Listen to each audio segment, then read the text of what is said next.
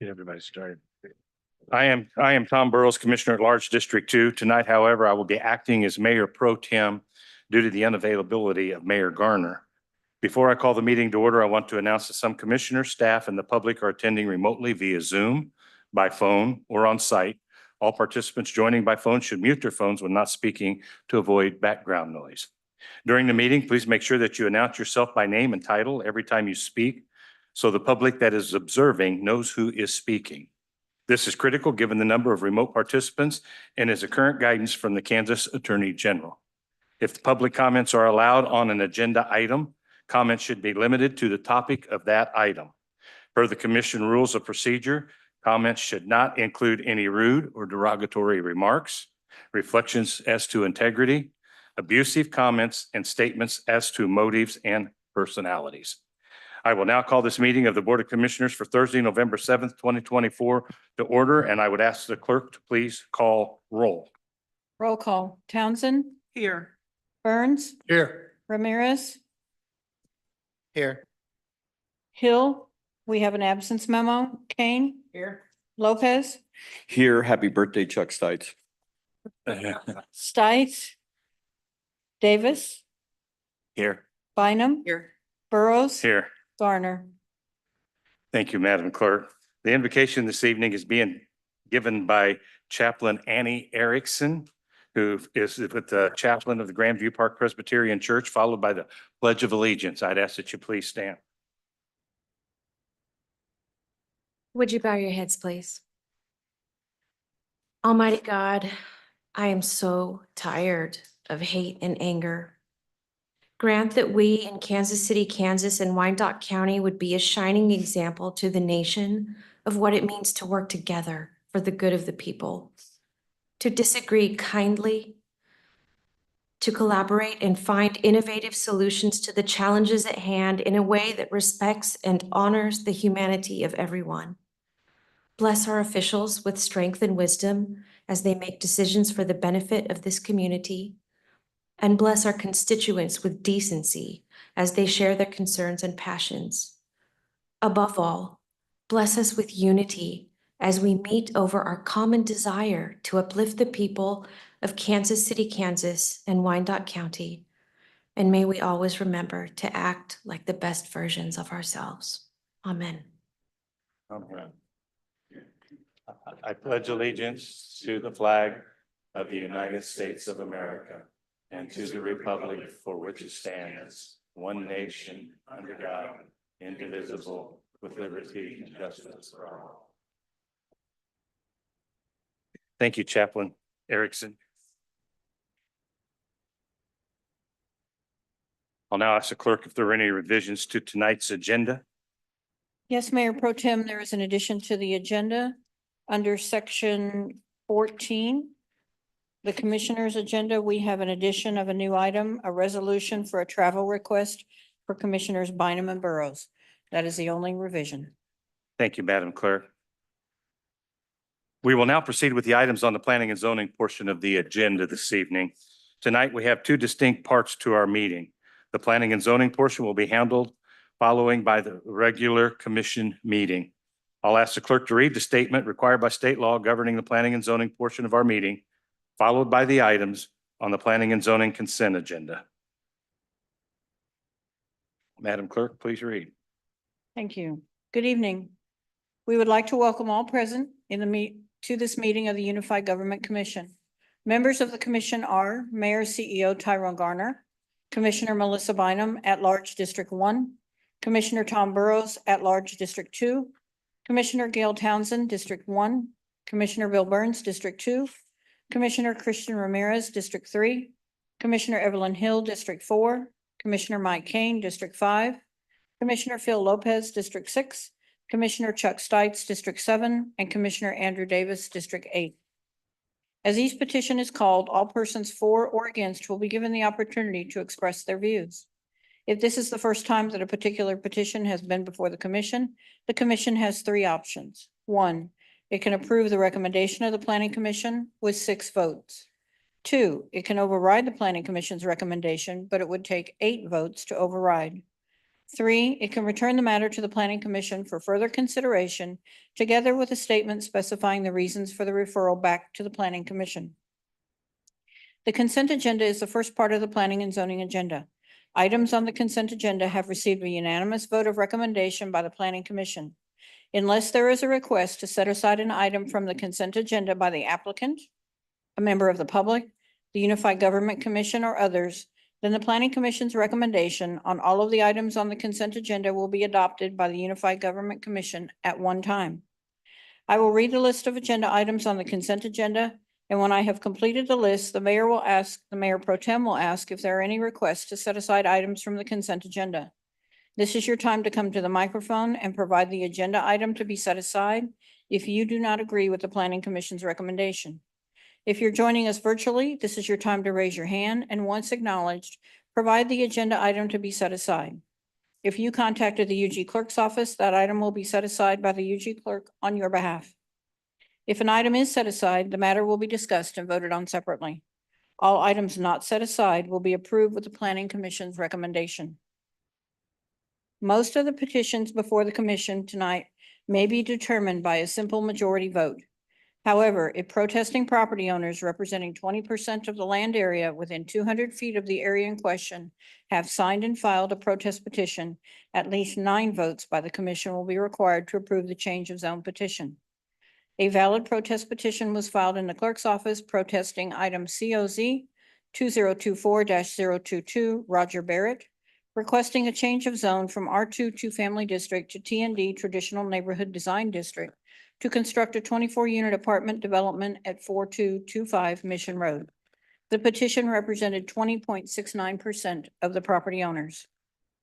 We appreciate the attendance of those people here this evening, and we recognize the importance of each petition. We would, however, remind you that there are a number of items on the agenda, and we would appreciate your efforts to make your remarks as concise as possible. We ask that anyone with a cell phone, please turn them off or switch to non-audio so you will not disturb the meeting. If joining us virtually or by phone, we ask that you mute your phone when not speaking to avoid background noise so you will not disturb the meeting.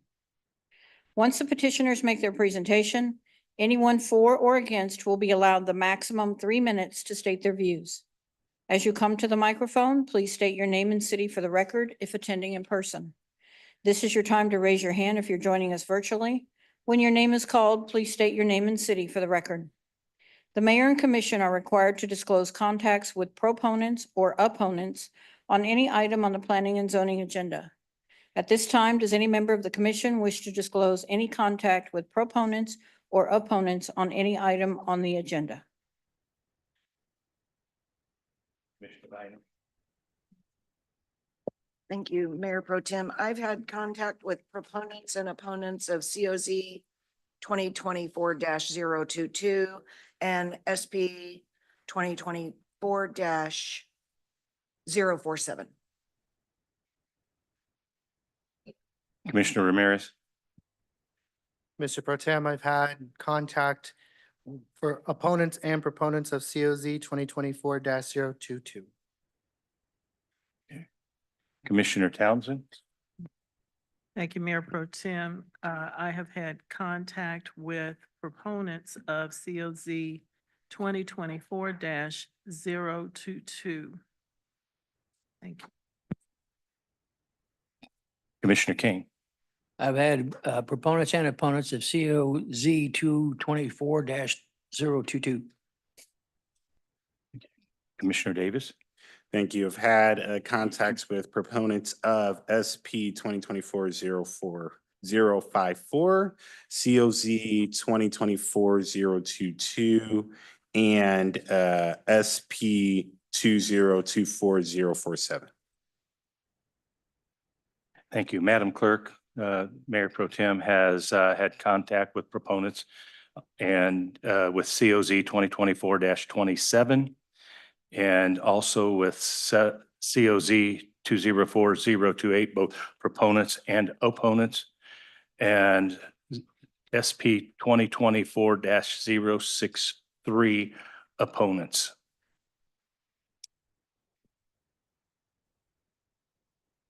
Does that represent all of the? Commissioner Lopez. I had opponents for SP 2024-063. Commissioner Stites. Stites, proponents and opponents of COZ 2024-022. Commissioner Burns. Opponents of SP 2024-063. Thank you, Madam Clerk, Commissioner Burrows. I've had proponents and opponents to COZ 2024-022.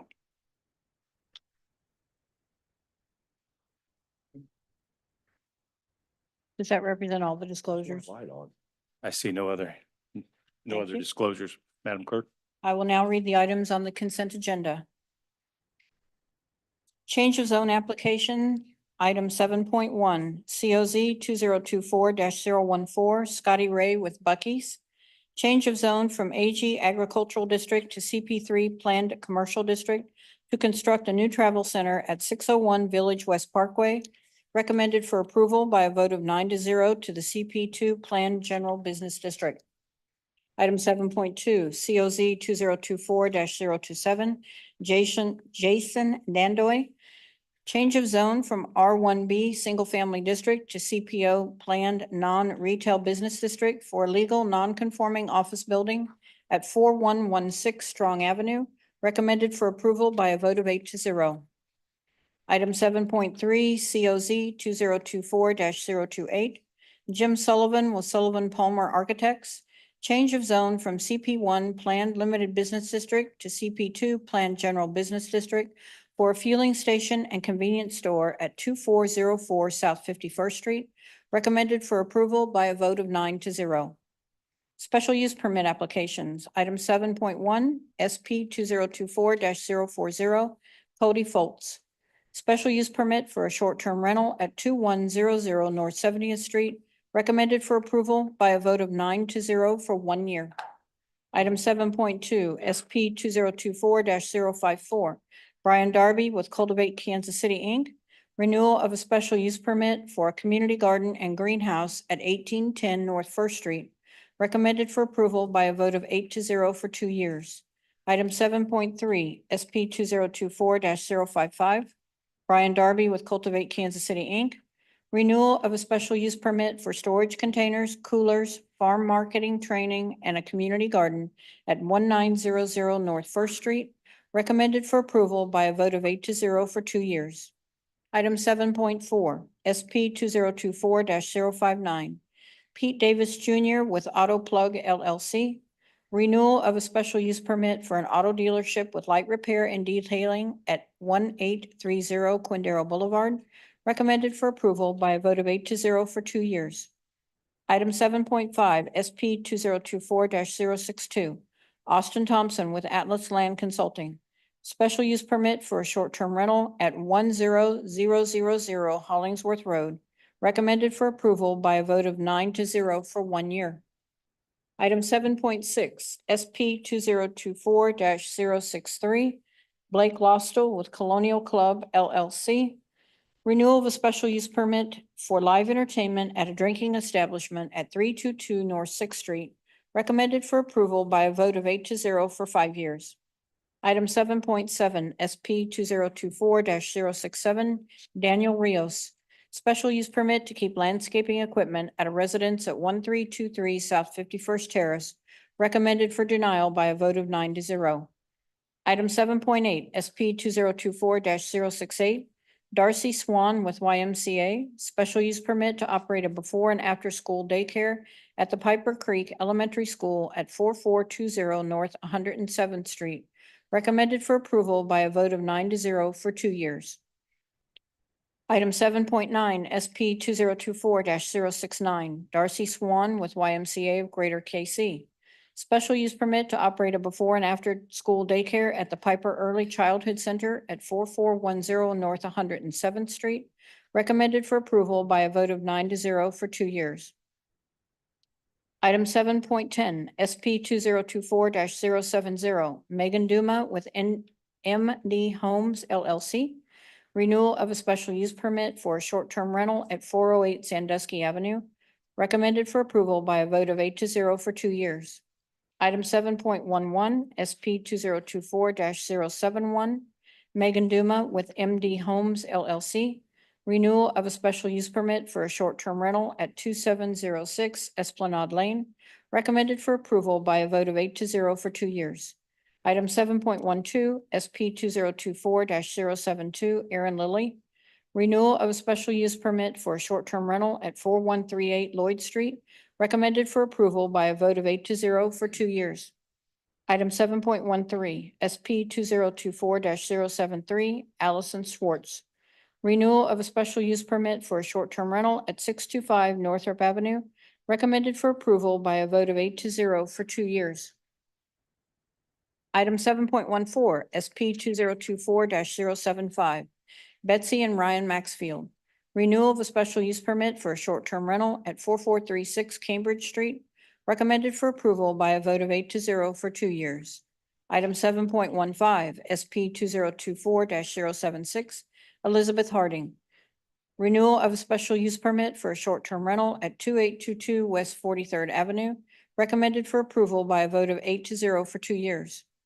Item 7.16, SP 2024-078, Madison Bersenius, renewal of a special use permit for a short-term rental at 4206 Mission Road, recommended for approval by a vote of 8-0 for 1 year. Item 7.17, SP 2024-079, Lance Pierce, renewal of a special use permit for a short-term rental at 3925 Springfield Street, recommended for approval by a vote of 8-0 for 2 years. Item 7.18, SP 2024-080, Lance Pierce, renewal of a special use permit for a short-term rental at 4028 Booth Street, recommended for approval by a vote of 8-0 for 2 years. Item 7.19, SP 2024-081, Lance Pierce, renewal of a special use permit for short-term rental at 4456 Springfield Street, recommended for approval by a vote of 8-0 for 2 years. Item 7.20, SP 2024-086, Rachel Mills, special use permit for a drinking establishment with live entertainment at 612 North Fifth Street, recommended for approval by a vote of 9-0 for 2 years. Vacation applications. Item 7.1, VAC 2024-008, Joe McLaughlin, vacation of street right-of-way at 1621 North 25th Street, recommended for approval by a vote of 8-0. Master plan applications. Item 7.1, MPL 2024-008, Scott Ray with Bucky's, master plan amendment for planned entertainment district to planned commercial district to construct a new travel center at 601 Village West Parkway, recommended for approval by a vote of 9-0. Miscellaneous. Item 7.1, an ordinance authorizing a special use permit for continuation of a short-term rental at 3716 Springfield Street, recommended for approval. Item 7.2, an ordinance authorizing a special use permit for continuation of a short-term rental at 4016 Springfield Street, recommended for approval. Item 7.3, an ordinance authorizing a special use permit for a short-term rental at 2023 North 85th Street, recommended for approval. Item 7.4, an ordinance rezoning property at 713 Osage Avenue and 815 South Pyle Street from R2B 2-Family District to CP2 Planned General Business District, recommended for approval. Item 7.5, an ordinance authorizing a special use permit for live entertainment in conjunction with an existing restaurant at 4929 State Avenue, recommended for approval.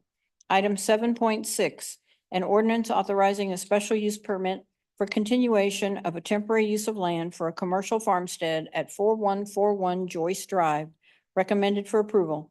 Item 7.7, an ordinance authorizing a special use permit for continuation of a short-term rental at 527 Tenney Avenue, recommended for approval. Mayor Pro Tem, these represent all the items on the consent agenda. Thank you, Madam Clerk. Does any member of the commission, the county administrator, or the public wish to set aside any item on the planning and zoning consent calendar? If an item is not set aside, all items on the planning and zoning consent calendar will be voted on by one vote to follow the recommendations of the planning commission.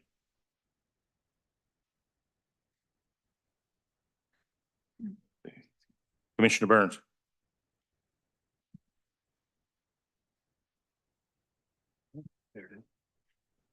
Like to set aside SP 2024-063.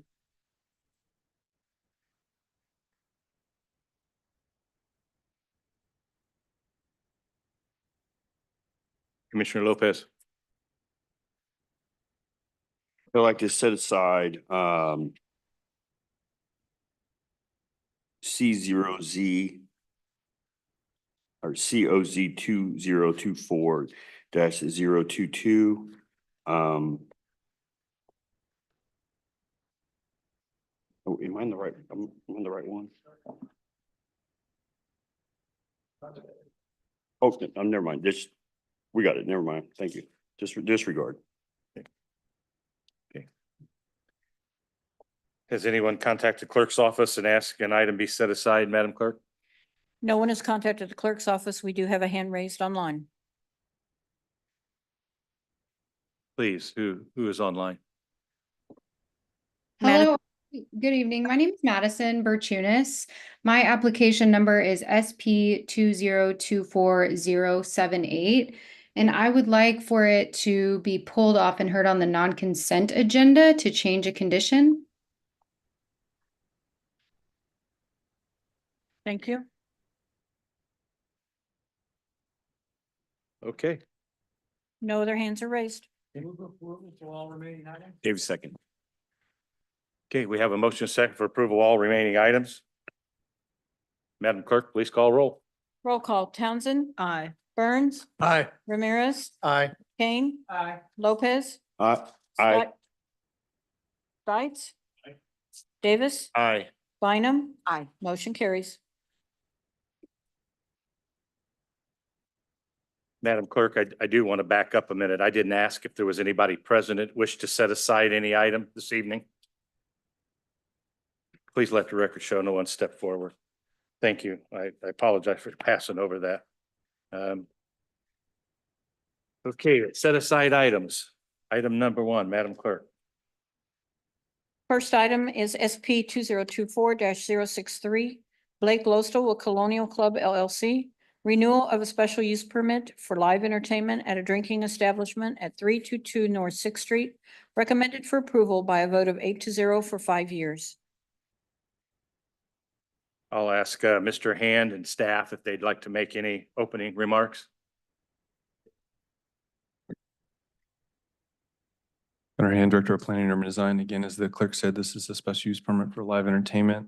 This would be the first renewal, second approval if it moved forward this evening. This is in the central area plan. Staff received no letters of support, no letters in opposition. There are no notices of violation on this property. Staff agrees with Planning Commission's recommendation. Thank you. I'll ask if the applicant or representative present their application. Please state your name and address for the record. Is there anybody here to represent the Colonial Club? We The have, applicant's online. we do have the applicant online. Okay, great. Thank you. Applicant, you care to make any comments? My name is Blake Lostel. I'm a strong supporter of Wyandotte County. We've been here over 7 years now, and we love the area. We do the best we can for the area and pay our taxes on time. And as a personal resident of Wyandotte County, I have invested a lot of my money into the area, and we're just doing the best we can to help the area and just have a business that people support. Okay. Great. Thank you, Mr. Lostel. Yeah. I will now open the public hearing and ask the clerk if there's any direct notification from the public who wish to express their comments in favor of this item. We have no comments other than what's contained in your agenda. Is there anyone present who would like to speak in favor of this item? Okay. Is there anyone joining us virtually who would like to speak in favor of this item? No hands are raised. I'll ask clerk if there's any direct notification from the public who wish to express their comments in opposition to this item. No other comments received. Is there anyone present who would like to speak in opposition to this item? If so, please come to the podium and state your name and address for the record. You will be given up to 3 minutes to state your comments. Let the record show no one stepped forward. Is there anyone joining us virtually who would like to speak in opposition to this item? No hands are raised. Great. I will now close the public hearing. Madam Clerk, I do know that there was a letter that was sent. That is correct. Could we please read that in public record, please?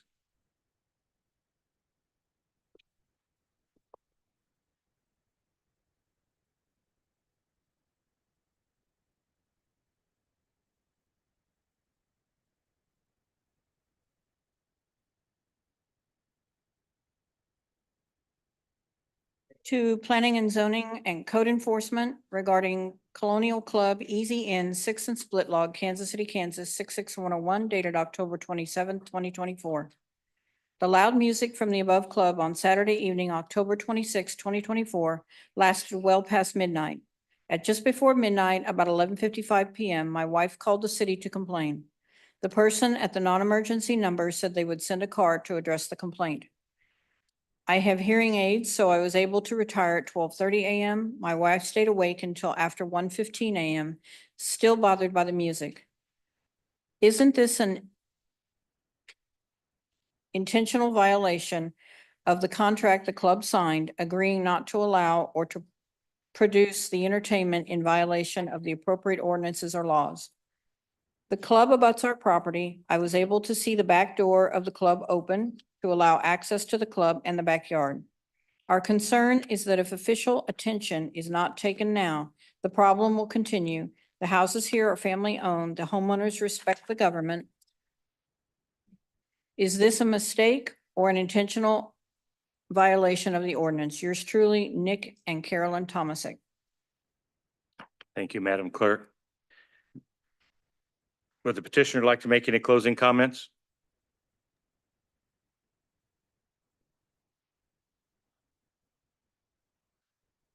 Madam Clerk, is he still online? He is. You'll need to unmute. Yes, we've had multiple conversations with the person that wrote that letter. We do not have any loudspeakers outside. We have a TV that's unmuted. We don't know what more we can do to rectify the decision, to help these people out. We're a small establishment, and I don't understand how this could be affecting them. We put a large fence up within regulation of the city, and I've added shrubbery that should block it. We're doing everything we can to help make sure this is a good neighborhood establishment that only helps this area grow.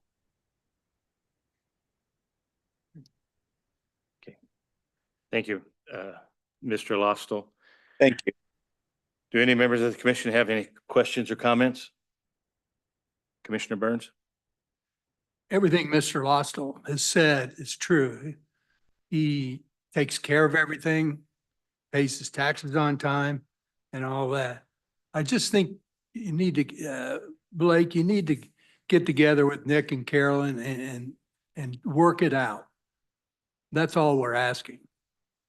You know, if you're keeping them up to 1 or 2 in the morning, that's too late. I'm sorry. So I hope both of you can come to a logical conclusion and agreement so we can go ahead and approve this. Can you do that, Blake?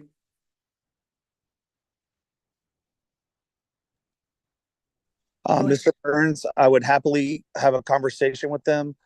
We have no problems with any of the other neighbors. I think it's unfortunate that we're kind of in the middle of a neighborhood where they're only building there besides the funeral home, and Mr. Thomasic's house is right behind us, but he purchased that house knowing that he was right next to an establishment. We do not play any loud music outside. We choose that. We choose not to have. Before we even purchased this, I talked to them and said, hey, we're not going to have any live music outside, and we're not going to have bands. We're not going to we're not gonna, we shut down early, when we could stay open later. I put fences up when there was no fences. I've done a lot to make sure that I'm not trying to, encroach on their, living space, but I would absolutely have a meeting with them to try to figure something out for them to make them happy. That would be good. Thank you, Mr. Lostel. Okay, any other questions or comments? Commissioner Lopez? Yeah, Mr. Rossell, you mentioned that, you don't have any speakers outside, correct? Yes, from the very beginning, 8 years ago, I did not want that. I understood that this is a neighborhood and I have not put speakers outside. We do not have DJs outside, no TVs with music on, nothing. It's just for people to go outside, sit, enjoy the weather, and smoke cigarettes that they would like. So you would think with those doors wide open that the speakers on the inside is not going to affect the outside. Is that what you're saying? We do not have doors that stay wide open. They have automatic shutters that shut them once somebody goes outside. Now, if So- somebody holds the door open to let somebody else in, which happens at establishments, I can't control that. But we do have automatic closers on the doors so that the door automatically shuts. So the door's just not propped open when No, it's hot sir. in there? We have AC right when it's hot. Okay. And it's just odd to me that Mr. and Mrs. Thomasic's lived there, what, probably 50 years, not 8 years ago. They've been there a long time.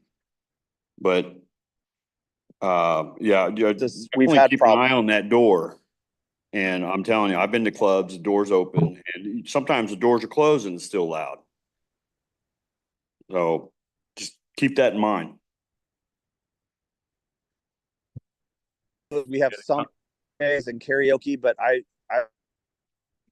will absolutely talk to my staff and let them know that we need to be more cognizant of that back door. And for the record, this is Commissioner Burrows. I will state that Mr. and Mrs. Tomasic have stated that you've been a good neighbor.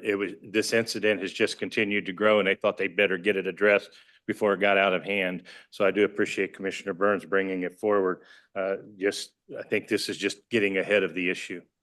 Yes, and I love this area, and I own multiple properties in this area, probably over $1 million worth on just Strawberry Hill. I love this area. I put my money here.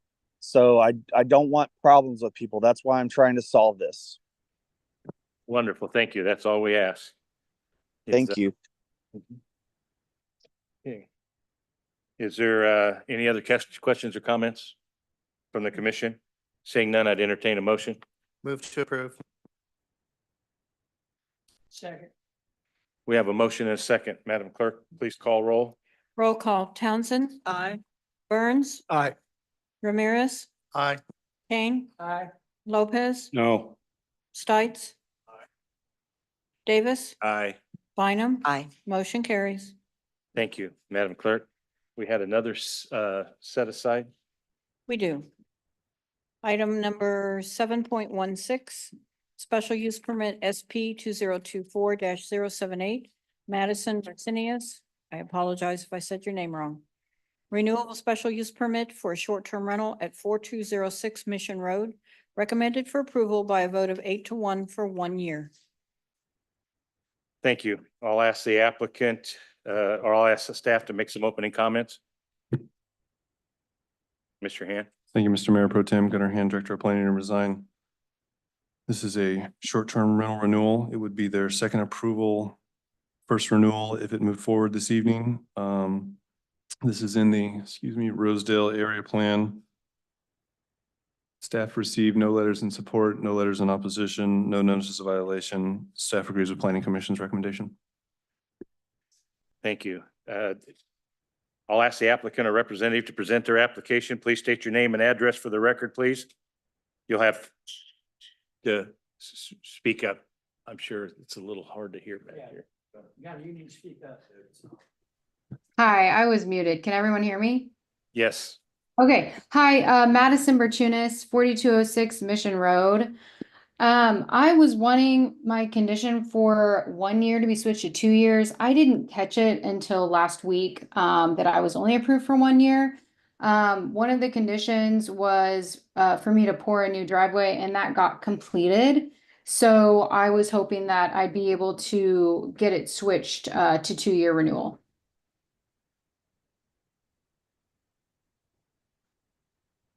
Okay, thank you. Is that's your request from 1 year to 2 years? Yes, that's it. Okay. Thank you. If you'll just hang on to the line there. Is there anyone present who would like to speak in favor of this item? Seeing none. Is there anyone joining us virtually who would like to speak in favor of this item? No hands are raised. Thank you. I'll ask clerk if there's any notification from the public who wish to express their comments in opposition to this item. No comments were received. Is there anyone present who would like to speak in opposition to this item? Let the record show no one stepped forward.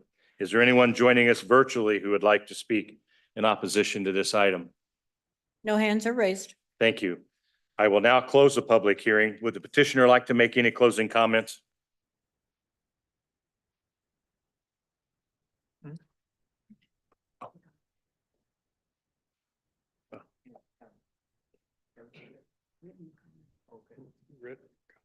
Oh, written comment? Oh, that's the one you reminded me of. Thank you. Thank you. Madam Clerk, was there any written comment that needs to be read in? No comments were received. Thank you. Thank you, Madam Clerk. Keep me on point. I do have, I would like to close the public hearing at this time. And I would recognize, do any members of the commission have any comments or questions? Commissioner Bynum. Thank you. I would just like to ask Mr. Hand, is there multiple of our short-term rental renewals have been for 2 years tonight?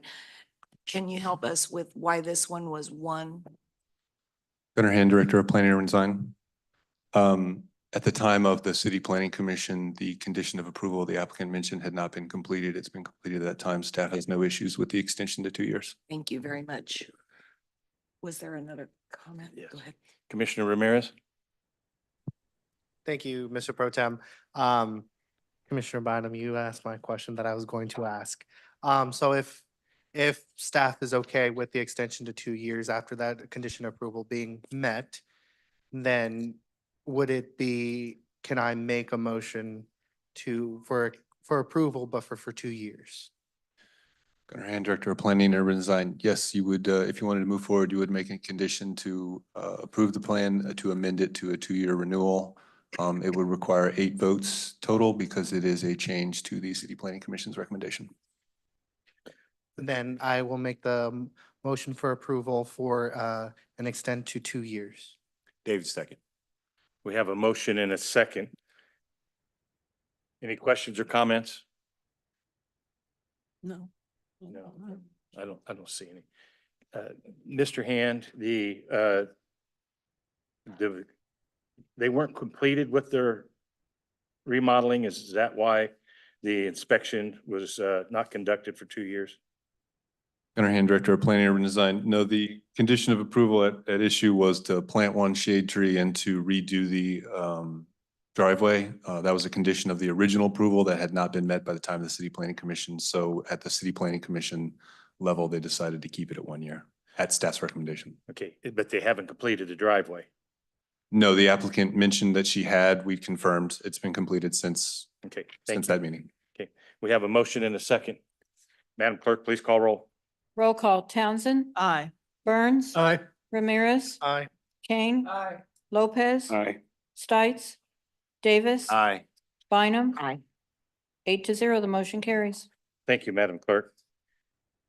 This now takes us to, I don't believe there's any other set asides. No. This takes us to our planning and zoning non-consent agenda. The item 8.1 is a request for change of zone from R2 Family District to Traditional Neighborhood Design District. Clerk, would you please read the item? Item change of zone, COZ 2024-022, Roger Barrett. Change of zone from R2 Family District to TND Traditional Neighborhood Design District to construct a 24-unit apartment development at 4225 Mission Road, recommended for approval by a vote of 6-3.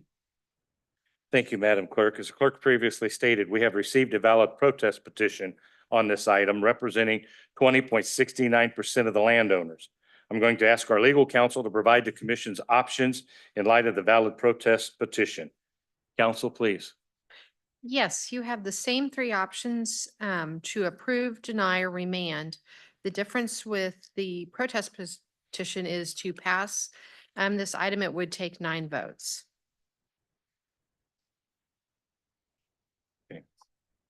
Thank you for that information.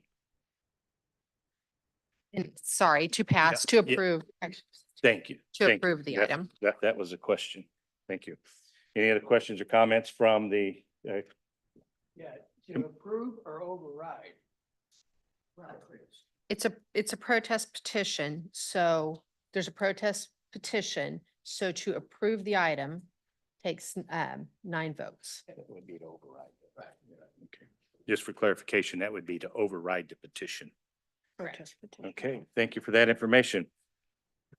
I'll ask staff to make some opening remarks, please. Thank you, Mr. Mayor Pro Tem Gunnar Hand, Director of Planning and Design. Before we get started, I do think the applicant's here to request a holdover, but before they do, this is a 24-unit apartment complex at the 43rd Mission intersection. This was remanded back to the City Planning Commission by the Board of Commissioners in August and heard again at last month's hearing of the City Planning Commission. Again, there is a valid protest petition. Recommendation is to go from R2B to Traditional Neighborhood Development TND District. This was also associated with the plan review that was approved by the City Planning Commission at its August meeting. This is in the Rosedale area plan. Staff received both support and opposition. There are older notices of violation on the property related to its vacancy that would be addressed by proposed redevelopment. Staff agrees with Planning Commission's recommendation of approval with conditions, including deviations from the Rosedale area plans multifamily design guidelines. Thank you. I'll ask the applicant or representative to present the application. Please state your name and address for the record, please. Good evening. My name is Roger Barrett with SK Design Group Civil Engineers, Overland Park, Kansas. We represent the developer, which is the community housing of Wyandotte County. You have any opening comments? I do. Thank you very much, council. And thank you very much for the good weather tonight compared to what we had last week. So we appreciate that. Since I'm the first one here, I'm sure everyone here appreciates that. At our last council meeting, we learned that Mayor Gardner and the council told us about the importance of diversity in Wyandotte County, being the second most diverse county in the country. Our project Mission 43 is housing diversity. For this specific location, for this neighborhood, for Rosedale District and Wyandotte County. The good news is that we have had, as Gunnar Hand has told us, that we've been through Planning Commission twice and have been approved overwhelmingly both times. We learned of the protest petition on Monday, the 28th, just a little over a week and a half ago. Midday, and we received that from the staff. On the next day, the 29th, we submitted our continuance request for the project to allow us, our team, to connect with the 8 properties that were listed on that petition. And as a matter of fact, one of the property owners has 3 houses in that 200-foot notification limit line. We continue to connect with all of the neighbors, and at this time, we are still requesting a continuance to give us the surrounding neighbors time to meet, to listen, to evaluate the merits of this project. In your packets, we have documented the over 68 approval signatures and letters of the surrounding neighborhoods supporting the Mission 43 project to date. And there's more good news.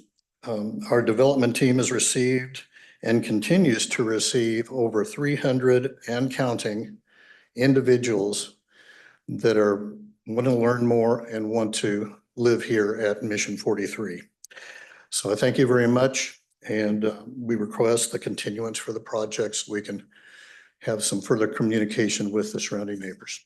Thank you very much. Council.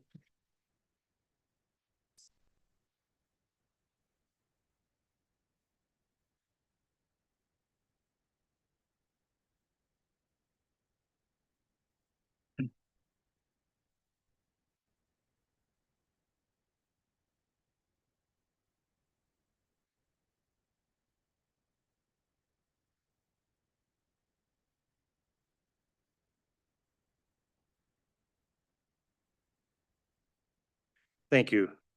Mr. Barrett, is that Yes. correct? Thank you, Mr. Barrett. I will now open for the public hearing and ask the clerk if there's any notifications received from the public who wish to express their comments in favor of this item. We've received no written comment. Thank you.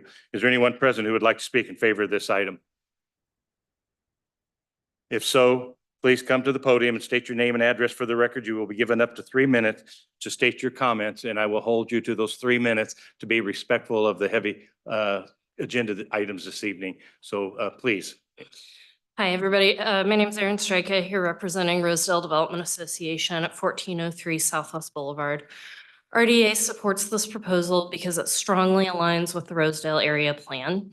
The plan designates this location as appropriate for a 3-story apartment building. It meets major housing goals from the plan, including increasing housing options and density with quality, well-designed apartments and townhomes on major streets and redevelopment districts. This project is located on 2 major streets and within a redevelopment district. It also advances several of the implementation steps of the Rosedale Master Plan, including expand mixed income and affordable housing options, including new senior housing, and incentivize a mix of 75 to 90% market rate housing with 10 to 25% affordable units. Incidentally, 24 units is about 5% of the 415 market rate and luxury units already approved under this plan. And some of the units in this development are market rate, so we have a ways to go, but this is a pretty good start. Since the plan was adopted, the Commission has approved 2 major housing developments, one with 272 units at 36 and Rainbow with RDA's support, and one with 143 units at 46 and Rainbow, which RDA opposed. Both proposals dealt with major concerns about parking, traffic at already challenging intersections, and height, and both were ultimately approved.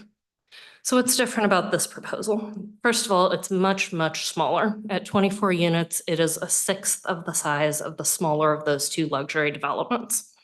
It's also only 3 stories, whereas the development at 36 and Rainbow is 5. The one at 46 and Rainbow is planned to be a mixture of 7, 4, and a very small section of 3. Second, this property is owned by 2 guys who live and work here in Kansas City and will be built and operated by a trusted local organization with a great track record. Because of the project's very small size and local accountable management, we do not share any concerns about parking or traffic in this case. 1 minute remaining. Thank you. I also think it's worth noting that slightly limited parking also slightly limits traffic.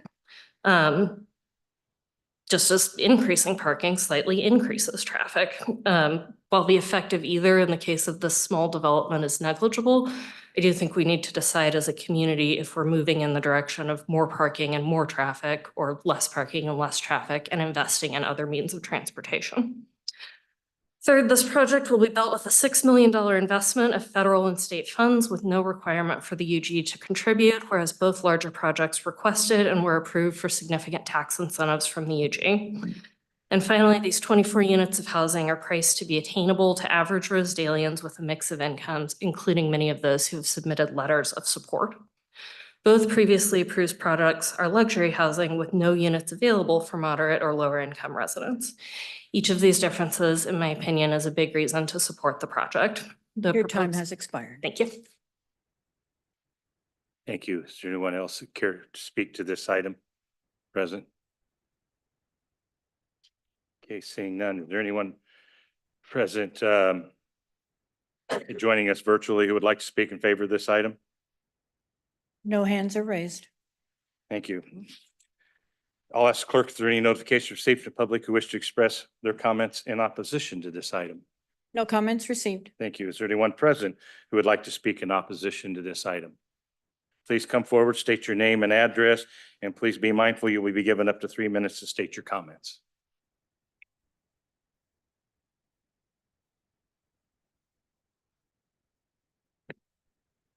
Good evening. My name is Fred Postlewaite. My address is 3215 West 43rd Avenue, Kansas City, Kansas. Dear Commissioners, I stand here in opposition to the change of zone petition C0Z24024-022. This is an ill-conceived project on the northwest corner of 43rd and Mission Road, a high-rise, high-capacity building with 24 1, 2, 3-bedroom apartments. The current plan shows 2 handicap parking spaces and 24 units for the residents. No spots for the staff, only 1 parking space for each of the apartments, no matter what the size. There is no parking on the streets on 43rd or on Mission Road.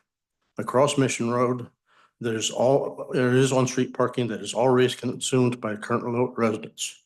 On Thompson, the other side of the apartment complex, there is already on-street parking that's already stressed to the breaking point. This zoning hearing was listed on October 14th, and we directed the designer to make room for an overflow of traffic, of parking. As of this date, they have not. The area on the current is a current single-story residence in duplexes. There are no 3-story buildings. This area, this 3-story building will overshadow current houses, making the houses that are on Thompson, who are already 8 feet below the current raised level, to the point that the residents of the apartment will look down into the private areas of those houses. The overshadowing is simply a theft of privacy to the current residents of Thompson. The 43rd and 43rd Avenue entrance on the east end of the property is too close to current single-story residents. It was almost impossible for the resident to paint their house with the stone wall that they plan to put up, and it will be impossible for him to replace gutters or work on the roof of his house without putting an extension ladder in the driveway of the new apartment building. 1 minute remaining. The Rosedale Master Plan is there to cause gradual transformation of the areas, not to destroy current property value. We ask you to deny this petition and to deny it on the basis that TND, traditional neighborhood design, was for large open spaces that allow them to have on-street parking. There is no on-street parking. This is the traditional for this area is single-story structures, not three stories. This is a theft of homeowner privacy. Thank you. Thank you, Mr. Postlewaite. Is there anyone else who would like to speak to this in opposition? Please step forward and present your name and address, former residents. Hi, I'm Becky Boucher from Thompson Street. So as stated by the Director of Planning and Urban Design, the TND zoning was chosen to allow for limited parking. But the ordinance also explicitly states multiple times that streets built within the zone are to accommodate the on-street parking. It's not for public streets to be overrun. Although there may be other apartments in the area with the allowed parking deviation of 1 space per unit, these were also in areas with immediate on-street parking. This project has absolutely no on-street parking accessible. The closest location is Thompson, which is already scarce in parking, as it's utilized by residents, guests, and guests of the duplexes to the south. Much of the surrounding streets are the same. The height and setback do not adhere to the Rosedale Master Plan. The director admitted this was a mistake in the project's development plan, and this was passed without addressing it. The fact that this mistake was not even discovered or discussed until the project was sent back to planning and zoning for other issues is concerning. There should be a height transition to protect the appearance of the neighborhood. Rosedale Development actually opposed the exact same problem at 42nd and Rainbow area. The height did not match the neighbors. These protections for neighbors and standards for developers should be applied equally throughout the neighborhood. The screening fence just sits 3 feet from the property to the east. The homeowner will have no ability to prop up a ladder onto their home for repairs. This setback concern was brought up at the very first community meeting.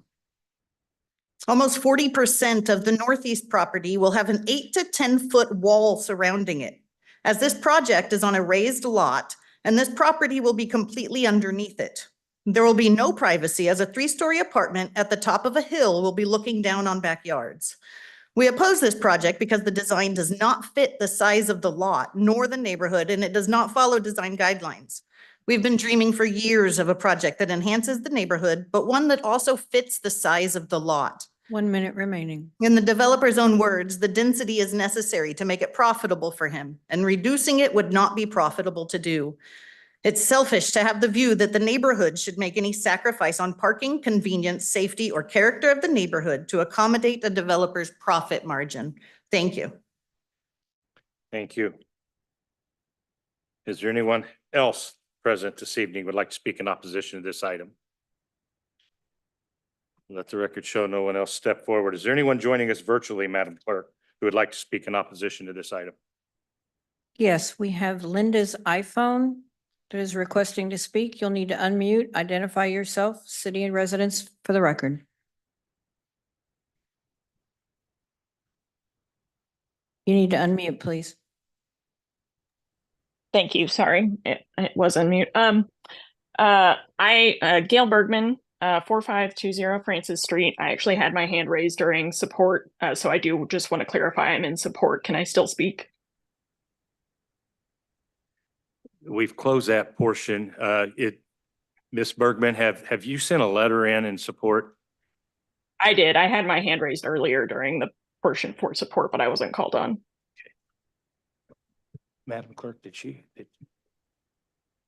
No. Ms. Bergman, we don't have record of the hand being raised. I've closed that portion of the meeting. It would be remiss to excuse the rest of those that might have opposition to this, but you do have a record submitted in favor of the item, correct? Correct, I do. Okay, thank you. I can't go back in the agenda as we're moving forward. Okay, thank you. Thank you.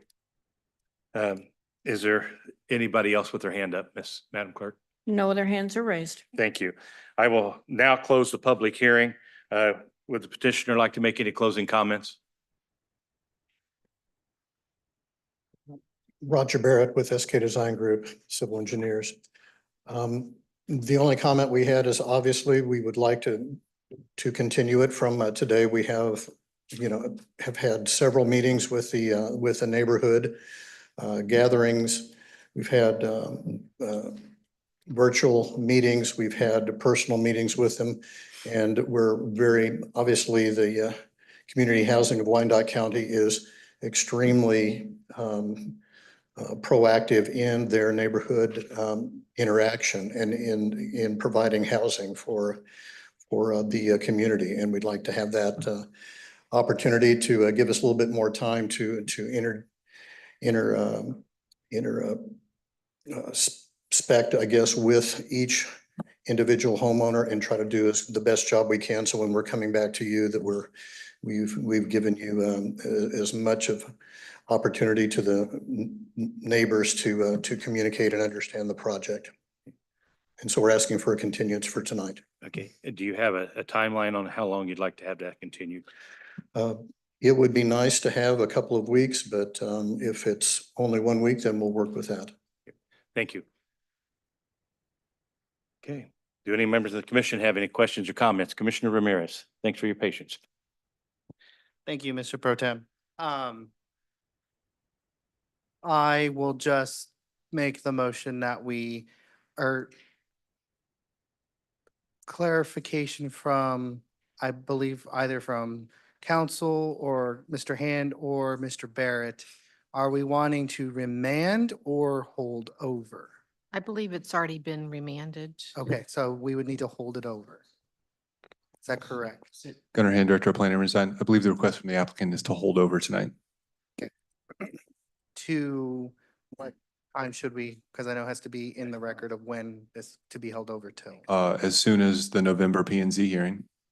Okay. Which would be later this month. Isn't it? No, it carries over in December, right? Yeah. Yeah, sorry. So which is that first week of December, but December, the it is next. the November meeting. December 5th. Correct. Okay. Thank you. All right, I make a motion to hold over this application until December 5th. Second, Davis. Okay, we have a motion and a second. Discussion? Seeing none, Madam Clerk, please call roll. Roll call. Townsend, Aye. Burns, No. Ramirez, Aye. King, Aye.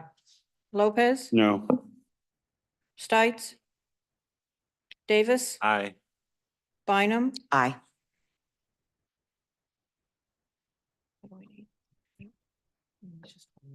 okay. Commissioner Burrows, Two, three, four. How many votes did you come up with? Should be, I only counted 6. Did I miss a vote? 5-3. 5 and 5? Okay, 5-3. 5 to 3. They take 6 votes to move it forward. To hold over, and if we choose not to hold it over. We have a valid petition. Right, so if you Yeah. choose not to hold it over, you should have a vote on the item. Okay. No. motion fails. Okay, that takes us back to the item. Looking for some guidance here. We're back on the item. So.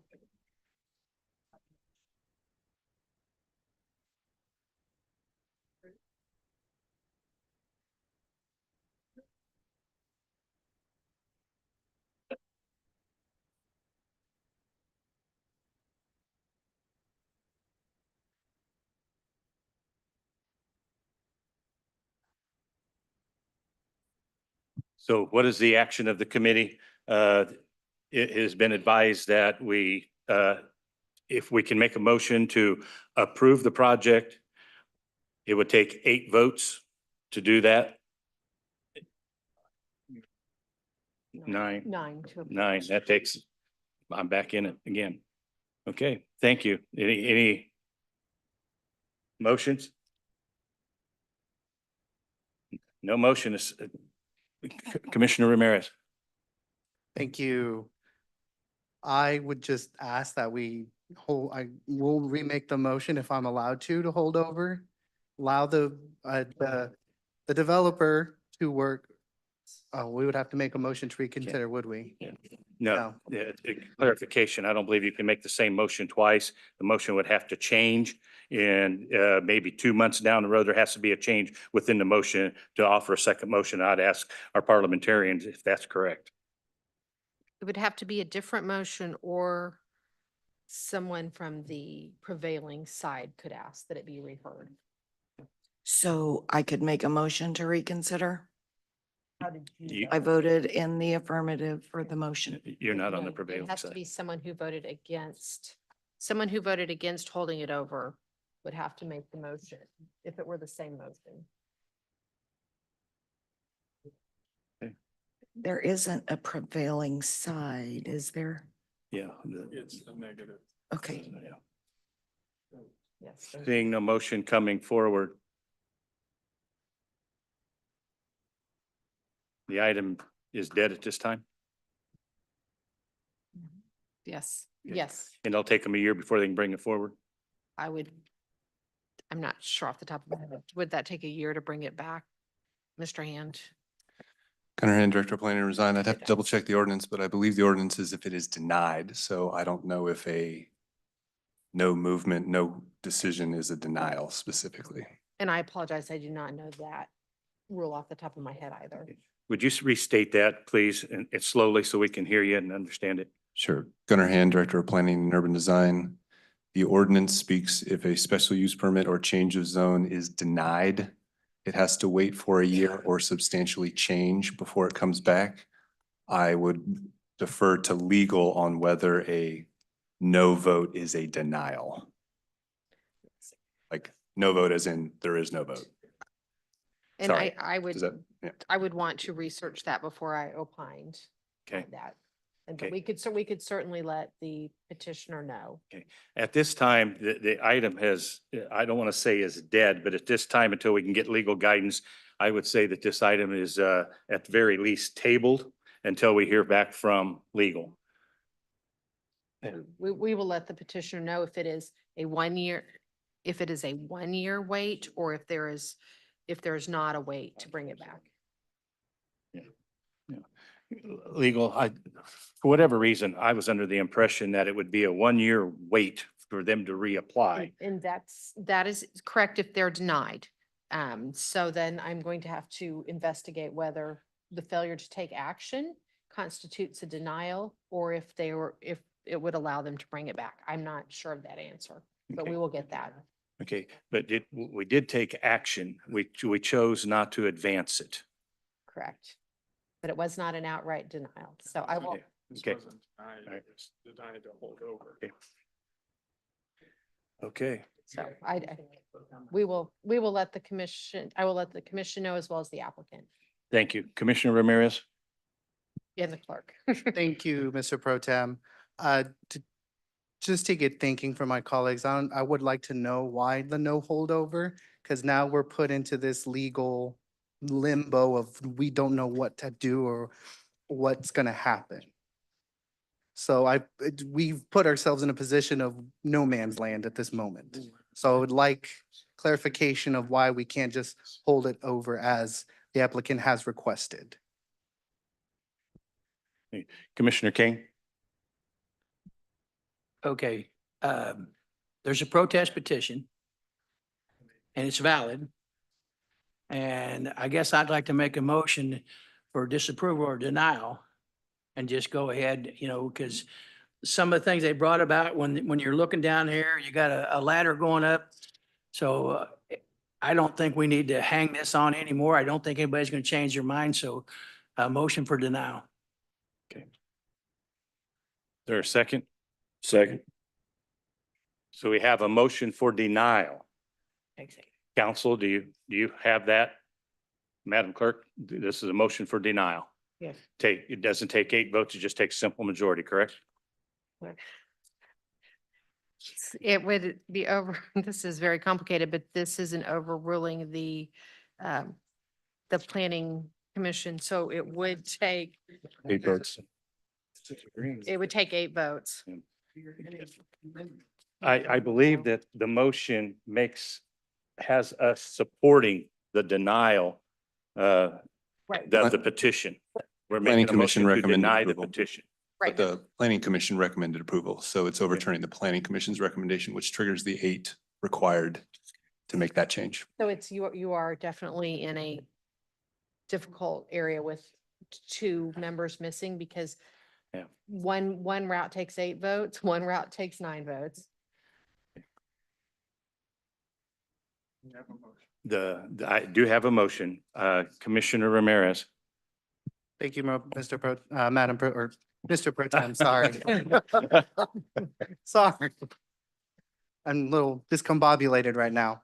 Not to beat a dead horse, but this, again, I don't understand why we put ourselves in this position when we could have just simply held it over. That's the reason why I made the motion, because we have not only 2 members gone, but the mayor, who is a voting member who can or will break ties. So that is why I asked to hold over, because there's 3 members of this body that are gone. And it's making our hands tied voting wise.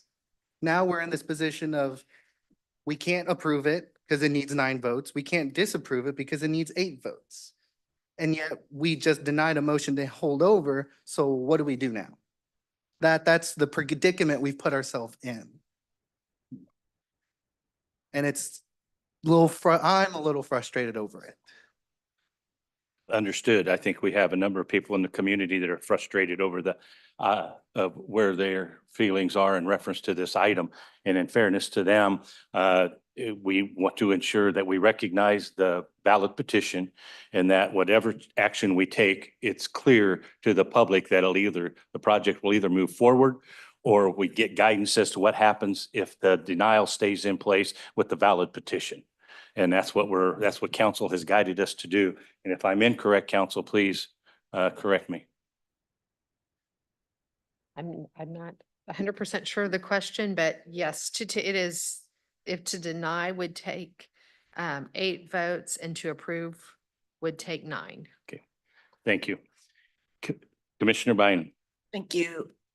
If I could ask, Mr. Hand, regarding the valid protest petition, could you share with us, number one, just briefly for the public and the commission, thank you very much. It requires 20% of the property owners surrounding the location within a 200-foot radius. Do I have that right? Gunnar Hand, Director of Planning and Urban Design. Almost. Okay. It is within 200 feet. It is not number of property owners. It is amount of land Thank you. area.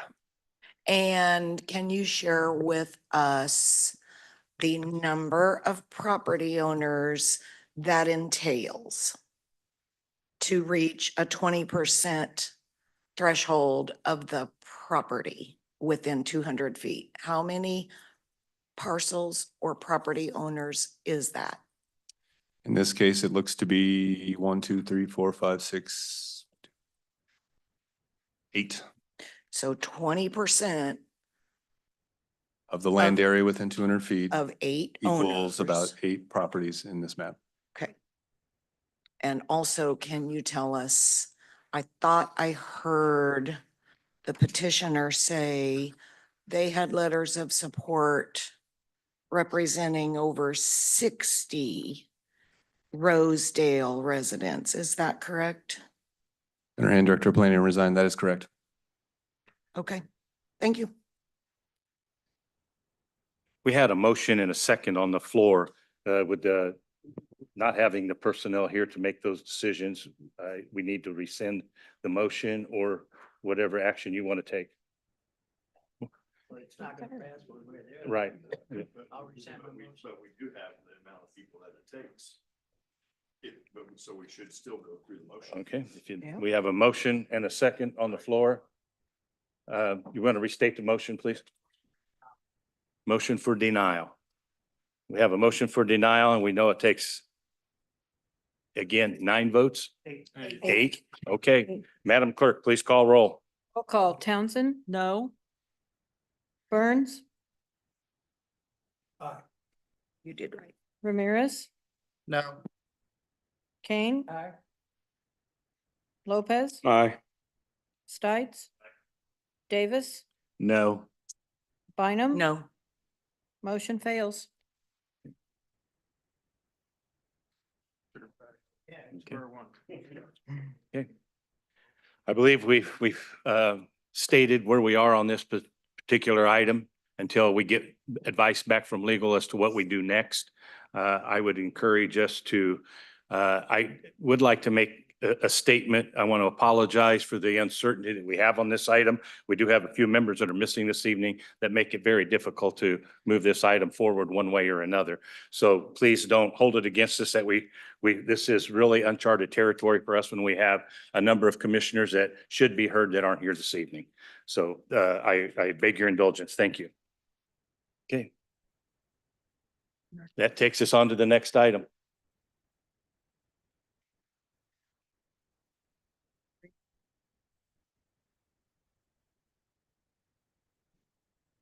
Yes, please. Madam Clerk, next item, please. Item 8.2, COZ 2024-023, Brian Hostein. Change of zone from R1 Single Family District to MP2 Planned General Industrial District for outdoor storage at 1930 South 74th Street. Recommended for approval by a vote of 8-1.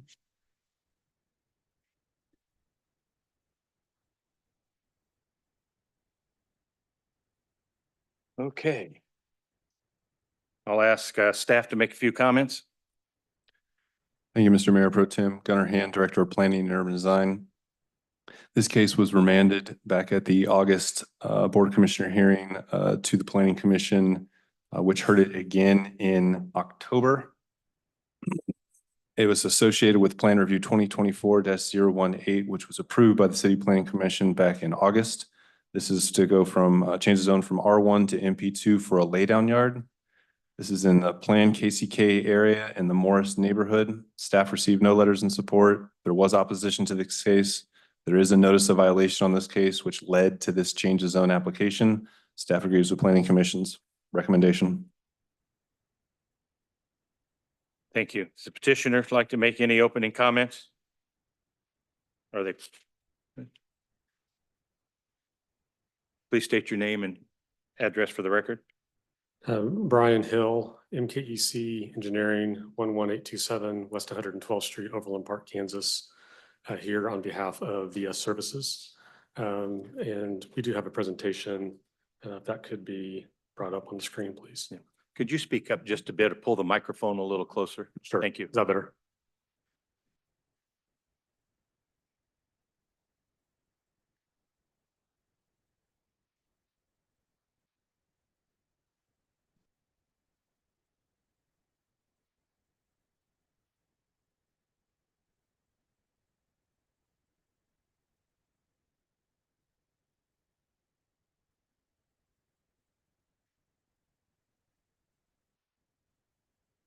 All right, thank you. Good evening, Mayor Pro Tem and Commissioners. Just have a brief presentation regarding the rezoning request to MP2 for this property.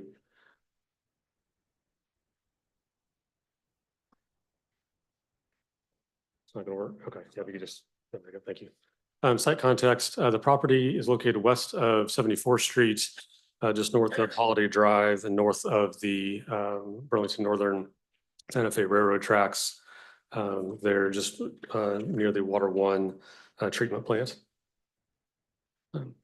Context for the site, this site has been used with industrial uses since the 1950s. This aerial shows a animal processing facility that was on the site in the 1950s that had direct rail access to the site, multiple buildings, roadway infrastructure there on the site for industrial uses as far back as 1959. That just shows a closer up view of that site back to the 50s. Highlight a few areas around the property. The property to the north is zoned MP2. This is a current business there in that MP2 zoning. The property to the east, zone residential, and the next slide, please, Mr. Hand. They're clearly not being used for residential uses. This can be seen from that photo to the east of the site across from 74th Street. To the south of the property is the BNSF railway, significant rail lines there between the property and Holiday Drive. And then to the west of the property is a part of Water One's treatment facility there with some of their water ponds. The current site on 1930 74th Street, here's the current conditions of the site. A significant work was done on the site to bring in the floodplain that has been approved through the FEMA and unified government processes to make this a usable site. The majority of this area is in the floodplain. The client owner was experiencing illegal dumping on the site, installed a fence to help with that, and that has been effective to alleviate the illegal dumping on the property. Another point to address here is the residential areas. There are 4 residential properties that have residents on them in the area north of the railroad track. So a very limited number, but the majority of this is either open or used for industrial purposes. So this highlights the area to the east. And then, Mr. Hand, if you could just kind of go through the next 2 or 3 slides here, highlights the residential properties that have residents on them north of the railroad tracks there in this area. So to highlight the site, the request is to rezone to MP2 zoning. This fits the context of the area, which I'll highlight here in a minute. Again, the site was removed from the FEMA floodplain via a LOMAR process to create 2 pad sites. At this time, there are no structures, utilities, lighting, or other improvements that are being proposed for the site. Those would come through as a separate item to your board, if that were to be developed. This request now is for the rezoning and for the installation of the fence to protect the site. We also agree with all the stipulations of the staff report. Regarding VIA Services, the owner of this property, they've made significant contributions to Kansas City, Kansas in the last 5 years. They have installed their headquarters on 66 Terrace. They've also, with high quality buildings, they've applied for uses in other industrial areas, provided landscaping, provided screening, provided all UG requirements. Also, they, in recent years, have removed the Bermuda's nightclub, which had significant concerns to the public, and built a high-quality industrial development in that location. This slide here highlights the comprehensive plan of unified government that highlights the industrial use intended by the plan for this area. So the zoning request is in compliance with the Plan KCK comprehensive plan of unified government here. Next slide there. This also highlights the nature of the floodplain. Again, this site was brought out of the floodplain, significant expense with that to make it a developable site. And you can see the floodplain there is very similar path to the recommendation for industrial uses on the comprehensive plan. And to wrap up here, then the residential housing map, this map highlights residential homes in the area. They're pointing to those very small number of residential homes that are around this site. The majority of that is industrial uses or planned for industrial uses. And then the final slide here. Okay,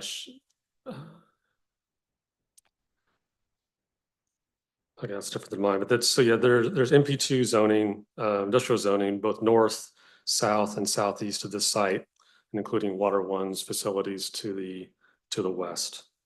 So we request your approval of MP2 zoning for this site to accommodate the fence, protection of the property, lay down yard, and then again, any development of the property would come back before Planning Commission and this body with a separate application. Thank you. Any questions? I appreciate it.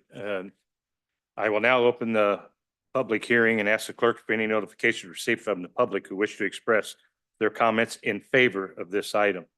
No comments received. Thank you. Is there anyone present who would like to speak in favor of this item?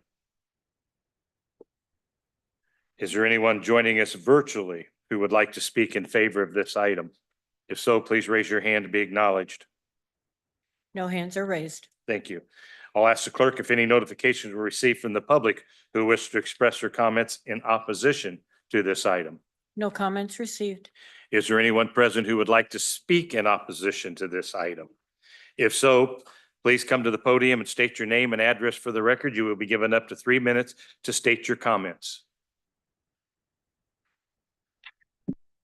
Sheila Bennell, Kansas City, Kansas. I am here representing the Morris Neighborhood Watch Group. We had a meeting on October 10th, 26 members present, and they are opposed to this. I also happened to drive by today just to check it out.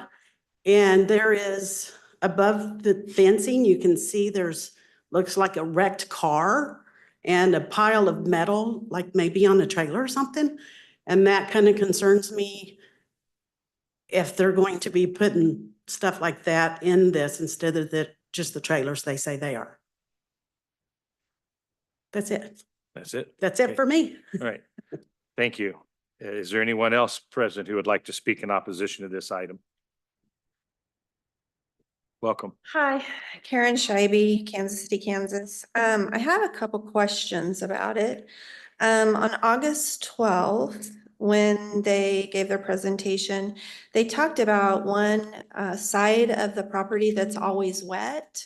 And when I look at the dot maps, there's water that kind of flows through the back side of that 74th Street. And so my question is, I know that they had a landscape condition 3. urban planning did. Need 1 tree per planting for 10,000 square foot, so plant 95 trees. And question is, why is it wet? Has there been studies? And also a full landscape buffer on east and west side. And I know he asked for a variance to that at the last city planning meeting, I believe. So I don't know where that stands. So that's my question. Other than that, I think that's it, other than just being concerned about what's going to be stored on those pads over time, since it is kind of around the floodplain and there's water that runs through there. So just for clarification, you are speaking in opposition to the item.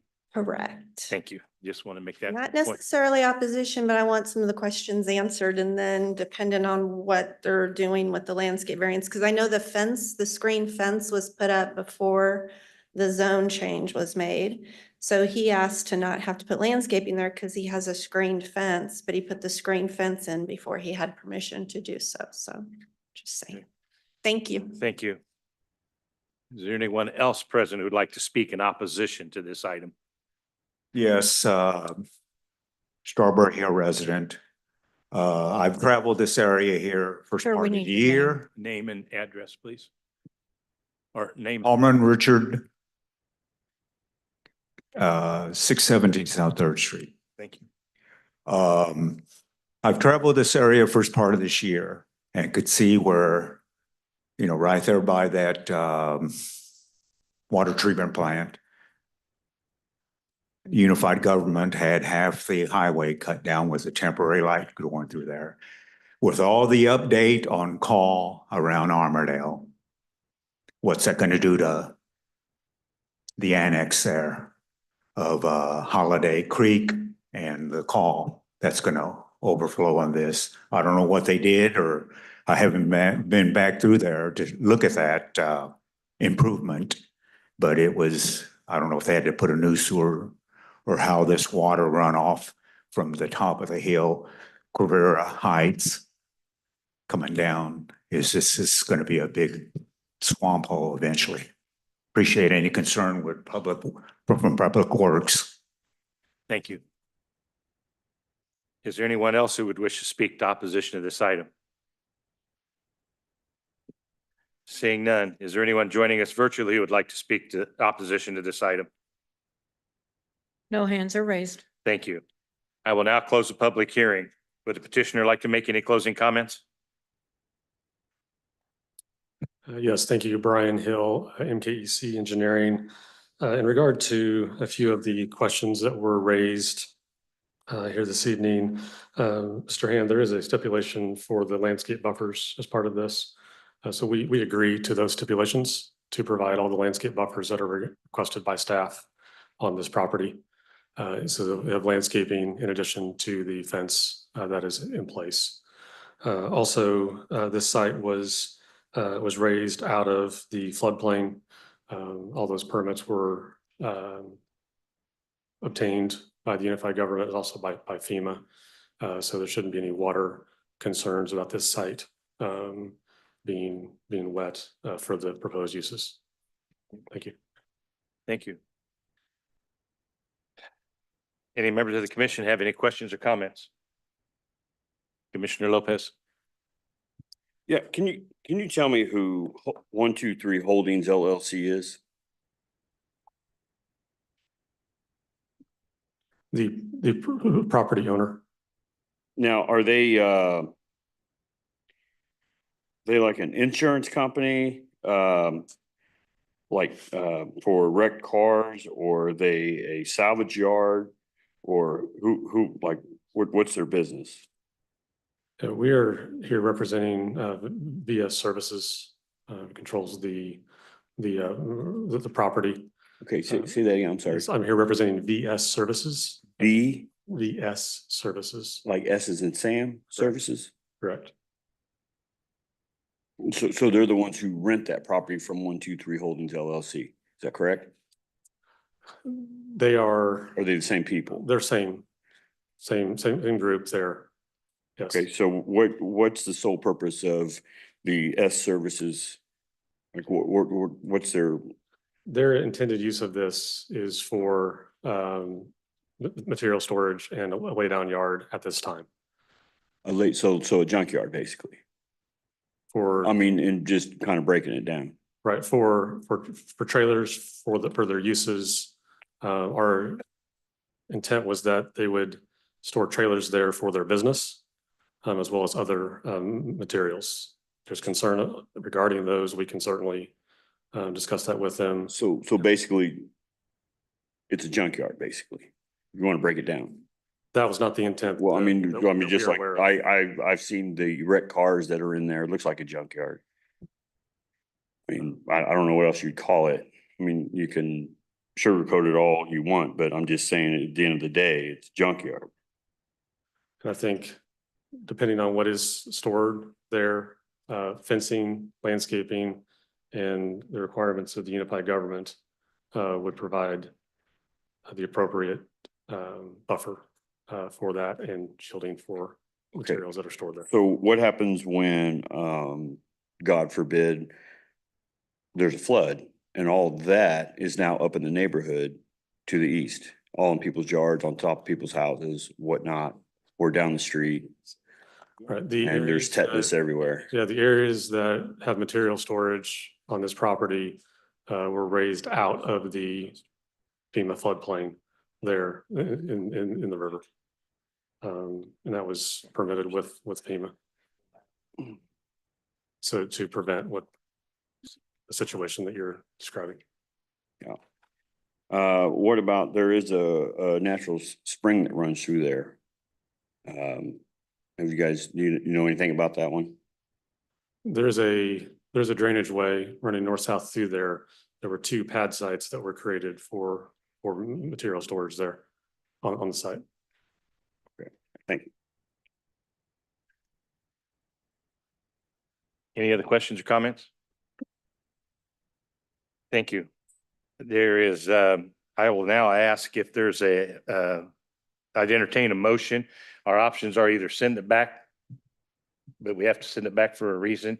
2, we can vote to override the approval of planning and zoning, and that'll take, I believe, 8 votes. 8 votes to override the planning and zoning's approval. That's will of the body. Is there, Commissioner Lopez? I make a motion to deny. Is there a second? David, second. Okay, we have a motion and a second for denial. Any questions or comments? Seeing none. Remember, it takes 8 votes. Clerk, please call roll. Roll call Townsend, No. Burns, Aye. Ramirez, Aye. King. Lopez, Aye. Stites, Davis, Aye. Bynum, Aye. Commissioner Burrows, Aye. motion carries.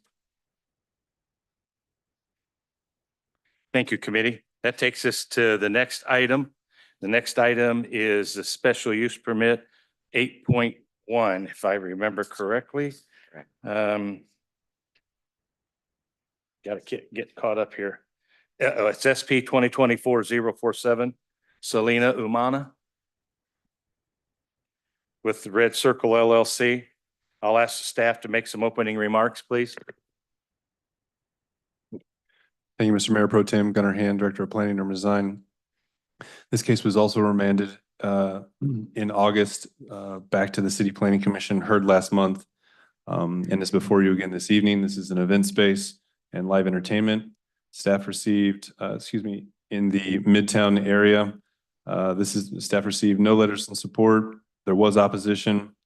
There's a history of notices of violation at this property, which also includes a large strip mall. Again, all of those were recorded under the previous ownership, which is not the applicant tonight. Staff agrees with the Planning Commission, recommends approval with conditions. Thank you. I'll ask the applicant or representative present the application. Please state your name and address for record, please. Selena Umana, address 21288 West 112 Terrace. Please. Good evening, commissioners. I appreciate another opportunity to speak with you tonight. To recap, Red Circle is an event space where families in the community of Wyandotte County can come together to celebrate the moments that matter. A quinceañera, a family reunion, or a wedding. These celebrations are central to life in Kansas City, especially within the Hispanic community that I'm proud to represent. And Red Circle proposes to provide a safe, well-managed venue to honor these gatherings. We understand that tradition and responsibility must coexist. We celebrate with music, but we commit to keeping it inside. We honor cultural gatherings, but we refuse to let them become a nuisance. Our goal is to balance celebration with order. We will allow outdoor catering, but we will not allow outdoor noise. We will respect cultural traditions, but we will not disrupt our neighbors. We will support family celebrations, but we will not sacrifice the peace of the community.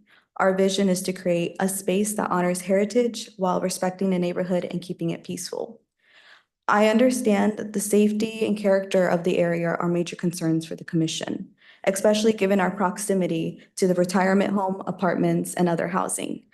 These concerns matters to us as well, and we've already taken steps to ensure that the plaza and any associated tenants, such as the proposed Red Circle, contribute positively to the neighborhood. Since we've taken over the adjacent plaza, we've taken ownership. We've put up clear signage in the parking lot to discourage disruptive behavior and show that we respect for the area is our priority. Our on-site personnel is on site from 8 a.m. to 6 p.m. Monday through Friday. And we've seen fewer instances of people doing donuts in the parking lot, less loitering, less homeless, and the elimination of the drug activity between the sidewalk of the plaza and the old bank where Red Circle may soon be located. We also now have gained support from Lou from the Leavenworth Road Association. And although she's raised an important concern, with the level of crime in the area, she's worried that our investment in Red Circle could be at risk of vandalism, which in her view might make us less motivated to continue improving this part of the city. I want to be clear, we are committed to making a difference here, and we're not going to back down easily. Just 3 weekends ago, the computer repair shop in our plaza was broken into. 2 young men took advantage of the empty plaza on a Saturday night, broke the front door, and stole equipment. It's a clear reminder of how vulnerable the area remains after hours without visible security, reinforcing our need for a stronger, more consistent presence to deter this sort of activity. That's why we're proposing to add security and staff during all operating hours, with the goal of eventually having a guard who can cover both the Red Circle and the entire plaza. A visible security presence can go a long way in discouraging illegal activity, as even the sight of a guard can deter trouble. With the city's support, we're ready to ensure that this area stays safe, creating a safe and welcoming environment for everyone. I'll end with this. I know the commission has seen proposals like this, projects like the one in Maple Hill, where big promises were made and not kept. We have too much to lose to risk our credibility and your trust. It's just my father and I managing this plaza and our biggest investment. My father came here to build a better life, and after hard years of work, he was finally able to make this life-changing purchase. We didn't step into this lightly, and we're not here to play games. As a first-generation Hispanic family, we know that building something like this can take decades, and for many, the chance never comes. I grew up in Wyandotte. I work here. I spend more time in my office that's located next to the Red Circle than I do in my own home. As Red Circle grows, so will our ability to reinvest in this plaza and bring in businesses that truly serve the community, like the grocery store that's been long needed. Right now, Leavenworth Road is saturated with gas stations and liquor stores, and it lacks affordable quality options for basic necessities. Families shouldn't have to overpay for overpriced essentials from convenience stores. Meanwhile, I see investors coming into Kansas City, Kansas, but focusing almost exclusively on the newer and up-and-coming Legends and Piper areas, with far less attention on established neighborhoods where people who have lived here the longest call home. Leavenworth Road deserves access to stores and services that truly serve its people. With Red Circle, we shared the transformation of vacant spaces into thriving places. a place where families can gather, celebrate, and shop without leaving their neighborhood. With years of experience in the event space and a trusted staff, we are confident in creating a venue that will both serve the road that we are on and the community that we're a part of. Thank you for your time, consideration, and your support in helping Red Circle become a valuable part of Leavenworth Road. Great. Thank you. I will now open the public hearing and ask the clerk if there are any notifications from the public received to express their comments in favor of this item. No comments received. Thank you. Is there anyone present who would like to speak in favor of this item? Let the record show nobody step forward. Is there anyone joining us virtually who would like to speak in favor of this item? We do have a hand raised. If so, please raise your hand to be acknowledged. Once acknowledged, you may state your name and address for the record. You will be given up to 3 minutes to state your comments. Go ahead and identify, please.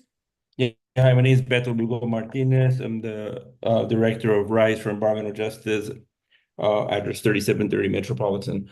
I just want to give a comment in support of this. This is also a community asset, right, that can be utilized for community involvement and other gatherings that are critical to Wyandotte County based on our diversity, the Hispanic community, and the strong point that the owner made is real, right? The development and ensuring that we continue to develop within our community with local people, right? This is what makes a community thrive and be successful, not opening the doors to development, outside development that are coming into our neighborhoods and taking over the cohesiveness of community.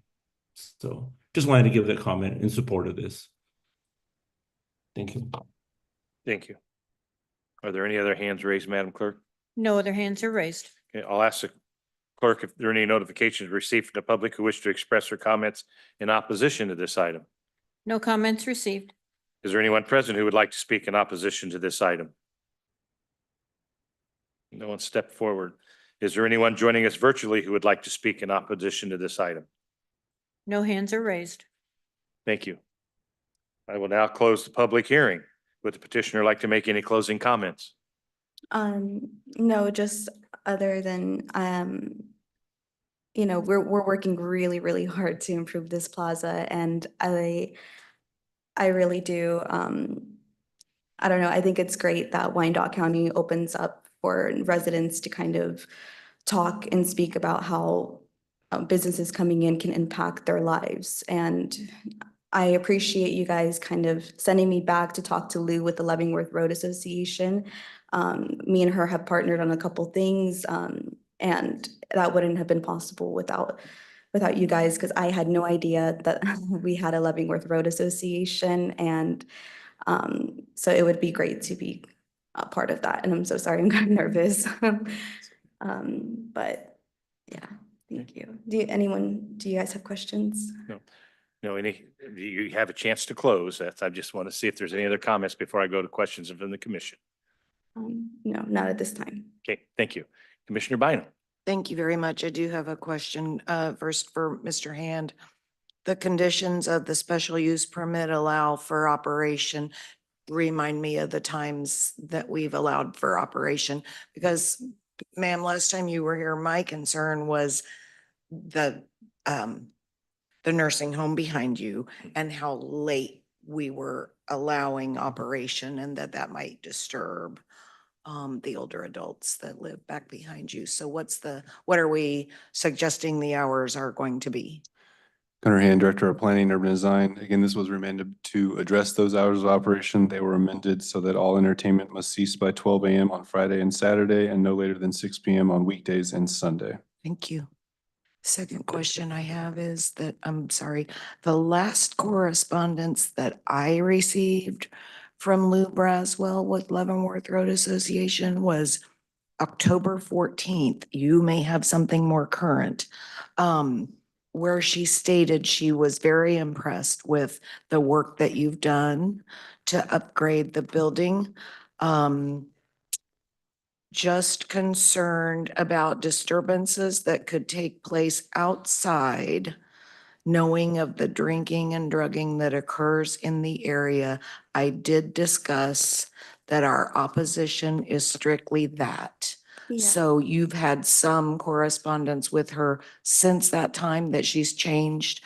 The email I have is a statement of opposition. Okay, yes, originally she met with my partner, she met with my father.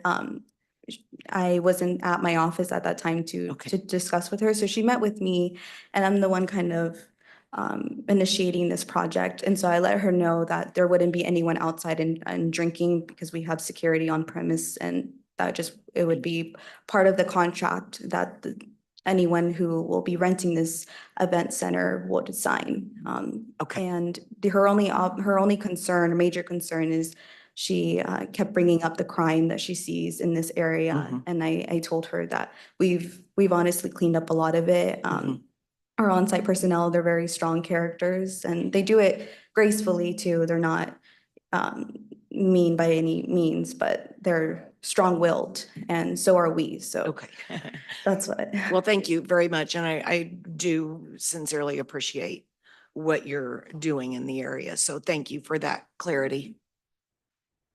Commissioner Davis. Thank you. And thank you so much, Ms. Mano, for just you and your family and your commitment to really seeing this process through. I did want to just ask some questions. So that current building at was it 16th Street and Leavenworth Road is under you all's ownership. When did that take place? April of this year. It's technically still under the ownership. The adjacent plaza is still under the ownership on record to Kansas City Investments with Jim Sharon, who lives in Los Angeles. We have a contract for deed, like a installment, just because we weren't able to get financing to pay it off in full. So he allowed us to kind of seller finance the plaza. So we have a contract that turned over management to us and gave us some type of equitable interest in the plaza. But right now, the record on the county show that he is still the owner, and this agreement occurred April 1st of this year. Okay. And since that time, I'm looking in Mr. Hand, I could use your help here. Has there been any code violations since April of 2024? Gunner Hand, Director of Planning and Design, none reported to 311. Okay. So we don't have any violations or anything on record. You had mentioned your security plan, which I was glad to hear in response to what Ms. Liu had sent. And again, her concern wasn't necessarily against the project. It was, we don't want to necessarily invite. I would say some of that particular activity is there regardless of whether or not you all are the neighbors. And so the real question becomes, are you all going to be a deterrent, right? Or are you going to be somebody that encourages? And you laid out your security plan and the efforts that you all can put in. I do want to kind of put on a record, you all are one of many tenants. You're one of many folks that are there. There's some vacant properties, some vacant storefronts there. And while they may have other stuff going on, right, you all really are responsible for what's happening in your particular area. I did have a chance to drive around the property, and if I'm not mistaken, a part of this SUP is a mandate that you all would make improvements to the parking lot. Is that accurate as well? Yes. Okay. And do you know exactly how much that would cost? Or have you all done some bidding on that yet? Yes, if we do, I believe it's called chip and seal. Thank you. That would be around, I think 80,000 is the bid that we got, which was the lower end. Everything else was above 100,000 to pour concrete on it. So, it's an investment, for sure, but it's definitely going to drive businesses into the plaza and then make any prospective tenants it's going to be more appealing. We're working hard to put a grocery store in there. Okay. What other improvements have you made to the property? We've installed parking lot lights. That was the first thing we did when we got ownership of it, because it was so dim at night. And we were concerned, we kept seeing cars. I leave the office at 8 PM, usually at night. And then we would see just cars parking in the corner, kind of, I don't know if it was malicious, but I know that Lou mentioned there's a lot of drug activity in the parking lot. And so we put automated lights and ordered them, and they're a lot brighter, and they light up the whole parking lot. Gotcha. That's one. We've installed security cameras, and we're planning on installing more security cameras this month because of the break-in that just happened at the computer store. Gotcha.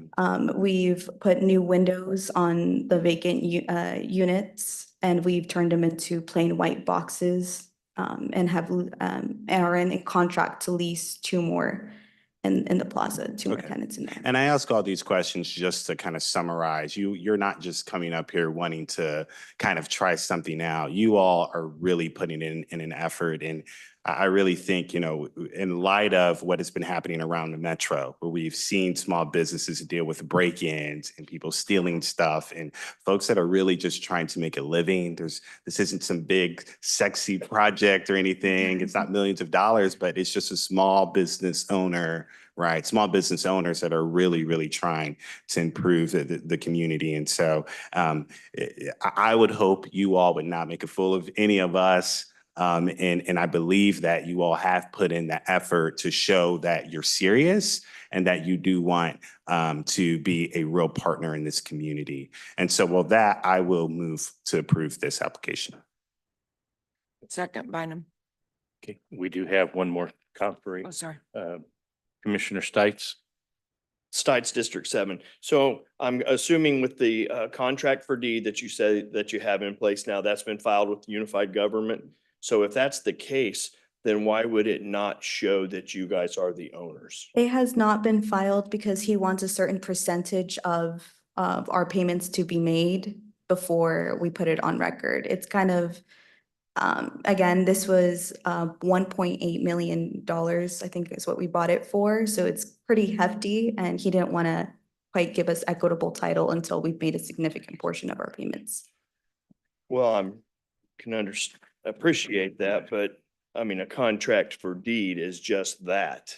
Mhm. I mean, so I guess then let me ask this, has a contract for deed been filed at the Unified Government? Not filed with the Unified Government. We have one drawn up, and we have another contract between Kansas City Investments and Site Investments that's been reviewed by an attorney, but we haven't filed it with the Unified Government. We can if it's going to cause an issue. Well, I mean, I'm not gonna ask or determine how you guys run your business, but what has been the holdup?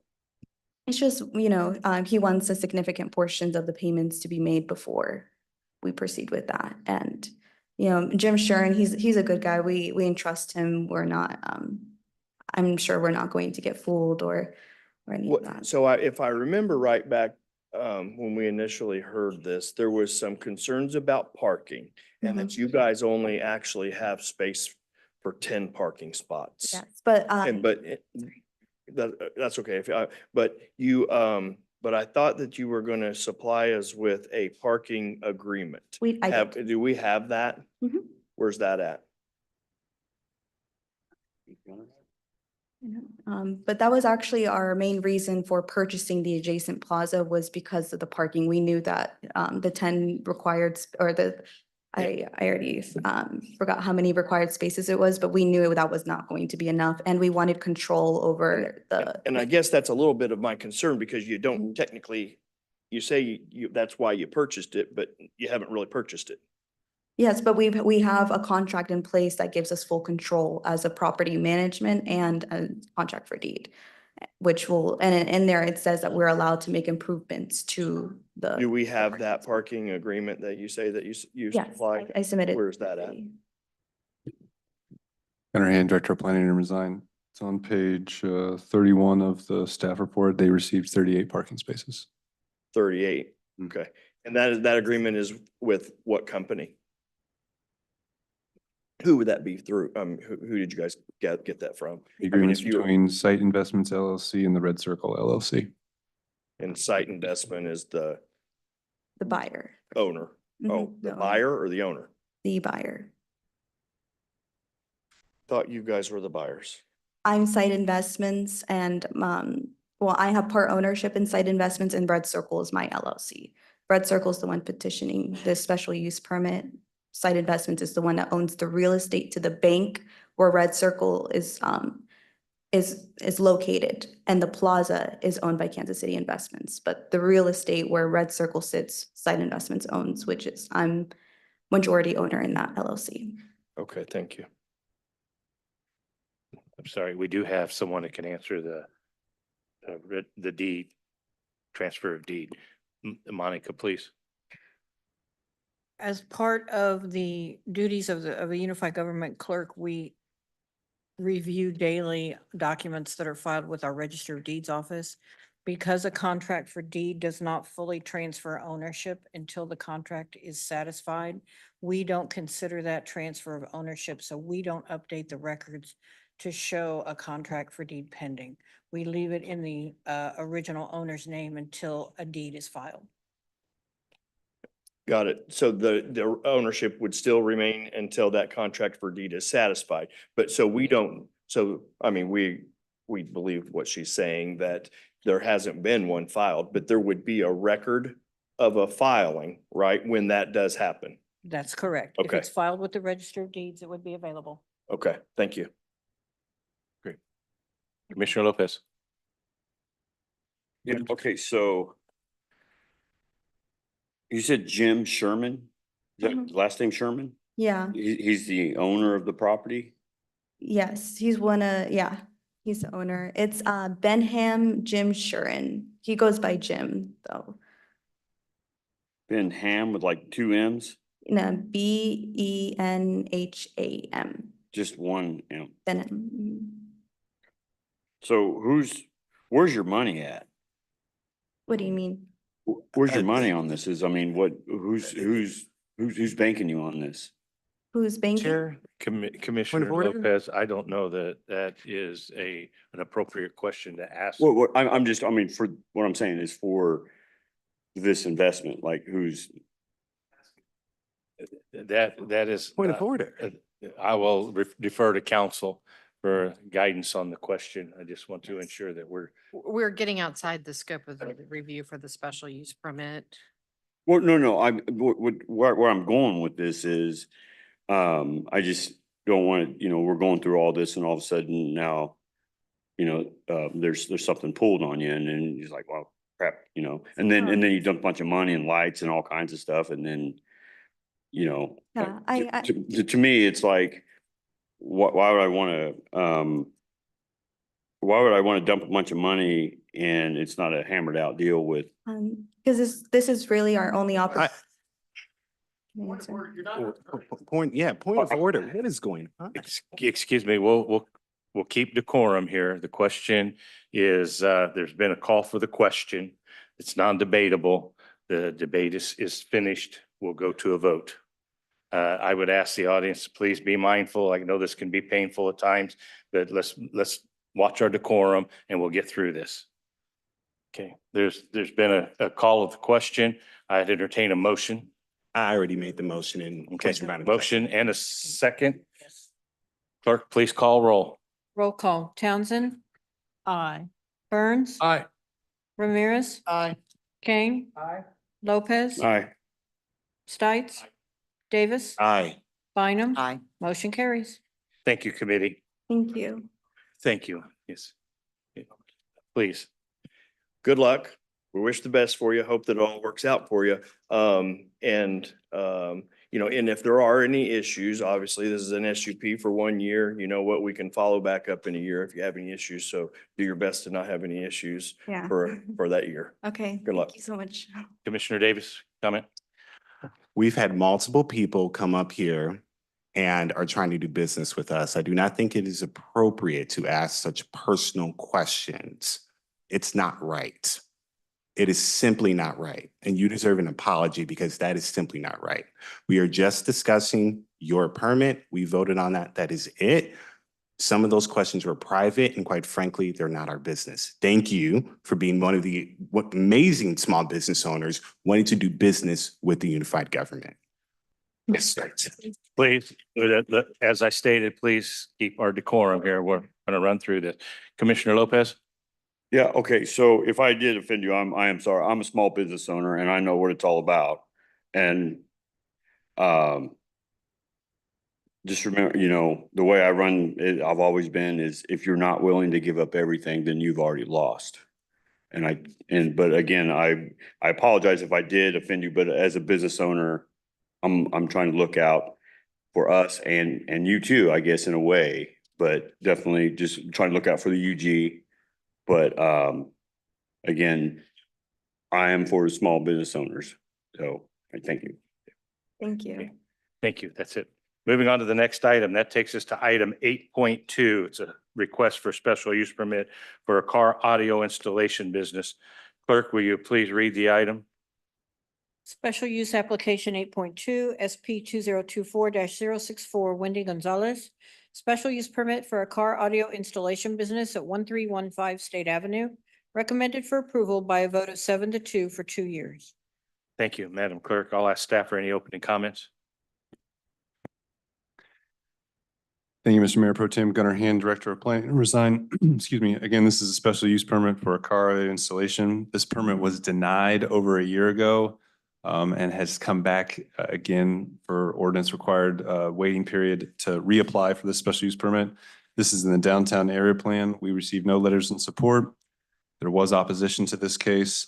There are a history of notices of violation on this property when the staff went through them, as well as issues with police reports. We were unable to identify direct connection to this property. There's about 5 or 6, maybe more businesses on this single property. They all have the same address, so it was a little hairy to get through there, but there are quite a few notices of violation on the property. Staff agrees with Planning Commission's recommendation. Okay. I will now open I ask the petitioner or representative to have any opening comments.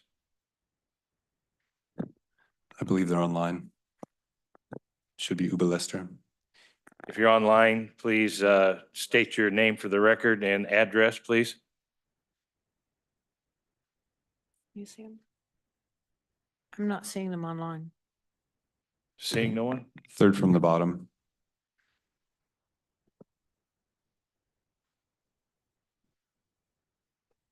At least that's who spoke for it at the Planning Commission. No one's raising their hand. Oh, wait a minute. Okay, now we have one.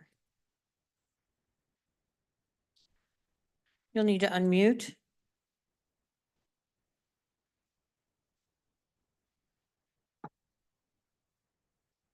For UB Lester, you'll need to unmute, please.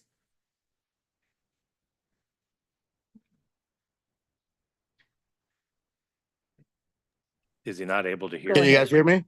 Now we can can. now. Thank you. Go ahead. Sorry, I was getting confused here. Good night. My name is Lester Gonzalez, 1876 Armstrong Avenue. We're applying for a special use permit to operate a car audio business, 1315 State Avenue.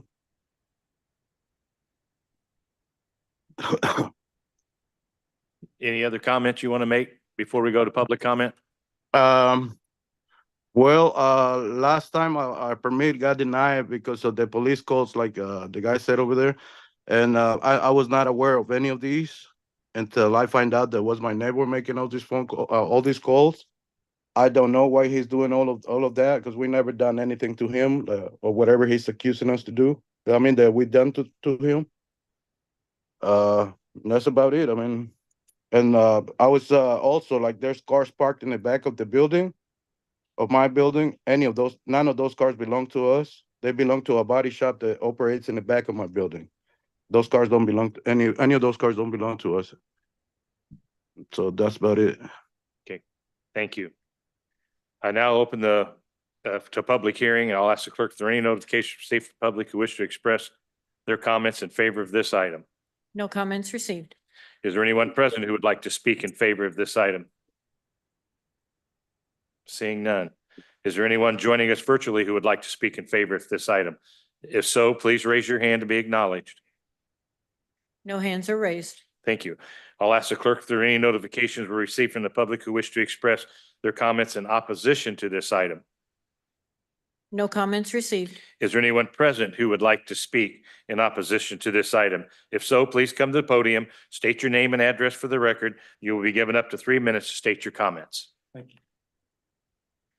My name is Jerry Vess. My shop is next door to this one, 1313 State Avenue.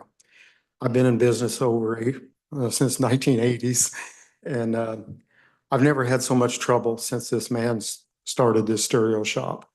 I had a gate, you can see up there, between the two buildings. They continually would drive through my side, and at times I think they did it just to make me angry.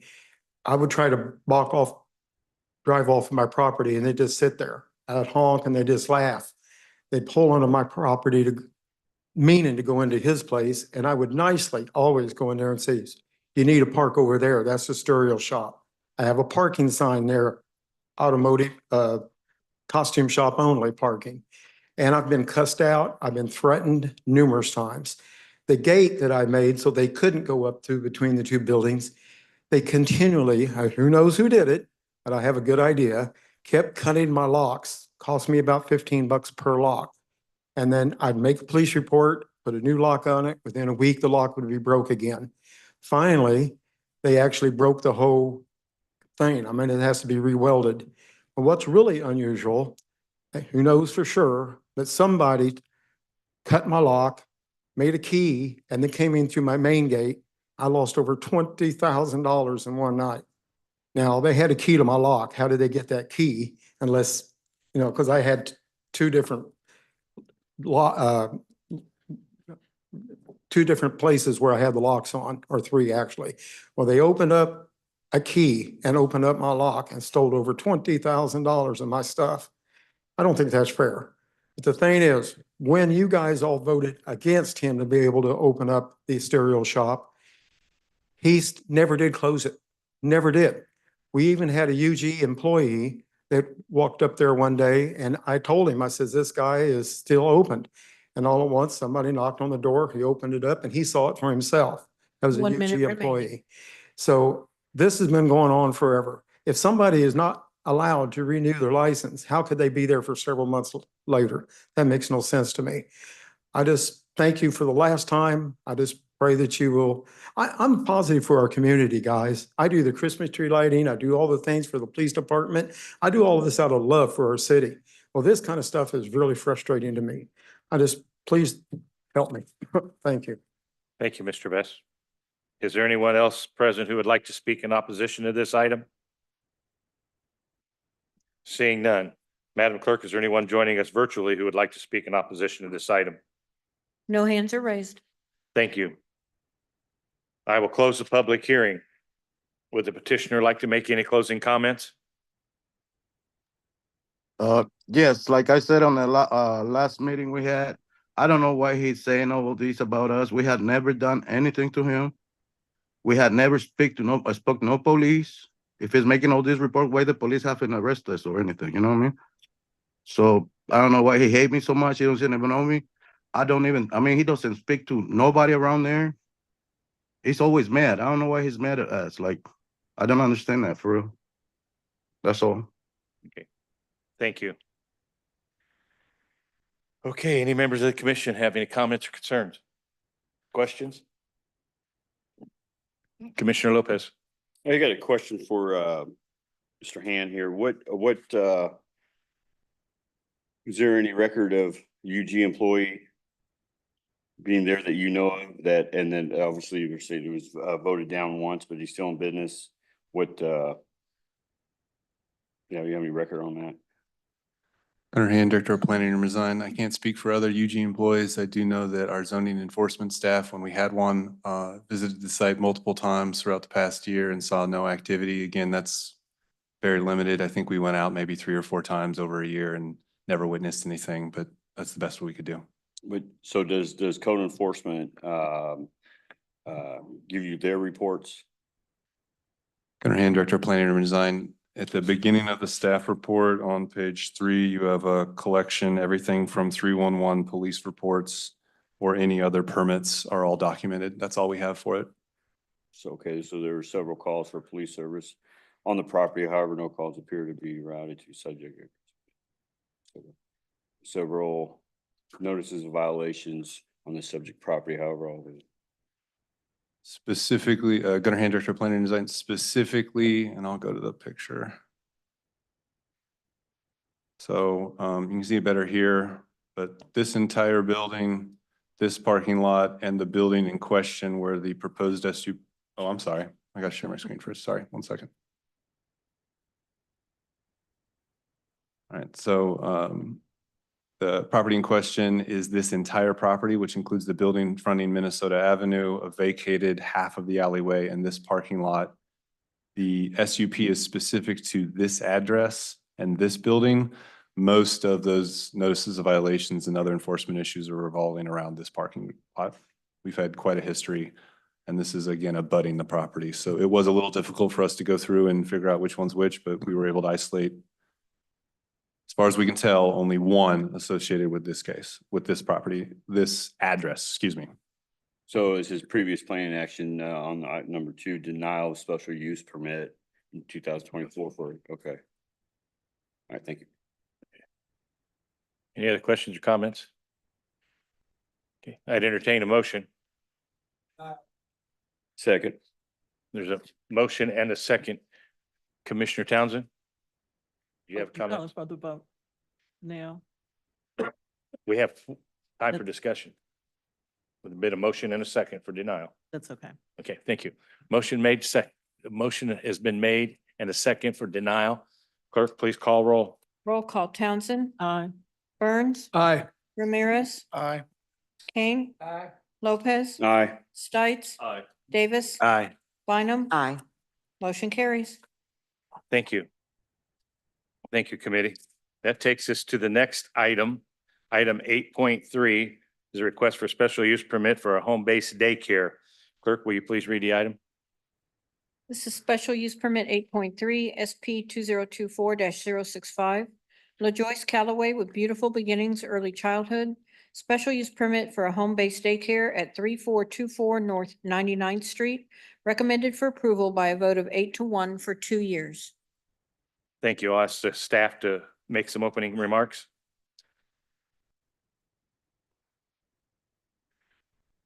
Thank you, Mr. Mayor Pro Tem. Gunner Hand, Director of Planning and Design. Again, this is a special use permit for daycare. It's an expansion of an existing business that's directly north of the property. This is a daycare center right here. The property owner, the business owner and property owner bought the adjacent property to the south and is expanding. So essentially, as I understand it, the infants are going to be in this building and the rest of the daycare will continue at the existing location. Excuse me. This is in the Prairie Delaware Piper area plan. Staff received no letters in support. There was opposition at the City Planning Commission hearing last month. There are no notices of violation on this property. Staff agrees with Planning Commission's recommendation of approval with conditions. I'll ask the petitioner and the applicant or representative present the application. Make some opening comments. Is the petitioner here or online? They are online. You'll need to unmute, please.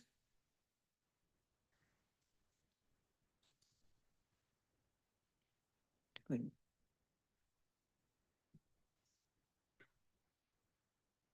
You'll need to unmute, please. Go ahead. Hello? Go ahead. Yes, LaJoyce Callaway, 3440 North 99th Street, seeking approval for a special use permit to operate a home-based daycare at 3424 North 99th Street. We've been in existence for 25 years, 17 years at the current location with hope to expand to the adjacent property, which is 3424 North 99. As of yesterday, we have received approval from the State Fire Marshal, as well as Kansas Department of Health and Education, also child care licensing. Any other comments that you'd care to make before I open it up to the public? No. Okay, thank you. I will now open the public hearing and ask the clerk if there are any notifications received from the public who wish to express their comments in favor of this item. No comments received. Is there anyone present who would like to speak in favor of this item? If so, please come to the podium, state your name and address for the record.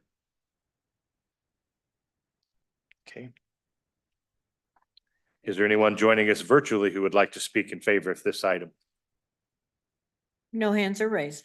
Thank you. I'll ask the clerk if there are any notifications received from the public who wish to express their comments in opposition to this item.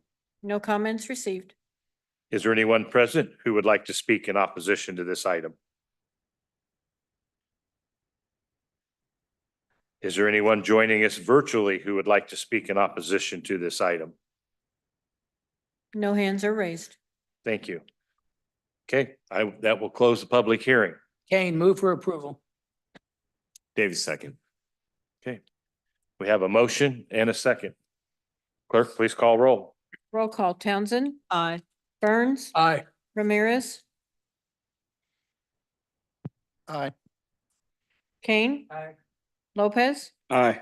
Stites, Davis, Aye. Bynum. Aye. Motion carries. Thank you, committee. That takes us to our final non-consent agenda item, and that is item 8.4. It's a request for special use permit for a short-term rental. Clerk, will you please read the item? Special use permit 8.4 SP 2024-077 John Sill. Special use permit for a short-term rental at 819 Southwest Boulevard. Recommended for approval by a vote of 8-1 for 1 year. Thank you, Madam Clerk. I'll ask staff for any opening remarks. Thank you, Mr. Mayor Pro Tem Gunnar Hand, Director of Planning and Urban Design. Again, this is a special use permit for a non-owner occupied short-term rental special use permit. This property did formerly have a special use permit for a short-term rental, but it changed ownership, so a new special use permit needed to be acquired.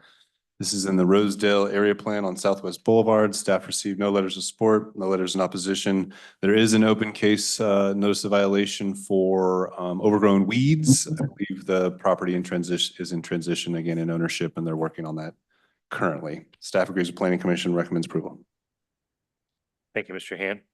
I will now open the public hearing, and I'll ask the applicant if there's anyone here to represent or present the item, the application.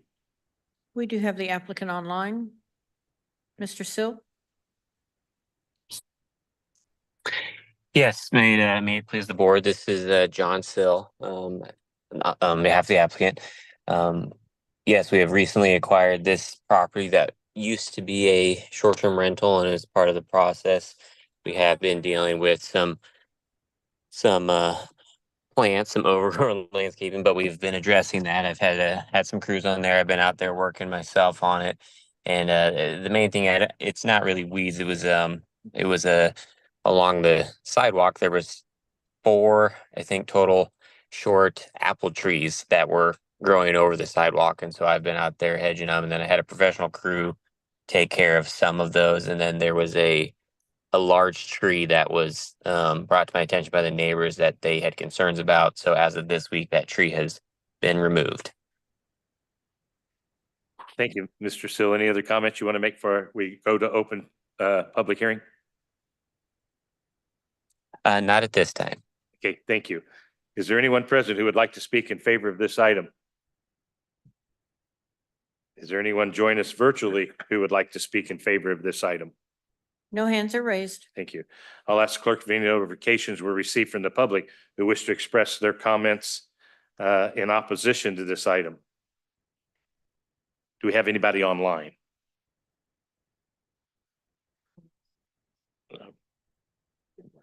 That would be the one in favor online, right?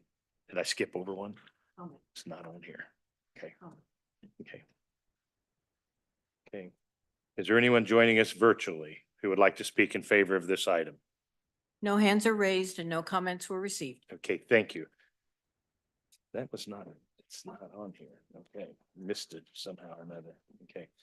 My apologies, ladies and gentlemen. We missed it on the sheet here. I'll ask the clerk if there are any notifications received from the public who wish to speak in opposition.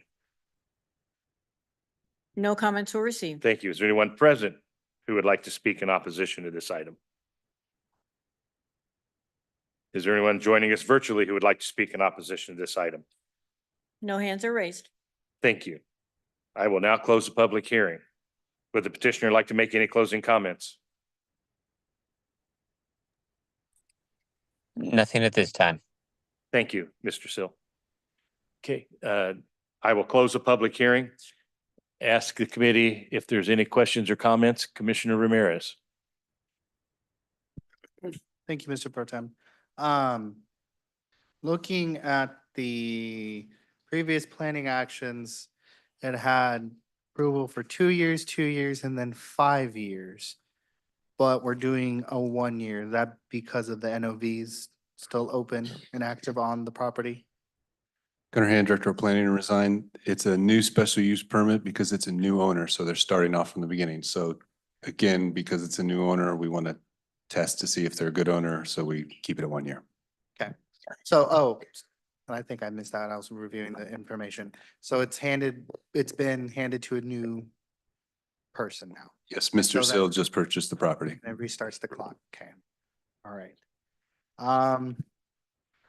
That was the only questions I had at the moment. I guess with that, I'll just move to approve. David, second. We have a motion and a second for approval. Seeing no other comments, questions? Madam Clerk, please call roll. Roll call. Townsend. Aye. Burns. Aye. Ramirez. Aye. Kane. Aye. Lopez. Aye. Stites. Davis. Aye. Bynum. Aye. Motion carries. Thank you, committee. That is the end of our planning and zoning agenda for this evening. We now move into the regular portion of our agenda. First item up is the mayor's agenda, and I would ask the clerk to please read summary. We have 3 proclamations this evening. Madam Clerk, if you would read those proclamations. Proclamation. Now therefore, I, Tyrone Garner, Mayor, CEO of the Unified Government of Wyandotte County, Kansas City, Kansas, do hereby proclaim the month of November 2024 as Lung Cancer Awareness Month in Wyandotte County, Kansas City, Kansas. Proclamation. Now therefore, I, Tyrone Garner, Mayor, CEO of the Unified Government of Wyandotte County, Kansas City, Kansas, do hereby proclaim November 1, 2024 as Extra Mile Day in Wyandotte County, Kansas City, Kansas. Proclamation. Now therefore, I, Tyrone Garner, Mayor, CEO of the Unified Government of Wyandotte County, Kansas City, Kansas, do hereby proclaim November 11, 2024 as Veterans Day in Wyandotte County, Kansas City, Kansas. Thank you, Madam Clerk. That takes us to the regular consent agenda. Does any member of the commission or county administrator wish to set aside any item on the regular consent agenda? If an item is not set aside, all items on the regular consent agenda will be voted on by 1 vote. Kane, move for approval. Second. We have a motion and a second. Any comments, any questions? Seeing none, clerk, please call roll. Roll call. Townsend. Aye. Burns. Aye. Ramirez. Aye. Kane. Aye. Lopez. Aye. Stites. Davis. Aye. Bynum. Aye. Motion carries. Thank you, committee. That takes us standing committee's agenda.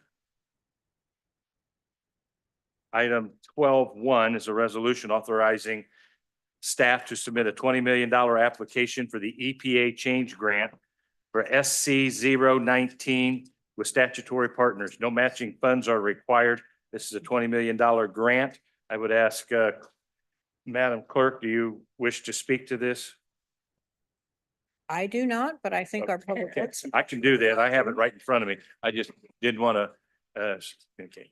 The first item under standing committee's agenda is approval of a resolution for $20 million EPA change grant for SCO 19 with statutory partners. This item was heard by the Public Works and Safety Standing Committee chaired by myself, Commissioner Burrows, and on October 28, 2024, and approved to be forwarded to the full commission on a vote of 5-1. I'll ask Commissioner Burrows. I'll make comments. If you have any questions, I'll be more than happy to answer. Seeing no questions. Okay. Commissioner Lopez. Sorry, I was got a bunch of stuff going on here. Just got a quick question about, here we go, got a whole packet here. So I was doing my homework on this and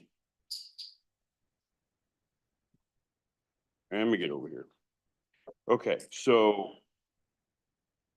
the money from the grant money from the EPA, I'm all collaborating, is to go to the two different neighborhood groups, and this for educating, correct? There is a component within the grant that requires community engagement, outreach, and education. Yes. Okay, well, according to your waterway corridor report from 2023, I was looking at this, and it looks like that's already been done. There's pictures of education on here. That was just my only question about it. It's all in your packet. Staff, you want to respond to the question? Troy Shaw, County Engineer. You are correct. There was public engagement done for the waterway corridor, which is a combination of many studies that have happened in the past. But with every project we do, every major construction project, we do community engagement. So no matter what we're doing, we're out there doing community engagement with every project.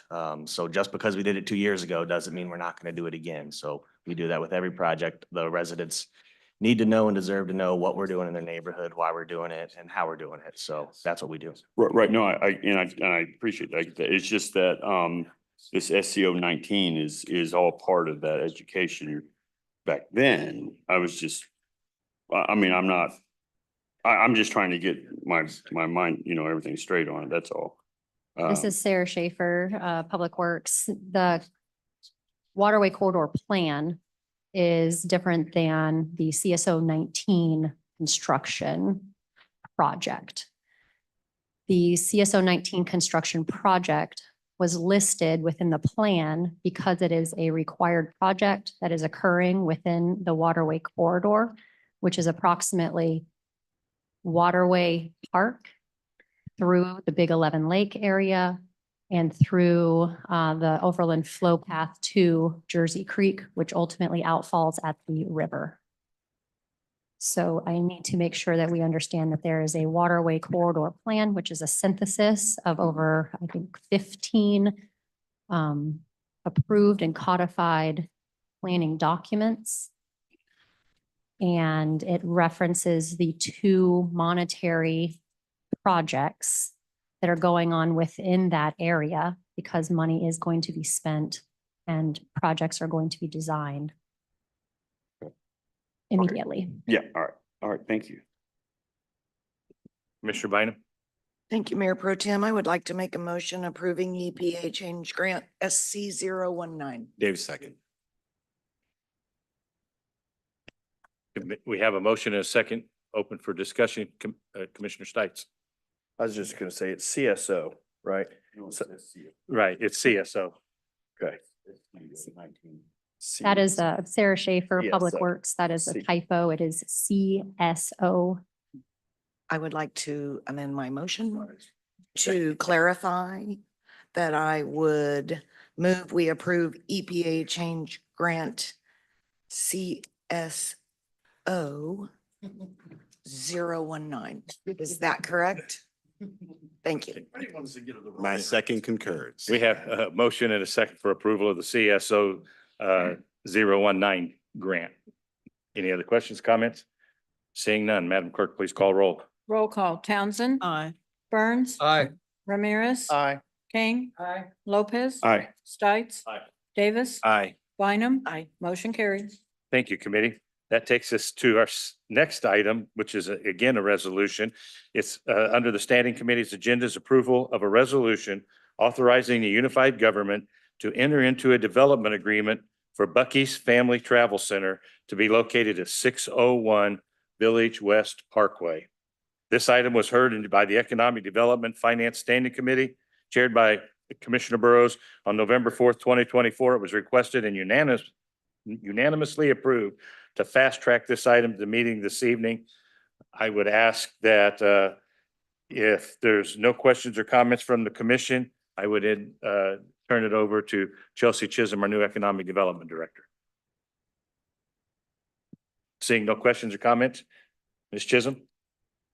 Thank you. Chelsea Chisholm, Economic Development.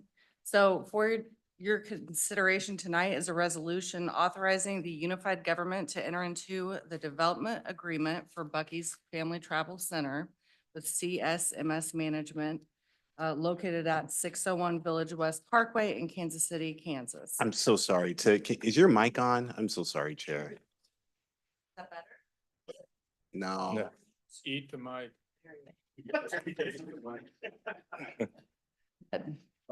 There we go. Okay. Apologies. So Bucky's will be a 74,000 square foot travel center with 120 gas pumps and 12 electric vehicle charging stations. This project is expected to generate about 4,000 visitors per day and create 150 to 200 full-time jobs. The commission previously considered tonight under the planning and zoning consent agenda, the change of zone petition and master plan amendment.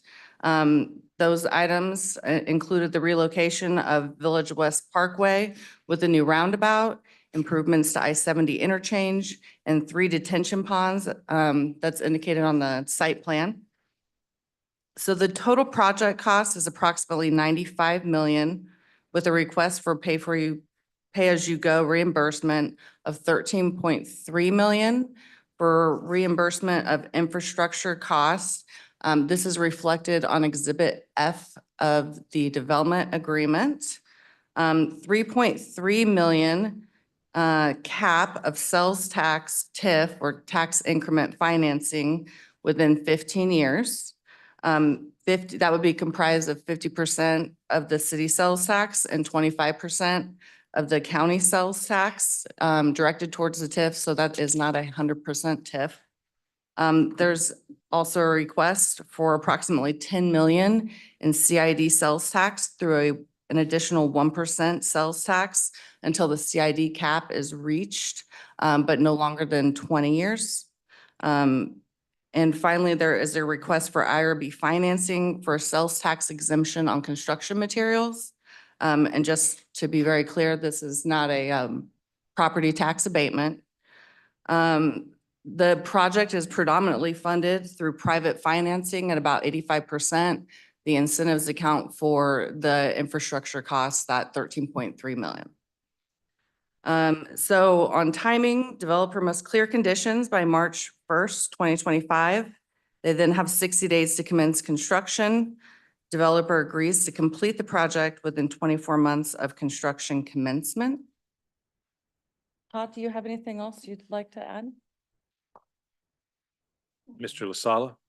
Hi, good evening, Todd LaSala.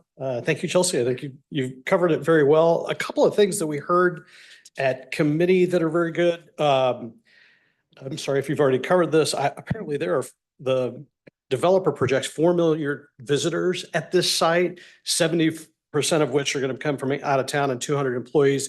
In our document, in addition to the timing, I would tell you that this document includes our LBE, WBE, MBE goals, along with some strong remedies related to that. In this case, if they were to not use best efforts to meet the goals and were to fall down, we have 10% reductions of both the TIF and the CID revenue. So it's a substantial penalty. It'd be $1.3 million in this case.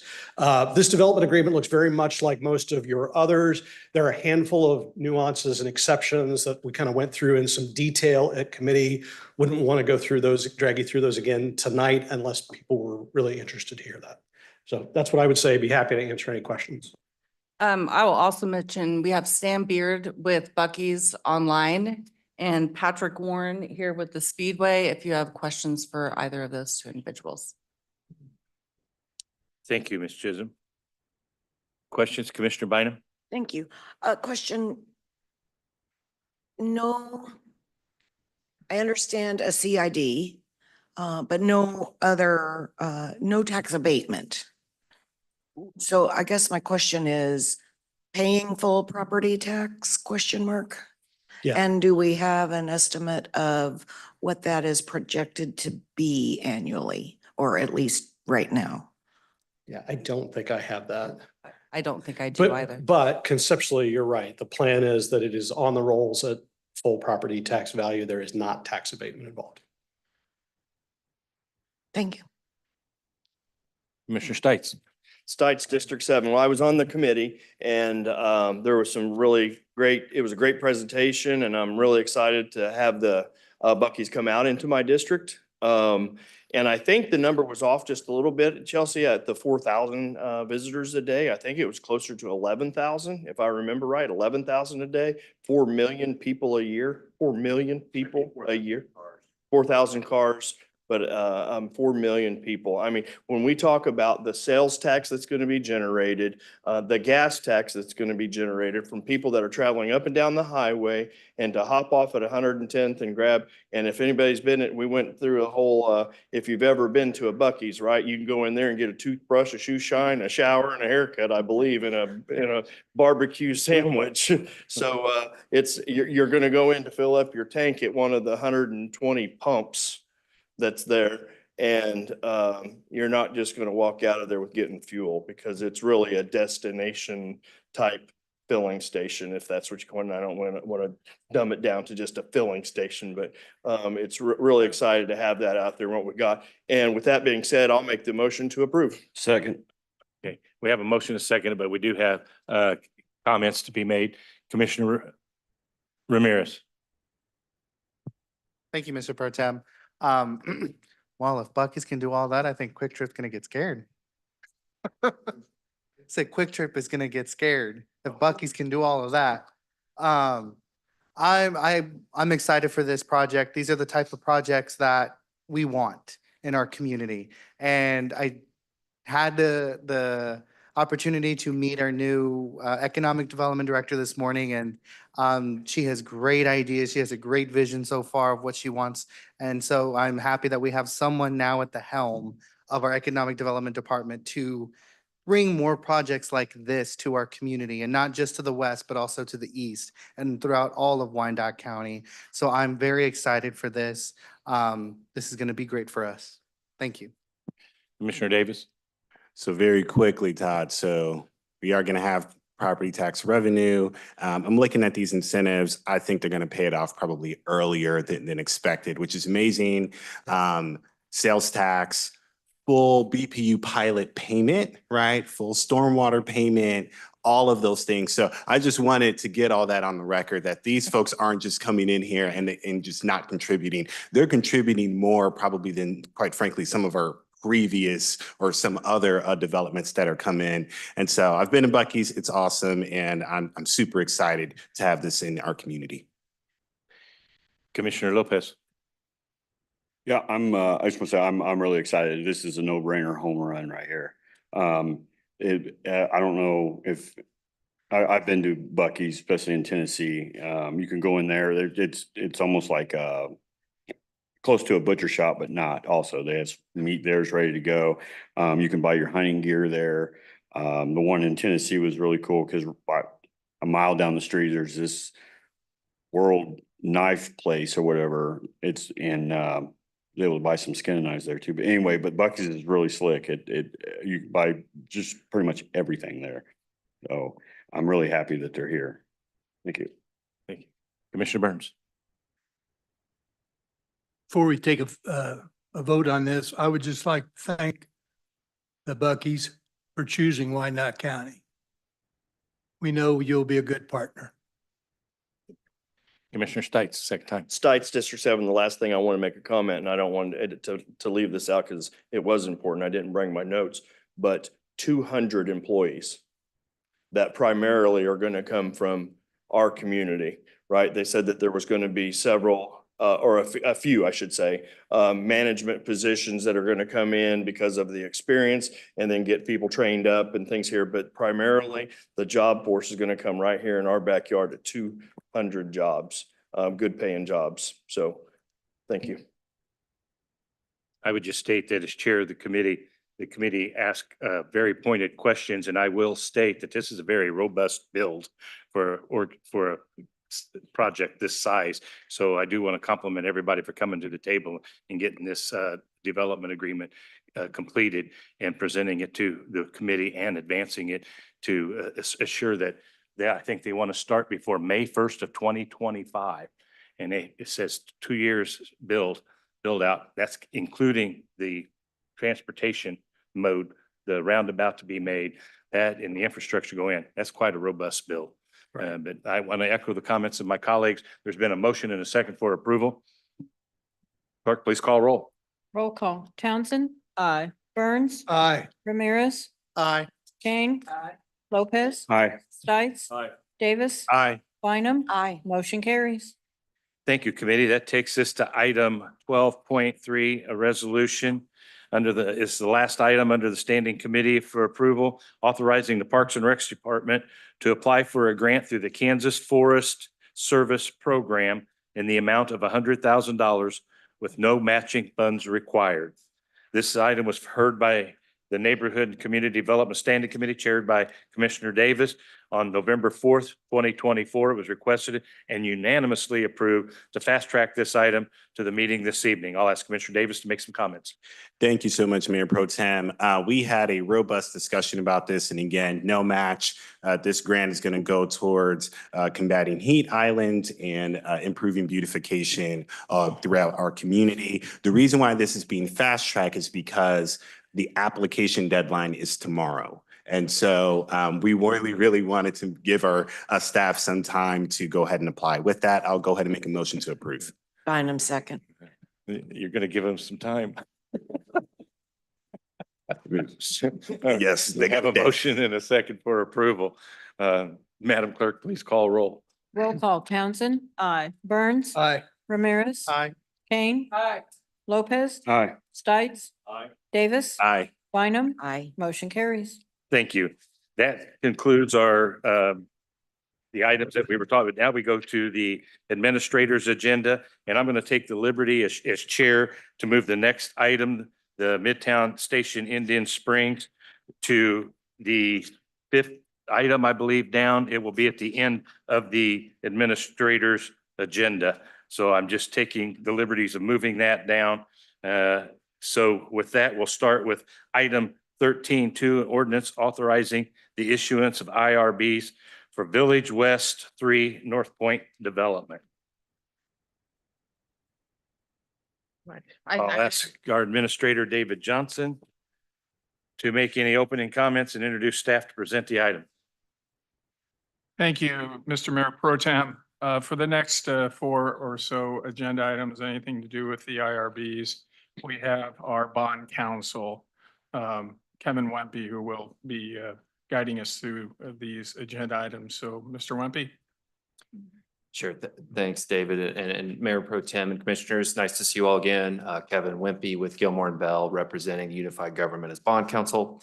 As mentioned, the next handful of items are all industrial revenue bond issuances. So I'll do a quick minute or two, the sort of the collective things that apply to all of those. Do some reminders that this group's used to hearing me present, and also can go, top to bottom and address the projects individually, as they will require separate votes. To start from the top, as you've heard me say on other IRB issuances, these are not real financings where dollars are being financed to provide construction financing. Instead, these are projects that have been privately financed by the developer, and the industrial revenue bonds are being issued to provide property tax and sales tax incentives to provide a public aspect of the project. One exception to the property tax abatement is the Yards apartment project. That is not a property tax abatement project. It is getting TIF financing, but it is strictly, the IRBs are strictly for sales tax exemption on construction materials. All 5 of these are buy your own bond deals where the developer is purchasing its own bond, and the Unified Government has no liability for repayment and no credit impact or risk there.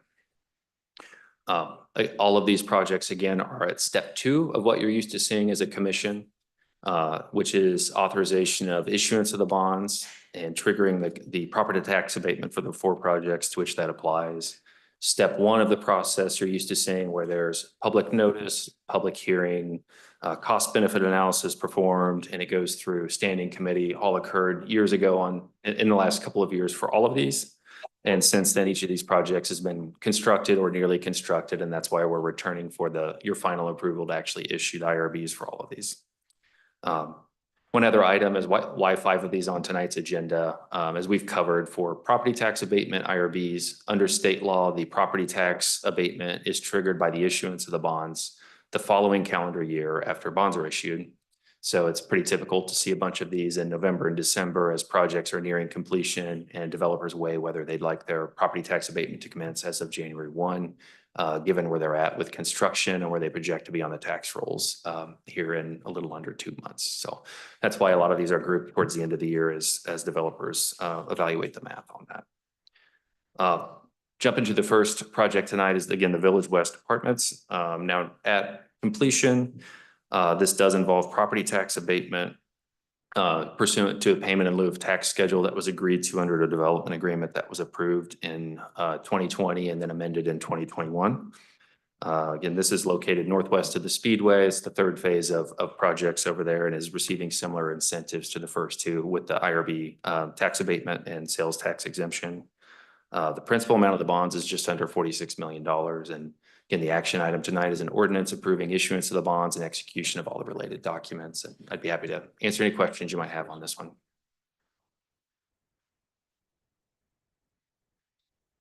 And I should have mentioned there are developer representatives, I believe, either here or online in case you have project-specific questions as well. Okay. Does the developer want to make any comments before we go to questions? Okay. Committee, any questions, comments?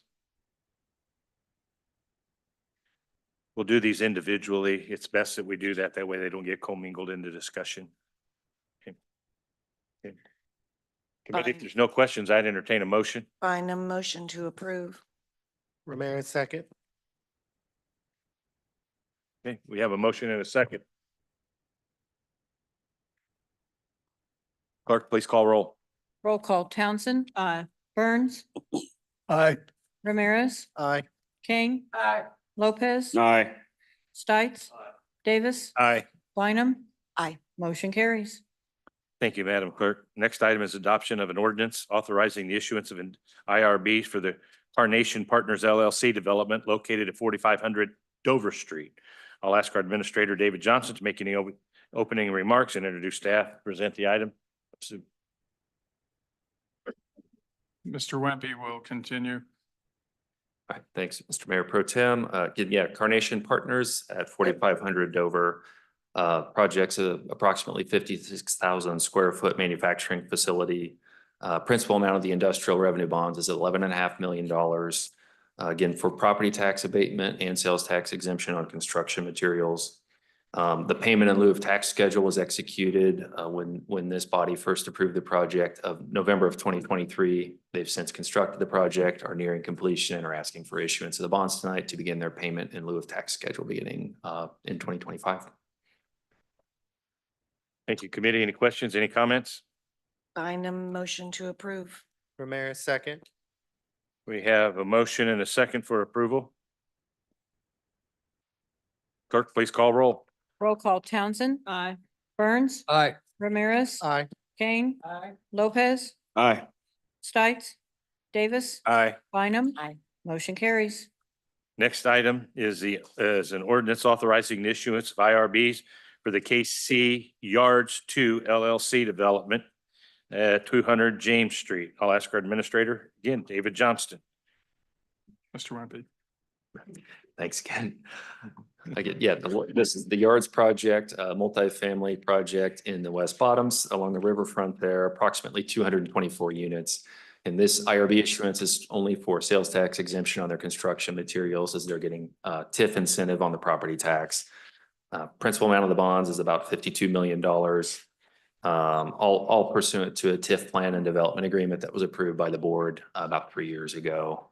Again, final action tonight is to approve an ordinance authorizing the issuance of the bonds. And I do believe we have developer representatives on this one as well, if there are any questions. Great, thank you. Commissioner Bynum. Thank you. I do have a question before I make a motion. In general, on all of these, Mayor Pro Tem, while they're all previously approved projects, with the bonds coming forward now, are these subject in any way to our community benefits ordinance that we passed in December of 23? Do these bond issuances qualify in any way to place funding into that CBO that we adopted?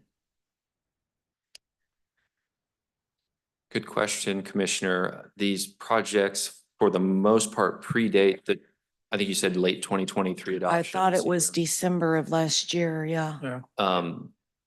So the application of that, I would. oh, Here's our, thank you. We'll verify which ones, but a number of these do because it's based on when the bond closing occurs. And so we'll verify that. We've got a running list of the Okay. ones that are up for consideration. So this could be significant. It could be very helpful. It's significant. I apologize. I don't mean it's not significant.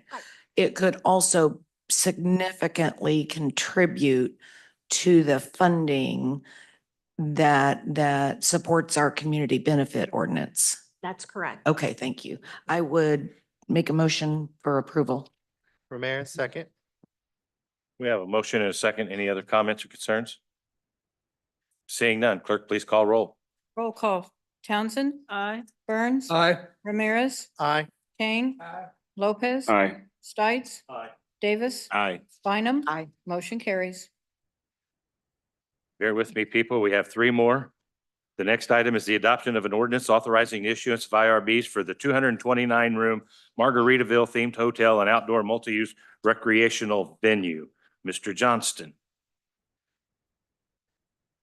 Good evening, Mr. Johnson, Mayor Pro Tem, Kevin Wimpy with Gilmore and Bell, the UG Bond Council. Yeah, very high profile project, the Margaritaville Hotel that is well out of the ground. Project is evident there. The development agreement to this is very familiar to you all, and pursuant to that, there was a payment in lieu of tax schedule meant to represent property tax certainty, payments in lieu of tax for the hotel. Given where they're at in the construction, they've opted to issue the bonds this year, similar to the previous projects, to begin their pilot schedule beginning next year. Again, all pursuant to development agreements that have been in place for a couple of years now. Tonight's actions to adopt ordinance issuing the bonds, which we'll do by the end of the year to affect the property tax schedule next year. Thank you. Commissioner Ramirez. Thank you, Mr. Pro Tem. Do we know, just out of curiosity, at what percentage of build they're at? I don't know, other than my amateur opinion from viewing it. I do know we have developer representatives here, so I'd be happy to look over my shoulder and see if that was, yeah.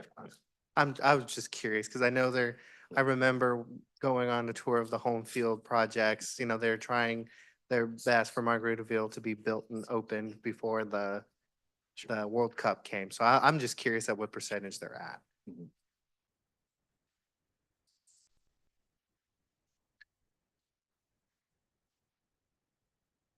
Hi, Commissioner, Vince Kuzi with Polsinelli here tonight on behalf of the developer, Homefield.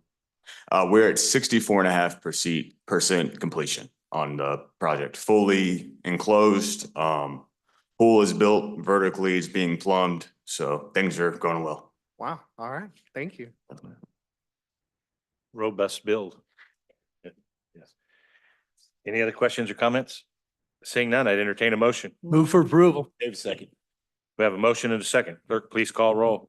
Roll call. Townsend, Aye. Burns, Aye. Ramirez, Aye. Kane, Lopez. Aye. Stites. Davis, Aye. Bynum. Aye. Motion carries. Great. That takes us to item 13.6, another ordinance. This is the adoption of an ordinance authorizing the issuance of IRBs for the Legends 267 project, a commercial multifamily facility at Village West Parkway and Parallel Parkway. Mr. Johnson, Mr. Wimpy.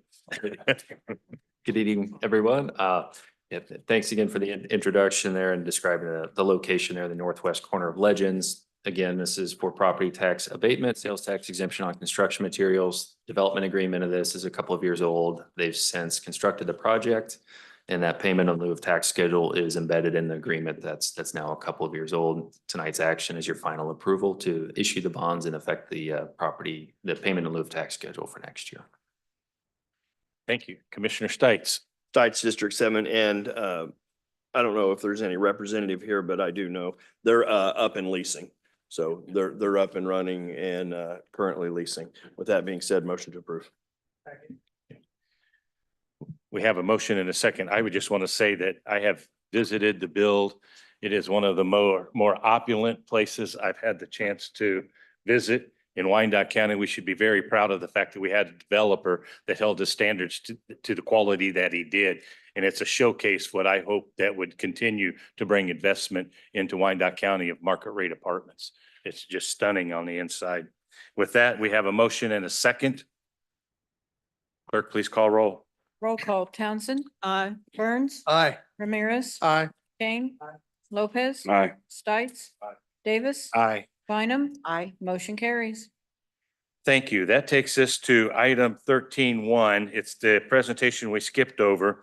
This is for information only. There will be no action on this item. It's a presentation from the East Side Innovation related to the approval of the development of the former Indian Springs site. I'll ask our administrator, David Johnston, to please make opening remarks and introduce staff to present the item. Okay, thank you, Mr. Mayor Pro Tem. I think this is the main event after all these hours, so thanks for those who have endured. I think tonight is quite the milestone because I need to dial back to 2022 when this whole process started. In 2022, Unified Government issued 3 RFQ proposals. One for 18th and Condero, one for 4th and Nebraska, and for Indian Springs. And then we had some change. My predecessor left, I was hired. We still had a committee that was reviewing everything, and we had to deal with some issues with some submissions. Once we waded through all that in early of this year, we received 3 interested parties through the RFQ process. And when we got to the RFP process, only one submitted a complete packet. And that's the applicant you'll hear today. When we reviewed the proposal, it did not meet all the needs that were articulated in the RFP. And in sitting down with the applicant, we asked him 2 questions. One, would you like to continue? And if you continue, will you follow the guidelines more closely with a new proposal? He said yes to both, to keep this process going and expressing his interest in this project. Our review committee was astonished with his second proposal. What we were looking for in the RFP was a development proposal that would be a catalyst proposal that not only would bring economic activity to this vacant property that's been vacant since we demolished it in 2016, I believe. And before that, it was a closed mall, and before that, it was an active mall.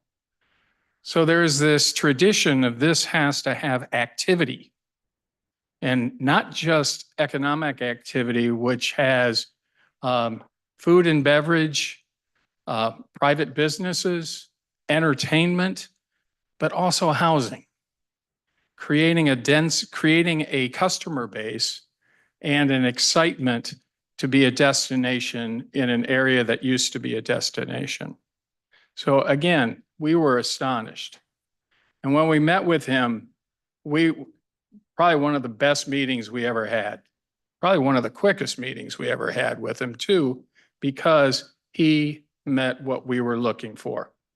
And when I say catalytic development, it is our hope, and after he makes his presentation, you will see where this should pique the interest of other investors to develop within a half mile of this site, to create more economic redevelopment in an area that has been has not had that type of investment in years. So without further ado, I will introduce Eric Murray, who will give you a snapshot. Now, I also do need to let you know that in our procurement code, an RFQ, RFP process involves no one at the dais. And therefore, we did not have the mayor or any of our commissioners involved. We were following the procurement code with a review committee. And with that, we came to this conclusion. So, and as we go forward, we will start the development agreement negotiations after this presentation, and a development agreement will be before this body for review and approval, going through our review process with the standing committee and then to the committee. So stay tuned, but stay tuned or pay attention to Mr. Murray, and I think you'll find exciting presentation. Mr. Murray? Thank you, County Administrator Johnston. And yes, we saved the best for last, and I appreciate your kind words and your overview of the process. Commissioners, staff, community members, it is late in the evening, so thank you for bearing with us. Brevity is not my strong suit, but I will try to be brief because we are very excited about this proposal. And so if I may ask Madam Clerk, we have a video, a 90-second teaser video that's going to go public at any moment now. We've asked our news partners, media partners, community partners to help share this. So I'll start with that, and then Jonathan and I will make a 5 or 7 minute presentation, and then we'll hopefully yield the time back to the community. So thank you, Madam Clerk. So what is Midtown Station? Midtown Station is an urban, mixed-use, transit-oriented development project encompassing almost 90 acres at the intersection of I-635 and I-70 in the heart of Kansas City, Kansas, and Wyandotte County. The fact that you can get anywhere in Kansas City in 10 or 15 minutes from this site, you get up to the airport in 15 minutes, you can get out to the Legends in 5 or 10 minutes, downtown in 5 or 10 minutes, and we are going to build over 1,500 new units of housing around the site. This housing is going to be delivered in a sustainable format. So net zero is our goal. We are building a 30-acre solar microgrid that will power all of the residential, retail, and commercial spaces that are on this site. This is a very bold and innovative vision.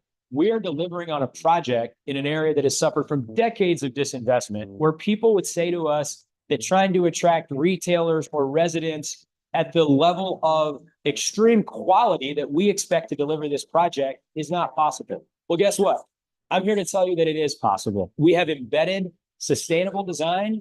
We have embedded affordability. We have embedded creativity and innovation into every aspect of this project.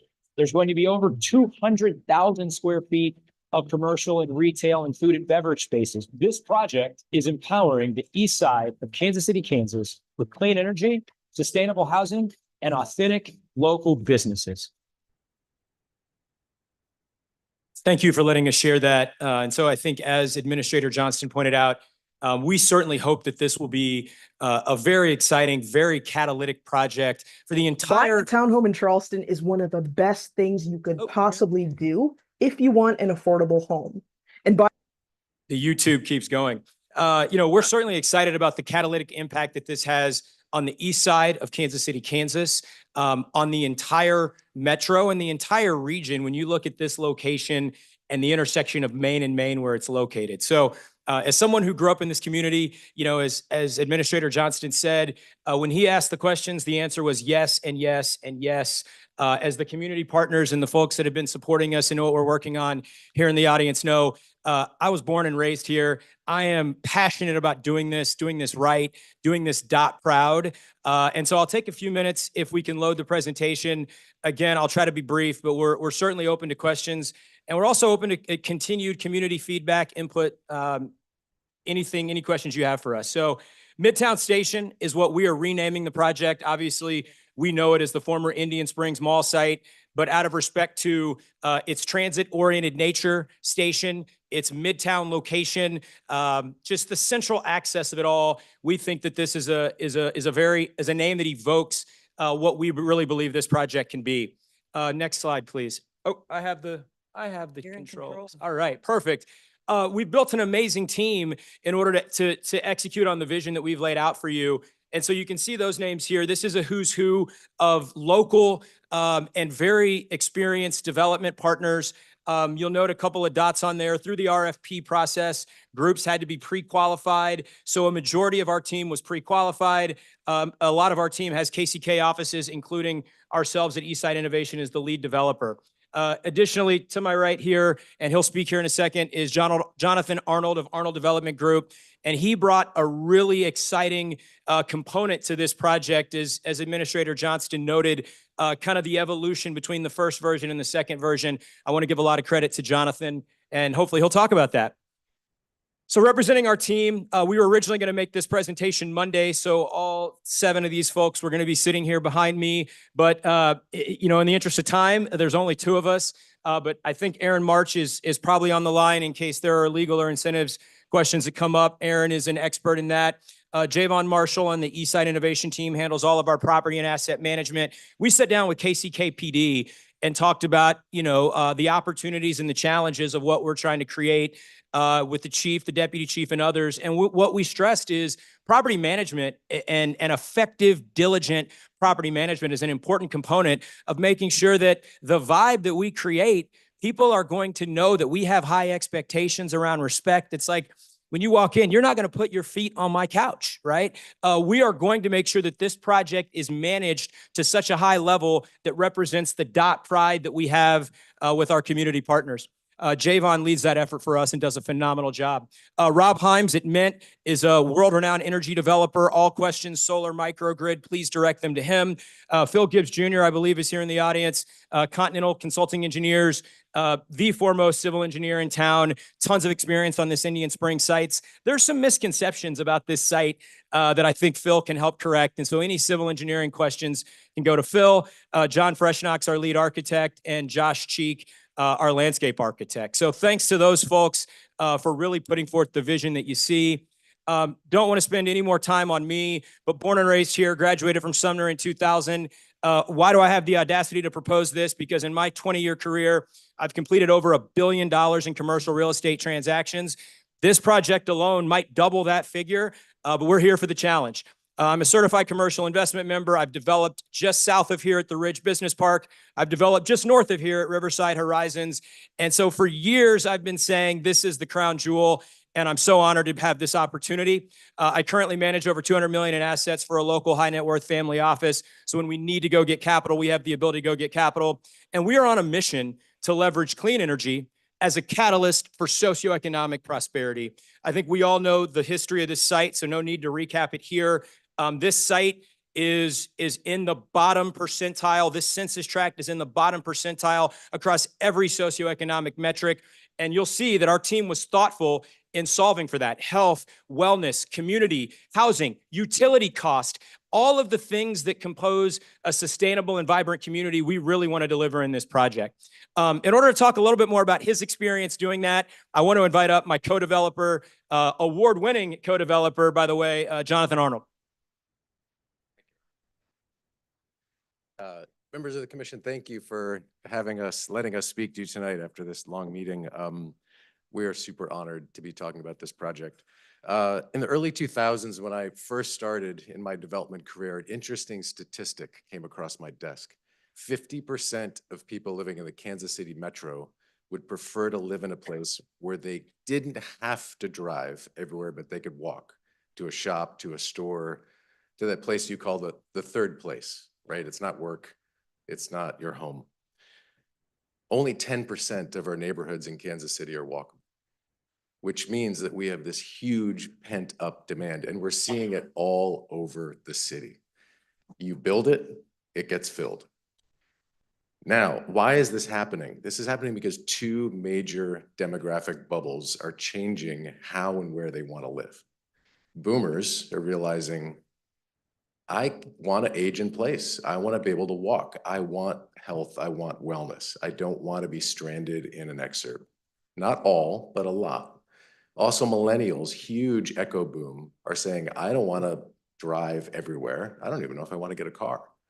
So the demand for this is astronomical, and we're seeing it all over downtown. This idea of a 20-minute neighborhood. I want to live in a place where I can walk, I can socialize. We're remembering we're social beings. We like to have chance encounters, meet people, see the trees and birds outside. I've been developing this type of product for over 20 years, mainly in the River Market. It's a very walkable neighborhood. We all know the City Market in downtown Kansas City. In 2020, we completed a project called Second in Delaware, which at the time was one of the most energy efficient buildings in the world of its size. It ended up winning the National Apartment Association's Best New Construction Community in the country, which we're really proud of. And that wasn't a green award. It was largely because it was really well built.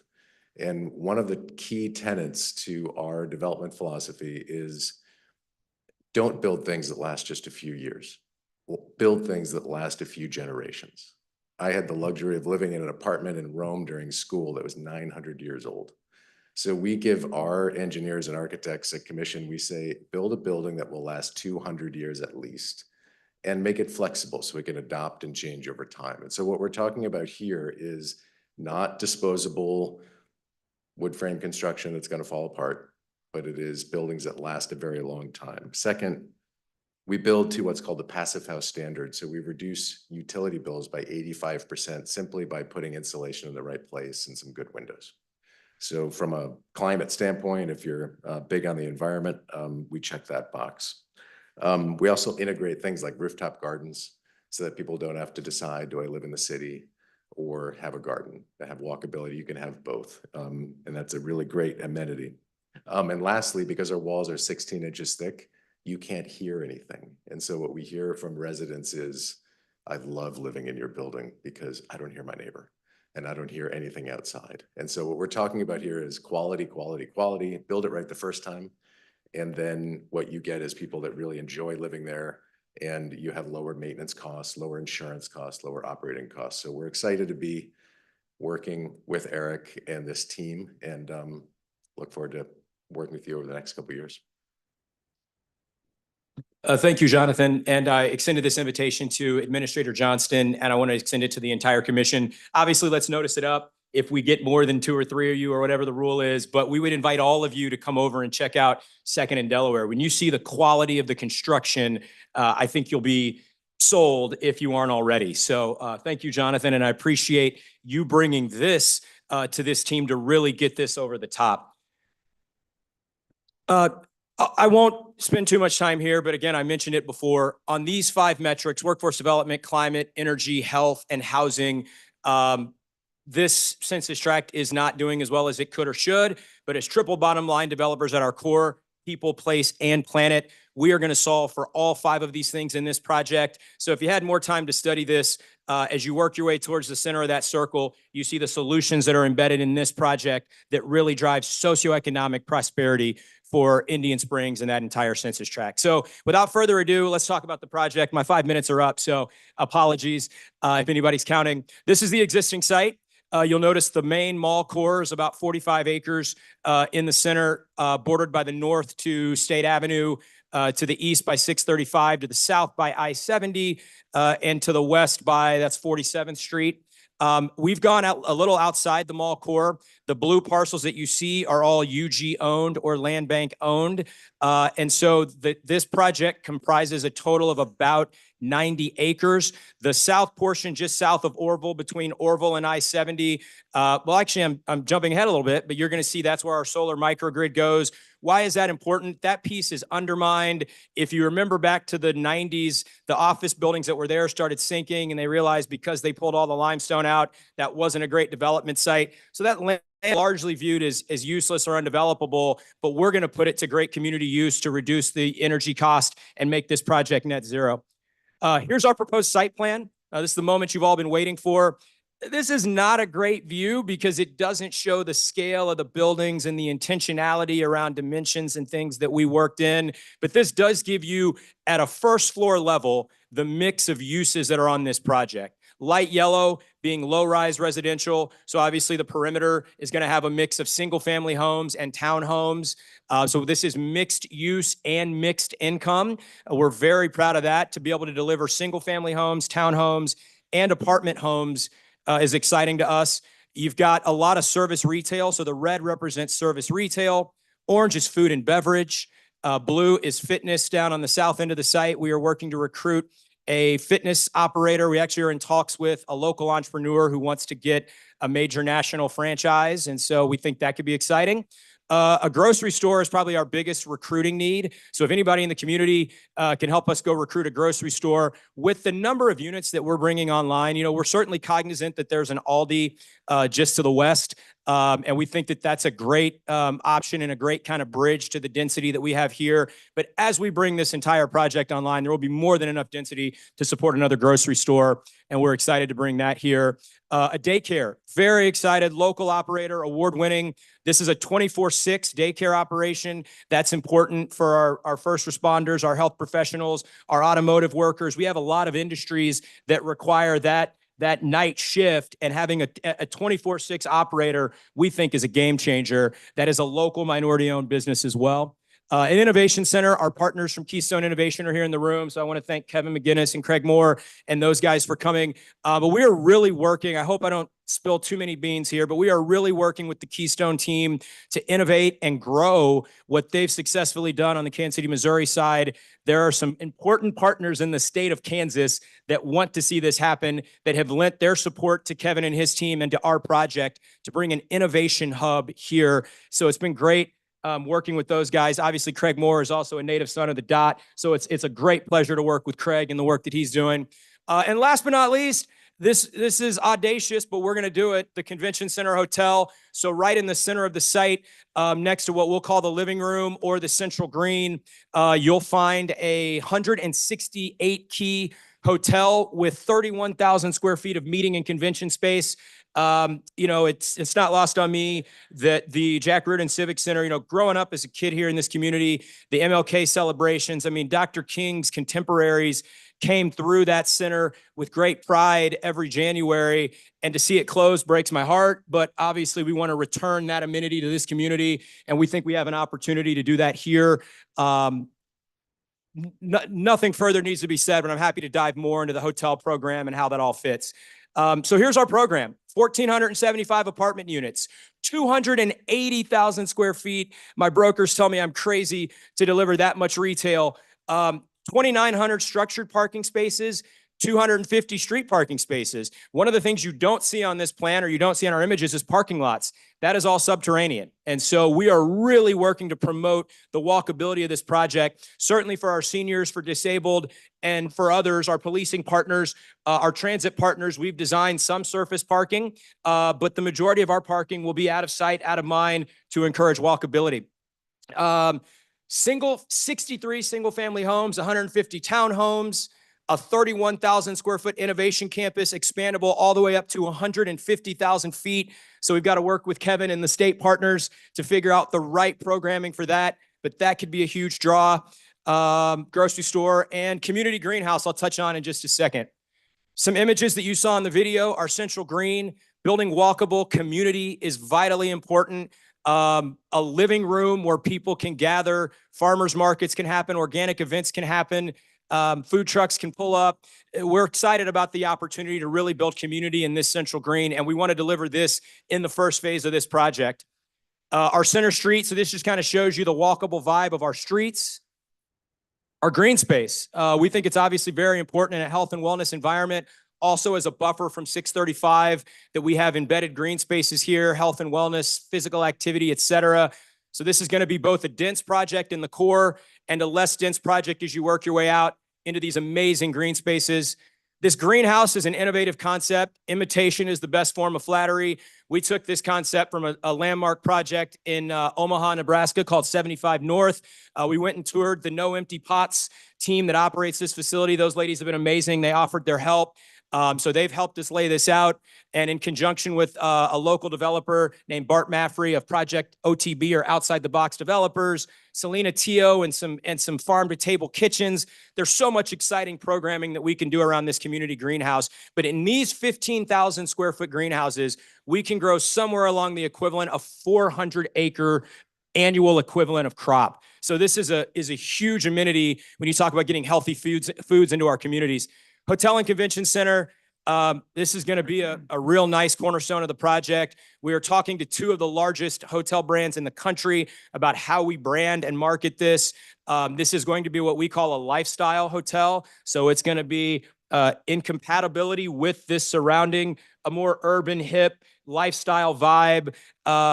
Accessible luxury is probably the right term for it, but something that the community can really get behind and be proud of. We think it's going to be a huge draw. There's the overview of the site. Jonathan, you want to talk about kind of neighborhood character, or am I already over time and we're gonna? Oh, yeah, I think we'll wrap it up. The idea here is people really are not interested in buying architecture per se. They want to buy a lifestyle. And the best lifestyle that we and our species have developed over thousands of years is a village. And so what we're doing here is building a village, building a neighborhood, and one where you can do lots of different things. And we're excited to be working with you. Yep. So there are a few more slides, but I think, if you want to talk about our community ethos and community values, that's in the slide deck. We can certainly talk about that. I do want to talk about our community engagement. Our office is at 5010 State Avenue. We've hosted several community events here. A number of folks in this room have been at those events and are really supporting us. So I want to thank them. But that work is not done. That work is just beginning. And so as the community has ideas for concepts, for restaurants, local entrepreneurs that want to start businesses, we have already embedded 4 KCK diverse owned businesses into this plan. We would love to continue to grow that. Local entrepreneurship is the lifeblood of our economy, and we want that to stay here in KCK. So without further ado, let me pause there. Let me open it up to you guys for questions or comments. Thank you so much for this opportunity. It means the world to me. It means the world to my team. And we're just extraordinarily excited to revitalize this site. It's an amazing opportunity, and I'm appreciative every day for it. So thank all of you. Commissioner Davis. Thank you, Mayor Pro Tem. Mr. Murray, thank you so much for that presentation. And I've seen different iterations of this, and I know you've worked very, very, very hard to get to just this point. And so I want to commend you for that. When I came on the commission, I got elected back in 21, we're kind of middle of COVID, and unfortunately, Scavuzzo's, right, locally owned company that was kind of pushing this foodie park, they just weren't able to make it work. And this is nothing against that family. I mean, it's a very ambitious and difficult site. But there was, particularly in the 8th district, that where what I felt was kind of this pressure of, what do we do? What do we do? What do we do? I hosted my own kind of town hall just within the district. And the 3 things that Mr. Knapp is kind of smiling there because he was there with me, and our former economic development director, Catherine Carter, was one of those kind of leading that or co-leading that as well. But one of the things that we got out of that community engagement was our community really wanted a place to eat, play, and gather. And I think this proposal exceeds that, quite frankly.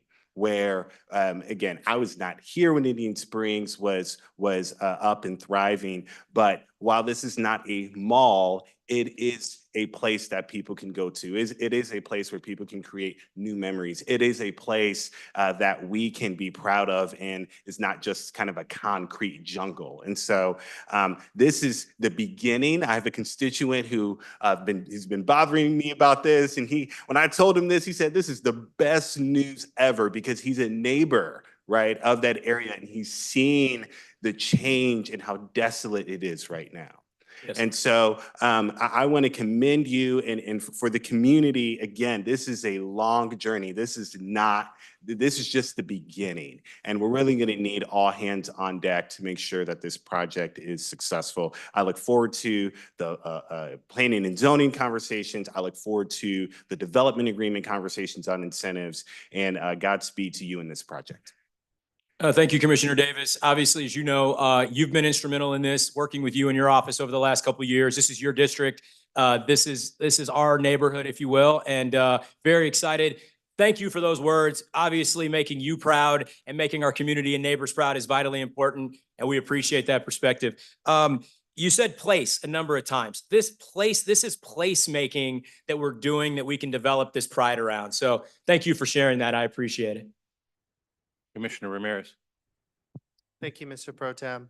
I'm very excited for this because I was here when the Scuvozos was starting and then coming back and forth to us of how we're gonna do this. I know this is called Midtown Station. We might want to call it Midtown City. It's amazing. Because we see this type of development across the river. And these nodes, you have the River Market, you have Central Downtown, you have Westport, you have the Plaza. All of these are areas that have living, residential, but they have commercial, they have the retail, that walkability, especially the River Market. You go and live down the River Market, you can go to a restaurant, you can go to a coffee shop, you can do almost anything by just walking. And this gives us that. Yeah. We keep, and I've said in the past, in the Metro, Wyandotte, we're seen as, and no disrespect in any way, we're seen as the redheaded stepchild in the Metro. We deserve what Johnson County has. We deserve what Missouri has. This project will help us get us there. And I appreciate it. I'm excited for it. And it's about, I could use another word, but I'm not going to. We're in a public setting, but it's about time. Thank Yes. you. Yes, sir. We agree. Appreciate that, Commissioner Ramirez. You mentioned Scavuzzo's. Scavuzzo's was trying this at a time when money was cheap and flowing. So we will need all the help and all the support that we can get. We've got a very innovative financing plan, and we've got some great ideas. We won't talk about all that tonight. I think there will be a time and place to talk about that. But money is not as cheap or easy in 2024, 2025 as it was in 2019. And so I don't know why Scavuzzo's didn't get it done. But to your point, it doesn't matter. We're here today. We're excited to move this forward. And yeah, as somebody who grew up here, I have a chip on my shoulder and a pride about exactly what you just said. We're going to do it big and we're going to do it better than those places. No disrespect to them. But we went and got their best and brightest mind who built a lot of the River Market and said, now let's do that on steroids in KCK. So I appreciate Jonathan and his team, and I appreciate those sentiments. Commissioner Lopez. Yes, sir. What kind of tax incentives are you going to be asking for? Yeah, great question. Aaron March is on the line. If he wants to buzz in, he can. There will be a time and place for a development agreement to be negotiated. The good news is that based on Scavuzzo's, that roadmap is already there. So this project is already in a TIF district called the Midtown Redevelopment Plan. And so as you, this committee did not see the entire presentation, but the presentation that we made to the selection committee did lay a lot of that out. And the biggest thing that we're asking for is just to restart the clock on the TIF plan that was already approved tied to Scavuzzo. So Aaron will get into that. We'll certainly come back before this body at the right place and time and talk about some of those tools. But we know the needs of this community. We know that we're revenue neutral. We know that breaking the back of the taxpayers is not going to fly anymore. And so we are not here to do that. We're going to be generating revenue, generating activity, and relying on a lot of the mechanisms that are already in place from the Scavuzzo's deal. I don't know if Aaron is on the line or wants to add more to that. I'm going to step in. Okay. This is premature discussion. Okay. We are going to have this in the negotiations of the development agreement, and we'll have those discussions, finalize it, and then bring it back for your scrutiny. So just be a little more patient. Appreciate that, Administrator. You don't, you'll get a chance to beat me up on that later, is I think what he said. So I would assume, Mr. Administrator, that'll be coming to the economic development. ED, your review process, ED and F, and then to here. So thank you, Mr. Johnson. Commissioner Townsend. Thank you, Mayor Pro Tem. Good evening, Mr. Murray and Mr. Arnold. District 1 borders, that's on our western border. So I know there's some of my constituents who have already contacted me. So I'm asking some of these questions for them. And also for my further edification, I look forward to this coming to the Economic Development Committee. So I'm trying to keep this high level just so I have a better understanding. The residential types that you mentioned would include single-family homes, townhomes, and apartments? Yes, ma'am. Would it be too premature to see about what kind of mix you have in mind now? Yes, 63 single-family homes, 150 townhomes, and just under 1,500 apartments. Well, you said 63 single, 150 townhomes, Yes, ma'am. and 150 apartments? And 1,475 apartments. Okay, 1,500, okay. So we're approaching 1,700 total units. And with the service retail, I mean, what do you envision with that?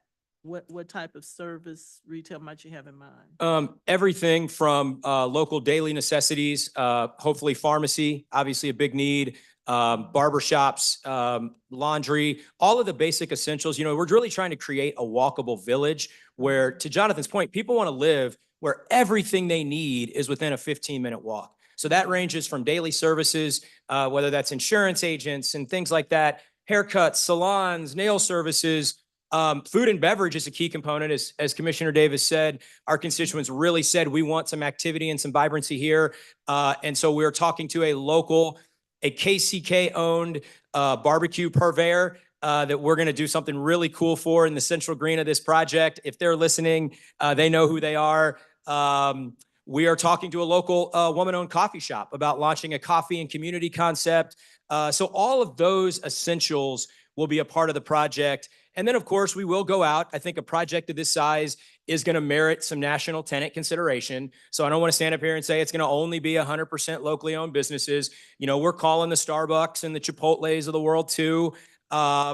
Interestingly, as my brokers will tell you, to call them on this site today is a very difficult phone call. But as soon as they see the plan and the images, and we're sending that video out to them in the market as well. So we appreciate the sentiments here. If we can show the world that this is coming, that we're unified to go and do something like this, we're going to not only take care of our local entrepreneurs and businesses, but we're going to attract regional and national businesses as well. And I need to, with 280,000 square feet of retail, we've got our work cut out for us. But those will be job creating, revenue generating, sales tax generating businesses for our community. Well, with that explanation, you've answered a couple of others. So it will be your job as a developer to go out and get these retailers and people who fill that space. Yes, ma'am. The plug with the food and beverage for a plan this size, I know my constituents would like to see a sit-down place to eat. National chain, locals, great. But of something of this size and for the number of people that you're talking about, we'll call this home. That would be a great thing that many of us would like to see. Grocery stores, great. Again, that will be on you to bring that in, I guess, as the developer.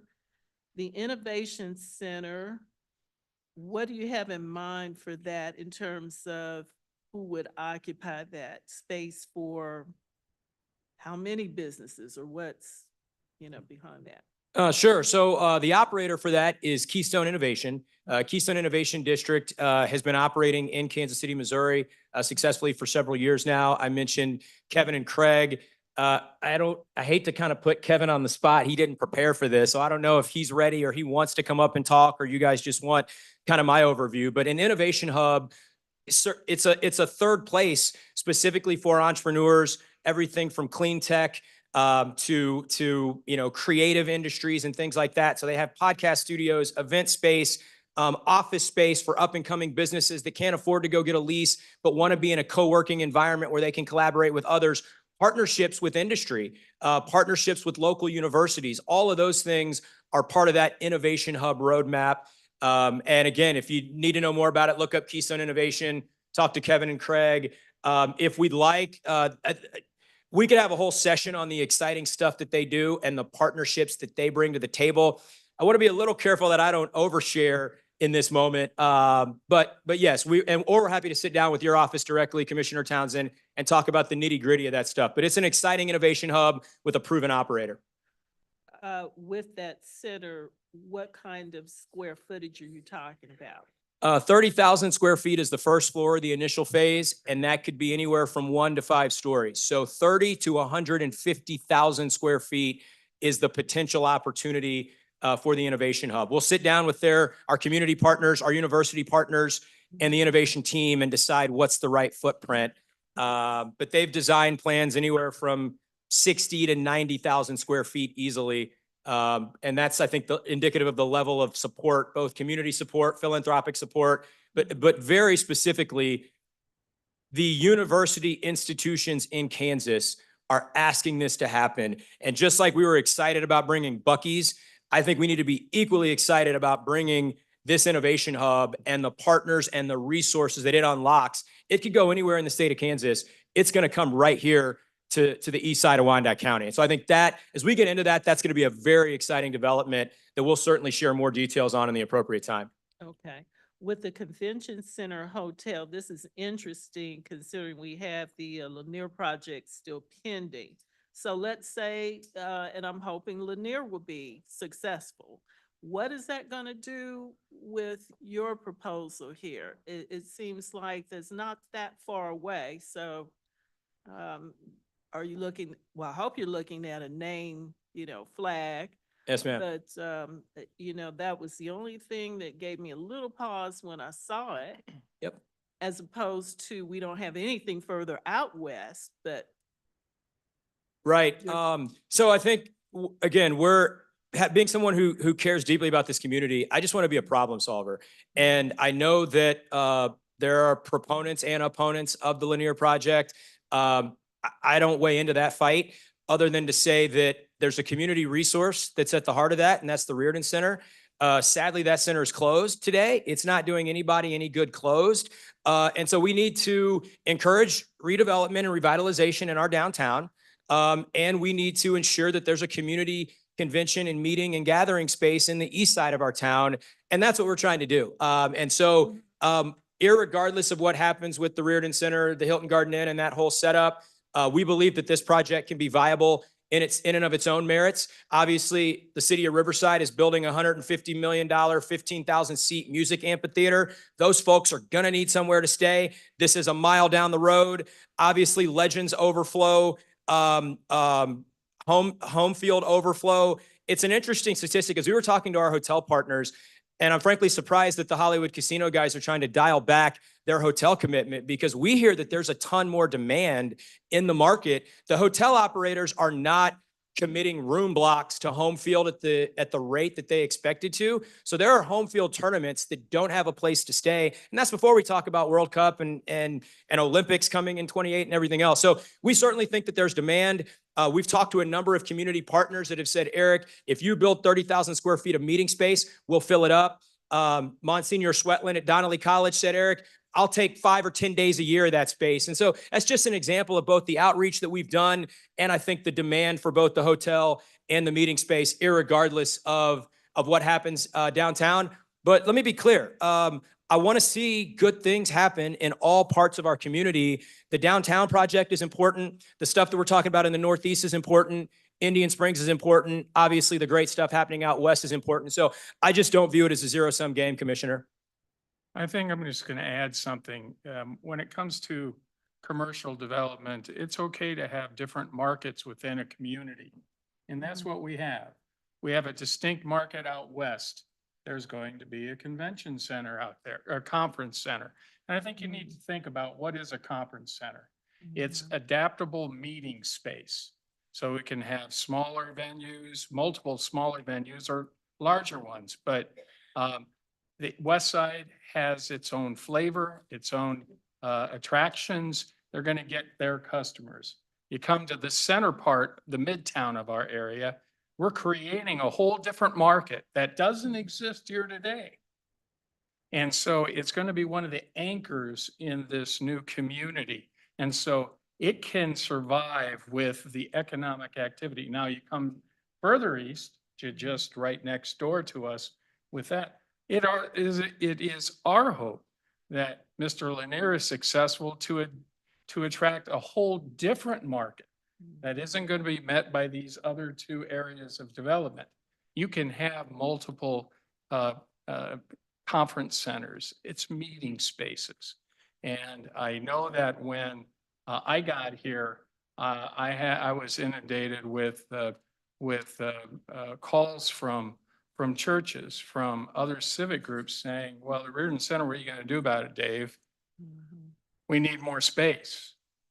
So that's a local demand, but you're talking about regional and national draws with elevated development like you're seeing here today.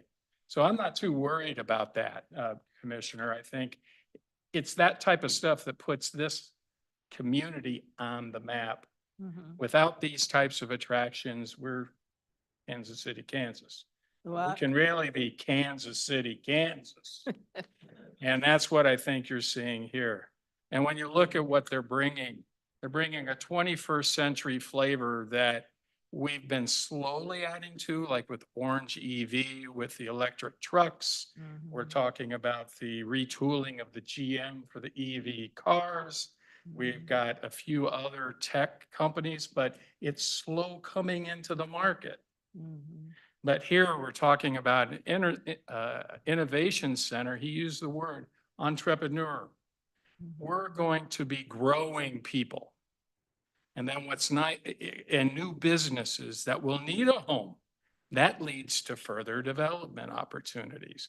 But these are people who are going to be committed to this community because they started here.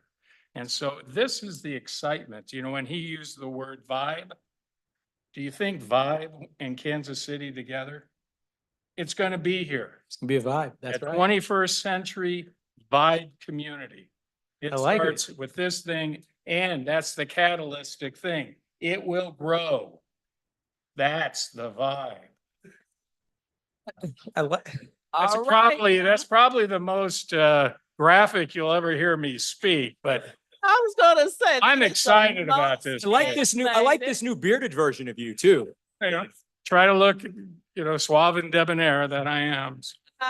Well, There you Mr. go. Murray, I hope your entire project is excited, having been here for a long time and knowing how hard it has been to market this area. You know, I've been excited before, it's up and down, and he's got his vibe going and you got your vibe. So I hope it is Yeah, man. successful. But I know when we get into the deeper dive in economic development, that there will be asks. So I have to ask about who's doing what. And the green space on this will be for the developer to maintain, right? Developer will maintain it. Yes, it'll be community green space maintained by the developer. We're not going to put any burden on Parks and Rec and other departments. Good thing to hear. Thank Yep. you very much. Yep. Keep the flattery coming. Yes, and I didn't touch on, but you asked about hotel. We are talking Commissioner to two Biden. of the top 3 hotel brands. So this will be a branded hotel and it'll be one of the top 3 hotel brands in the country. So again, speaks to the level of quality that we want to deliver. So thank you for that question. Commissioner Bynum. Thank you. Thank you, Mr. Murray, for the exciting presentation. I have a couple of questions, for myself to visualize fitting all this stuff in that spot.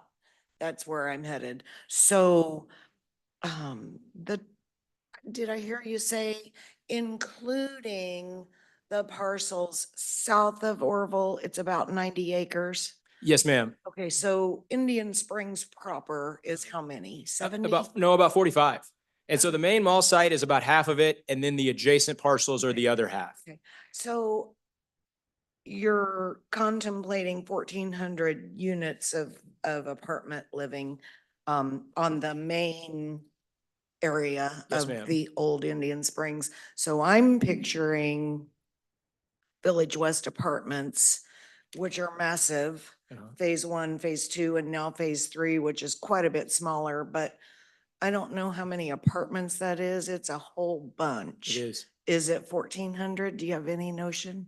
I don't Does know the anybody know? size. Yeah, unfortunately. And the reason why, because I'm trying to spatially See the scale. fit that here. Yes, ma'am. And I can't. If the And you've clerk got all may- this other additional stuff. So anyway, it's just me kind of thinking out loud. On your, key here in your slide presentation, none of your colors say apartments. So I don't know, you have your drawing that shows what is probably apartment buildings, but none of these colors on your map say apartment. Yes, ma'am. That's by design. And so as a mixed use project, what we're featuring in that flat plan is those are the first floor uses. The I see. apartments will be on 2 to 5 stories Okay. above that. Okay, And I to your got you. question on scale, if the clerk may, I'd love to throw the image back up, but we were very thoughtful in scaling, and Administrator Johnston actually brought this up in our meetings, scaling the highest density around the transit elements. We met with Transit Director Desiree Bush about this as well. So the highest density will be at the center around the transit. I gotcha. And as you work your way out, the density drops lower. It's great for a lot of things. It's great for views. It's great for placemaking and sizing. Like, we were thoughtful in that. But if you scroll to the next image, you can see kind of what the scale of this feels like. Actually, I think I'm probably on the. So there's a shot of that density. So you see it goes 6, 5, 4 as you work your way from the center out. That's what the scale of this looks like. And Right. so. And again, I'm just trying to visualize that with respect to what I can see at Village West Apartments. That's all I'm getting at. Very exciting. Really looking forward to walking this road with you because I know we're at the starting gate. Yes, ma'am. And there's a lot to do. And so it's very exciting to contemplate, moving down that road with you and creating something like that for our community. And we won't dwell on my spatial challenges. We can talk about that later, but I really appreciate it. Thanks very much. Thank you, Commissioner Bynum. And again, this is not entirely theoretical. I invite all of you to come and see 300 of these award-winning units in person at Second and Delaware. And you'll get a feel for what one of these buildings feels like, and then we're going to multiply that by about 6. So I would invite you to come check that out, please. And we'd love to work with Council Green and Administrator Johnston. If we need to notice that up as a meeting because we got more than 3 or 4 of you there, let's do that too. But everybody's welcome. Jonathan loves showing off Second and Delaware, so you're all welcome. Commissioner Stites. Stites District 7. I'm not sure, but I think No Shave November's gotten to David. I don't know when you started that, maybe about a month or 2 ago, but no, but Eric, I wish you'd get excited about the project, No, but seriously, you know what? Everything looks good. I like it. Bringing it forward, I'm not going to belabor a lot of the things that I've said. This has been an eyesore for quite some time. I'm excited to see. I'm excited to really get into the hotel operator, who that's going to be, and the potential grocery store that is much needed in that area, that we really, really need to get a grocery store in there. And then with that being said, and I know we're not here to talk development agreement, but I kind of like that stuff. And the resetting of the TGT, and I'm not going to go into it all, but, the resetting of the TIF, and then we got TGT dollars, and then, but what time do you think you will be back to ED&F? What's the time frame? Talk about that vibe. You know, this is what, we want to start that negotiation very quickly. I think we also have to understand that half of December, everything goes dark because of the holiday period. So I would think sometime in early next year, if we are very serious about our negotiations, we can craft a good development agreement draft for the gauntlet. And February-ish. Yeah, we agree with that as soon as possible. So Aaron March has been working directly with Council Green and others. And so we did hear Administrator Johnston loud and clear. Let's get this show on the road. We're ready. So they will go through the process, circulate drafts, do what lawyers do. February is a great date. We'd love to be back to you late January. We have a sense of urgency around this project for a number of reasons. The first phase of this project was originally slated to go in before the World Cup. And when the original timeline, we would have been having this discussion back in May. So we are now 6 months behind schedule. I'm not convinced that we're going to get the first phase in, but we're going to try. But anything that we can do to get this development agreement done in the first quarter, and then work with our partners at staff.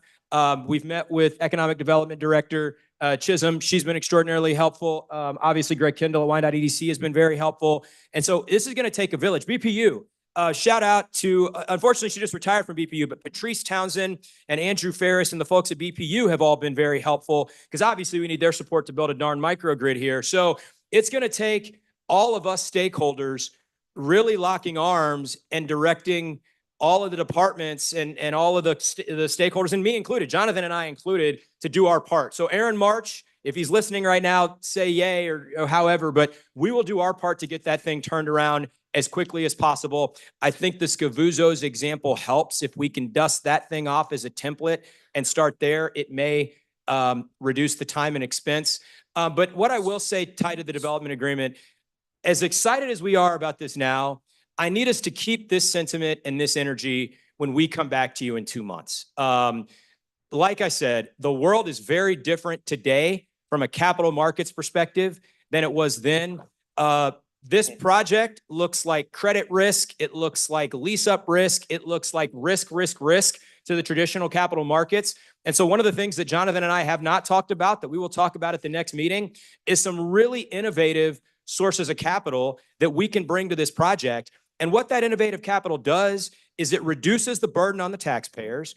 It lets us do a project that is more equitable, that is more aligned with our shared community goals, and not just entertain the highest return for the biggest institution or the biggest private investor. And so you have a locally developed project that can be locally funded, locally driven, and achieve these goals. But some of the dollars that I'm talking about are at risk if we don't go grab them soon. So we do need to have a sense of urgency. And when we come back to have that development agreement discussion, I hope we bring the vibe. David will bring the vibe to try to get this done. So I appreciate you, Administrator Johnston, and I appreciate all of your support. So Commissioner So I'm Lopez.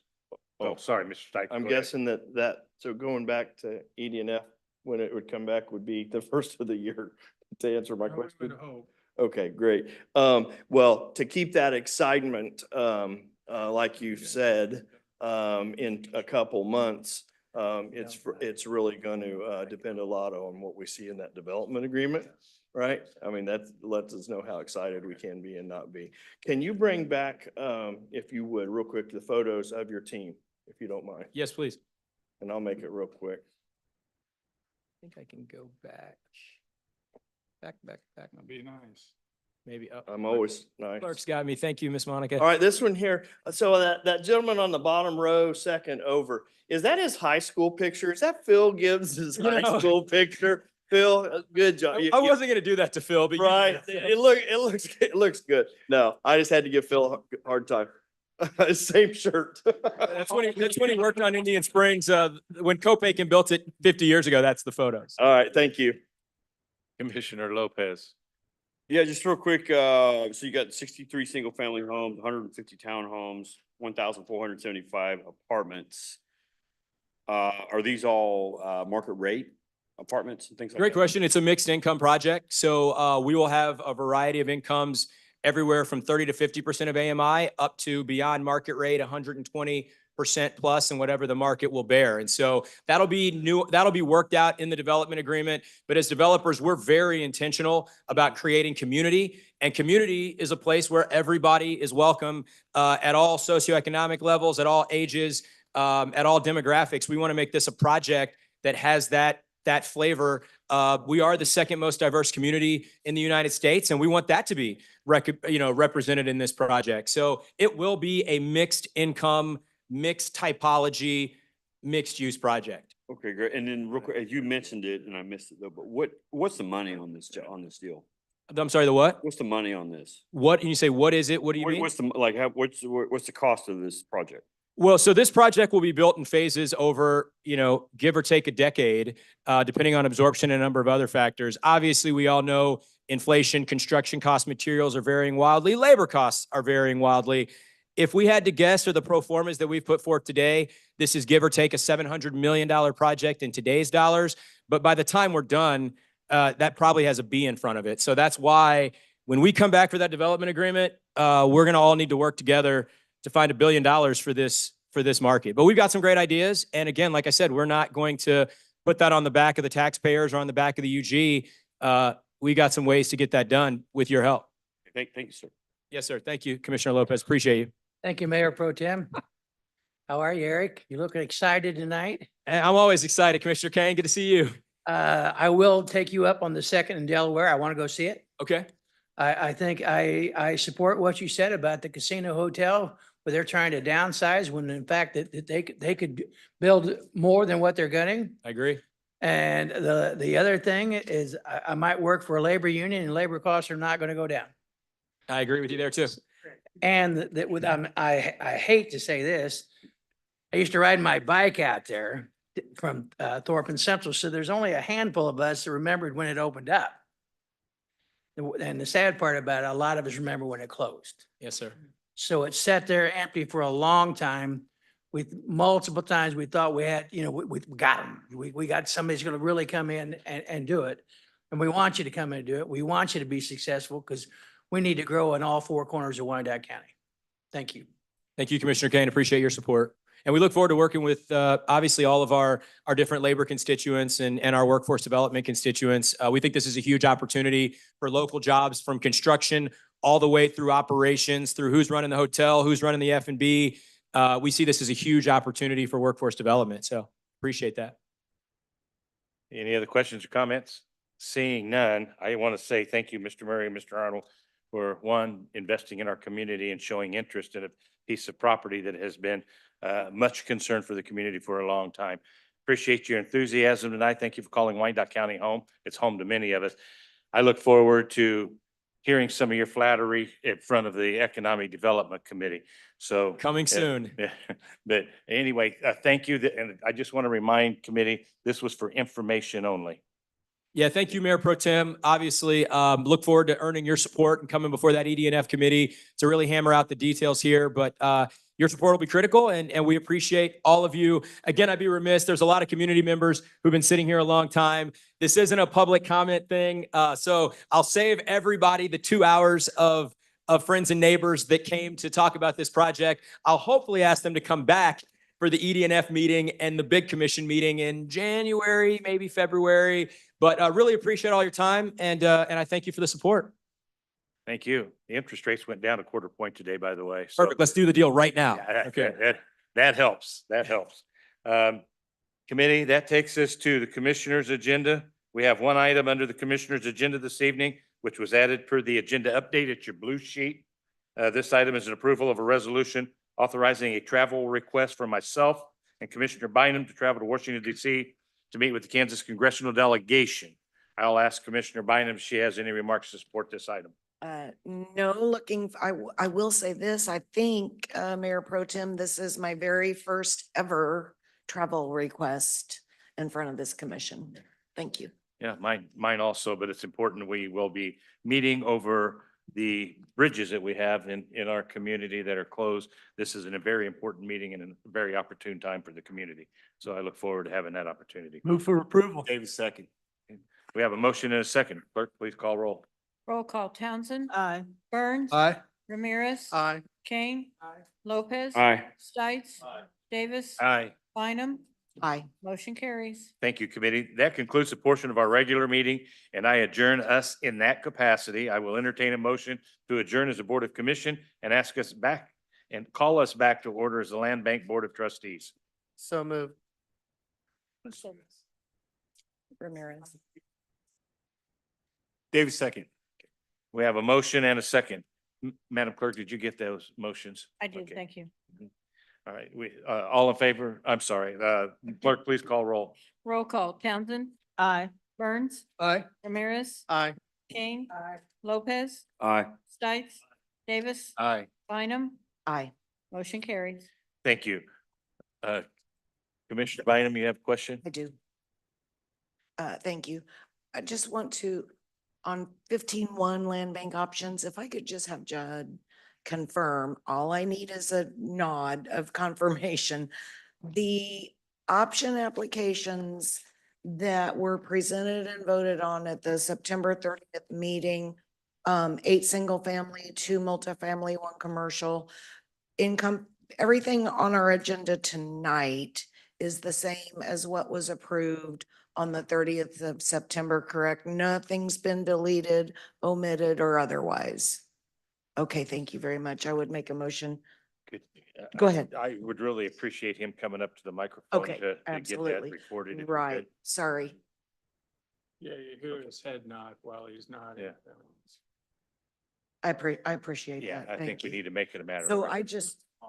I just want to confirm that the parcels, the Neighborhood and Community Development Committee voted on and passed at the September 30th meeting are these, and nothing's been changed, deleted, et cetera. That is correct, Commissioner. Okay, thank you very much. Thank you, Mr. Knapp. Commissioner Townsend. Thank you. You don't, well, you're staying close. I also wanted to state for the record regarding the Nehemiah project that, just so it's clear on the record that we're talking about here for these 27 lots, we're talking about single-family homes that are going to be built and also senior housing. There are a lot of different parts to that project, but I just wanted it clear. And I had the opportunity on October 14th to meet with Mr. Winchell, Mr. Hooks, Miss Williams, Mr. Smiley, and Mr. Breckenridge to talk in more detail as I have requested about the nature of those. So just wanted to make it clear that that's the part of the Nehemiah project that these 27 lots represent. Thank you. Madam Clerk, you do have a letter from Commissioner Hill. I do. This is from Commissioner Hill dated November 7th, Ray Nehemiah Initiative Project, letter of support. It is with great excitement that I share my full support of the Nehemiah Initiative Project, as well as the recommendation of the standing committee is submitted. Although this is not my district, I have lived near this site for more than 20 years, and I welcome any new developments such as the Nehemiah Project. Thanks to Mr. Hooks, Pastor Bradshaw, and their teams, not only providing a service to our elderly community, but for this neighborhood's growth and development. Commissioner Evelyn Hill, District 4. Thank you. Does any member of the commission or county administrator wish to set aside any item in the land bank agenda? Commissioner Lopez. I just want to talk about the Nehemiah project, if that's okay, with the developers, I guess, or the petitioners. Is that right? Is that okay? That's what it's about. It's your prerogative if somebody's here to represent that. Yeah, if that's all right, I'd like to talk about this a little bit.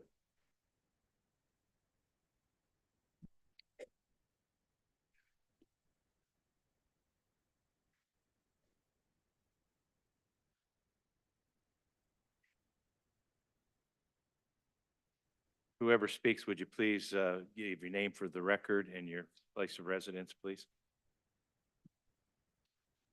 Yes, Steve go ahead. Hooks, Lee Summit, Missouri. Okay, so I was breaking this down. And so basically, we're gonna hand over all these land bank lots Okay, and as far as our meeting earlier, it's probably about a $10 million project. So we're gonna hand these lots over to you, and it's basically, at the end of the day, it's gonna be an old folks home, basically. With 15 units per building. And then you were saying 95% tax abatement. And there's, so I was doing the math. And it looks like, roughly 67,000 a month per person. Per the insurance or whatever, and then that's 105,000 a month, that's 1.2 million per year. Where's our return? Where's the UG's return? That's just my question, that's all. Well, the 15 lots are single family lots that's on 18th and Yecker. Those are gonna be 10-year tax abatement lots, single family homes. Yeah, I can't hear you, I'm sorry. The single family lots, senior living lots are on 20th and 18th Street. Right, no, I get that part. I'm just talking about the, what we talked about on our Zoom meeting earlier about the, like what, 18th to Quindaro, I think? Yeah, 18th Glendale and 20th, North 20th Street. Yeah, that's just I was just breaking it down and it looks like, I mean, here's the thing is I get it. I mean, we have elderly that need help. I get that. But at the same time, I mean, I know a couple owners as well that have, I just call them old folks home. I don't know what else to call them. Senior living, thank you, senior living. But I mean, it's a very, very lucrative industry. But I'm just saying, we're handing this stuff over to you and with these tax exemptions and stuff, but where's our return on this? That's just what I'm just trying to figure out. Sure. Actually, the numbers on that, you want to speak on that? Yeah. Go ahead. There's definitely a return. There's a return to the eastern part of Quindaro that has been neglected for so many years. This Sir. is uplifting for us. I'm a lifelong resident. I'm sorry, Craig Donnell, 8333 Haskell, Tennessee Cape. I got a little choked up when we started talking about the return. And the return is we're trying to bring back Quindaro that has been neglected for many, many years. So this is an opportunity that's done by locals here, build our own, take pride in it. Yeah, we got excited about Buc-ee's. We got excited about what's going on in Indian Springs and everywhere else. But we don't want to leave out Quindaro. It's been left out too long. So to your return, to answer your question, Commissioner, is to revitalize Quindaro. No, I get that, but I'm talking about. For so long. I'm talking about money here. Yeah, I understand that. If I may, I would just, if I may, I want a point of order. I don't like people talking over. Oh, I'm one sorry. another. No, I'm sorry. I would just state that this is really just an ask at this time. It's not the development agreement. They will come to us with the full development agreement once it's been negotiated. This is just their ask at this time. And I do understand the question, but I believe we will have an opportunity to. No, I get that. I was just, since you're here, I just had some questions about it, that's all. That's fine. My name's Eric Winchell. I'm part of the consulting team, working with the tax incentives and the agreement that'll be developed in the next several weeks. But basically, to your point, the land bank material, as we discussed with Greg Kendall, and we're talking with Chelsea Chisholm as well in connection with this, is that this is all part of the utilization of the land bank properties in the NRA program that's set up for a 95% abatement over a 10-year period. So right now, there's no development there. Going forward, we will have development if we're able to negotiate some form of abatement under this program. There'll still be a pilot payment. There'll still be a 5% requirement for a period of 10 years. After that, you're going to have a fully developed situation. And then there'll be money and resources coming in at that time. And again, I think as everyone's saying, that this is an undeveloped area, just like Eric Murray was very eloquent. This project might be 1/10 of 1% of these projects that you just been discussing for the past half an hour or so. But I know that Pastor Bradshaw and the whole development team is very excited and very passionate also about bringing opportunity to this area of Quindaro that's been underserved for a long time. So be patient with us. We are negotiating all of those deals, and we want to make it a win-win for the people of the community, and our development team. Okay. Thank you. Thank you. Commissioner Bynum. Thank you very much. Just to reiterate, this is a land bank item. It has nothing to do with any other part of the process that you all will go through. Motion to approve the land bank options, item 15.1. Townsend second. Okay. We have a motion and a second, but we also have other people that want to speak. Commissioner Davis? Very briefly, I mean, the benefit is we are helping local, particularly Black, minority-owned businesses and developers develop. And that is very, very important. The revenue that will be generated will take time. I understand that, but you're still going to be paying the pilot, you're still going to be paying stormwater, you're still going to be paying wastewater.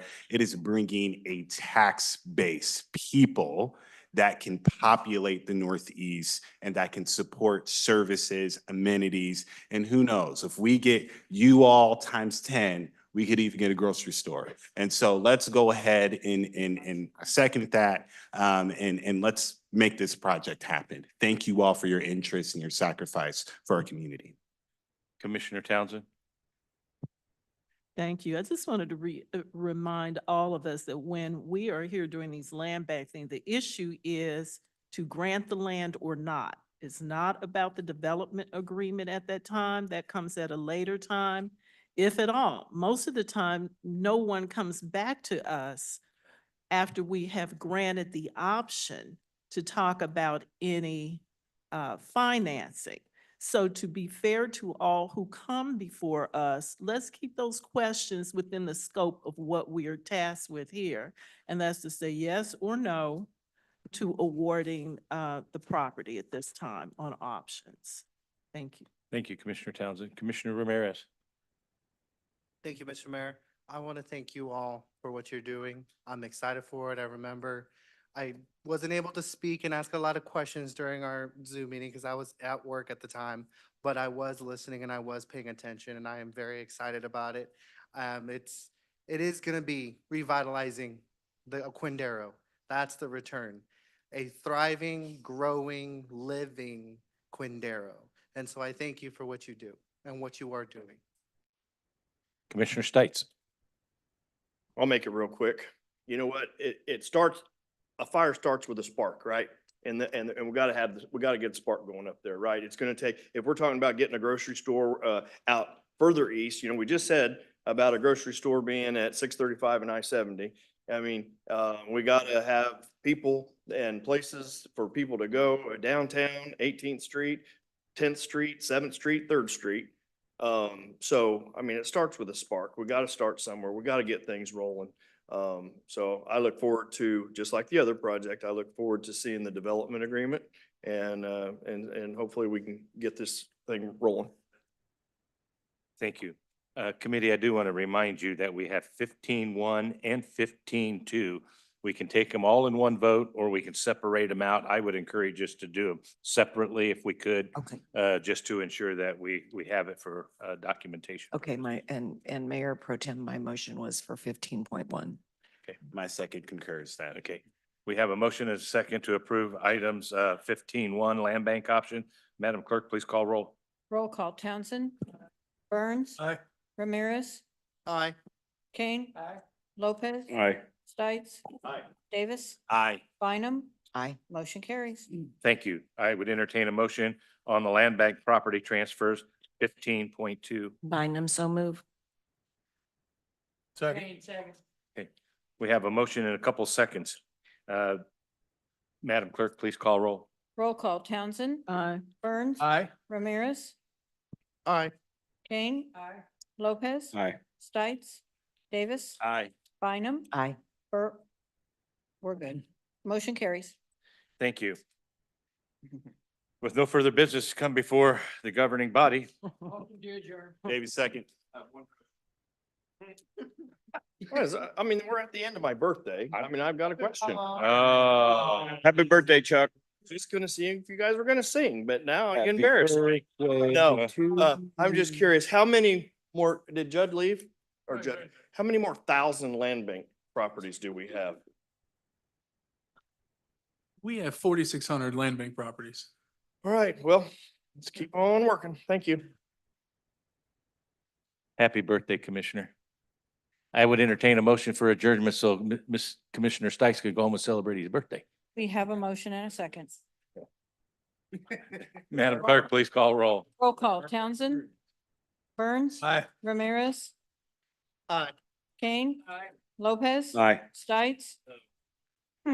Davis? Aye. Wants the party to continue. Bynum? Aye. Motion carries. Thank you, committee. We are adjourned. Audience, thank you for your patience with us this evening. Committee, thank you for your work this evening. We are adjourned. There an actor underneath there? Yes. That goes to her. That That's goes the to her. mayor's copy. Okay, Yours is the other one. this is your copy.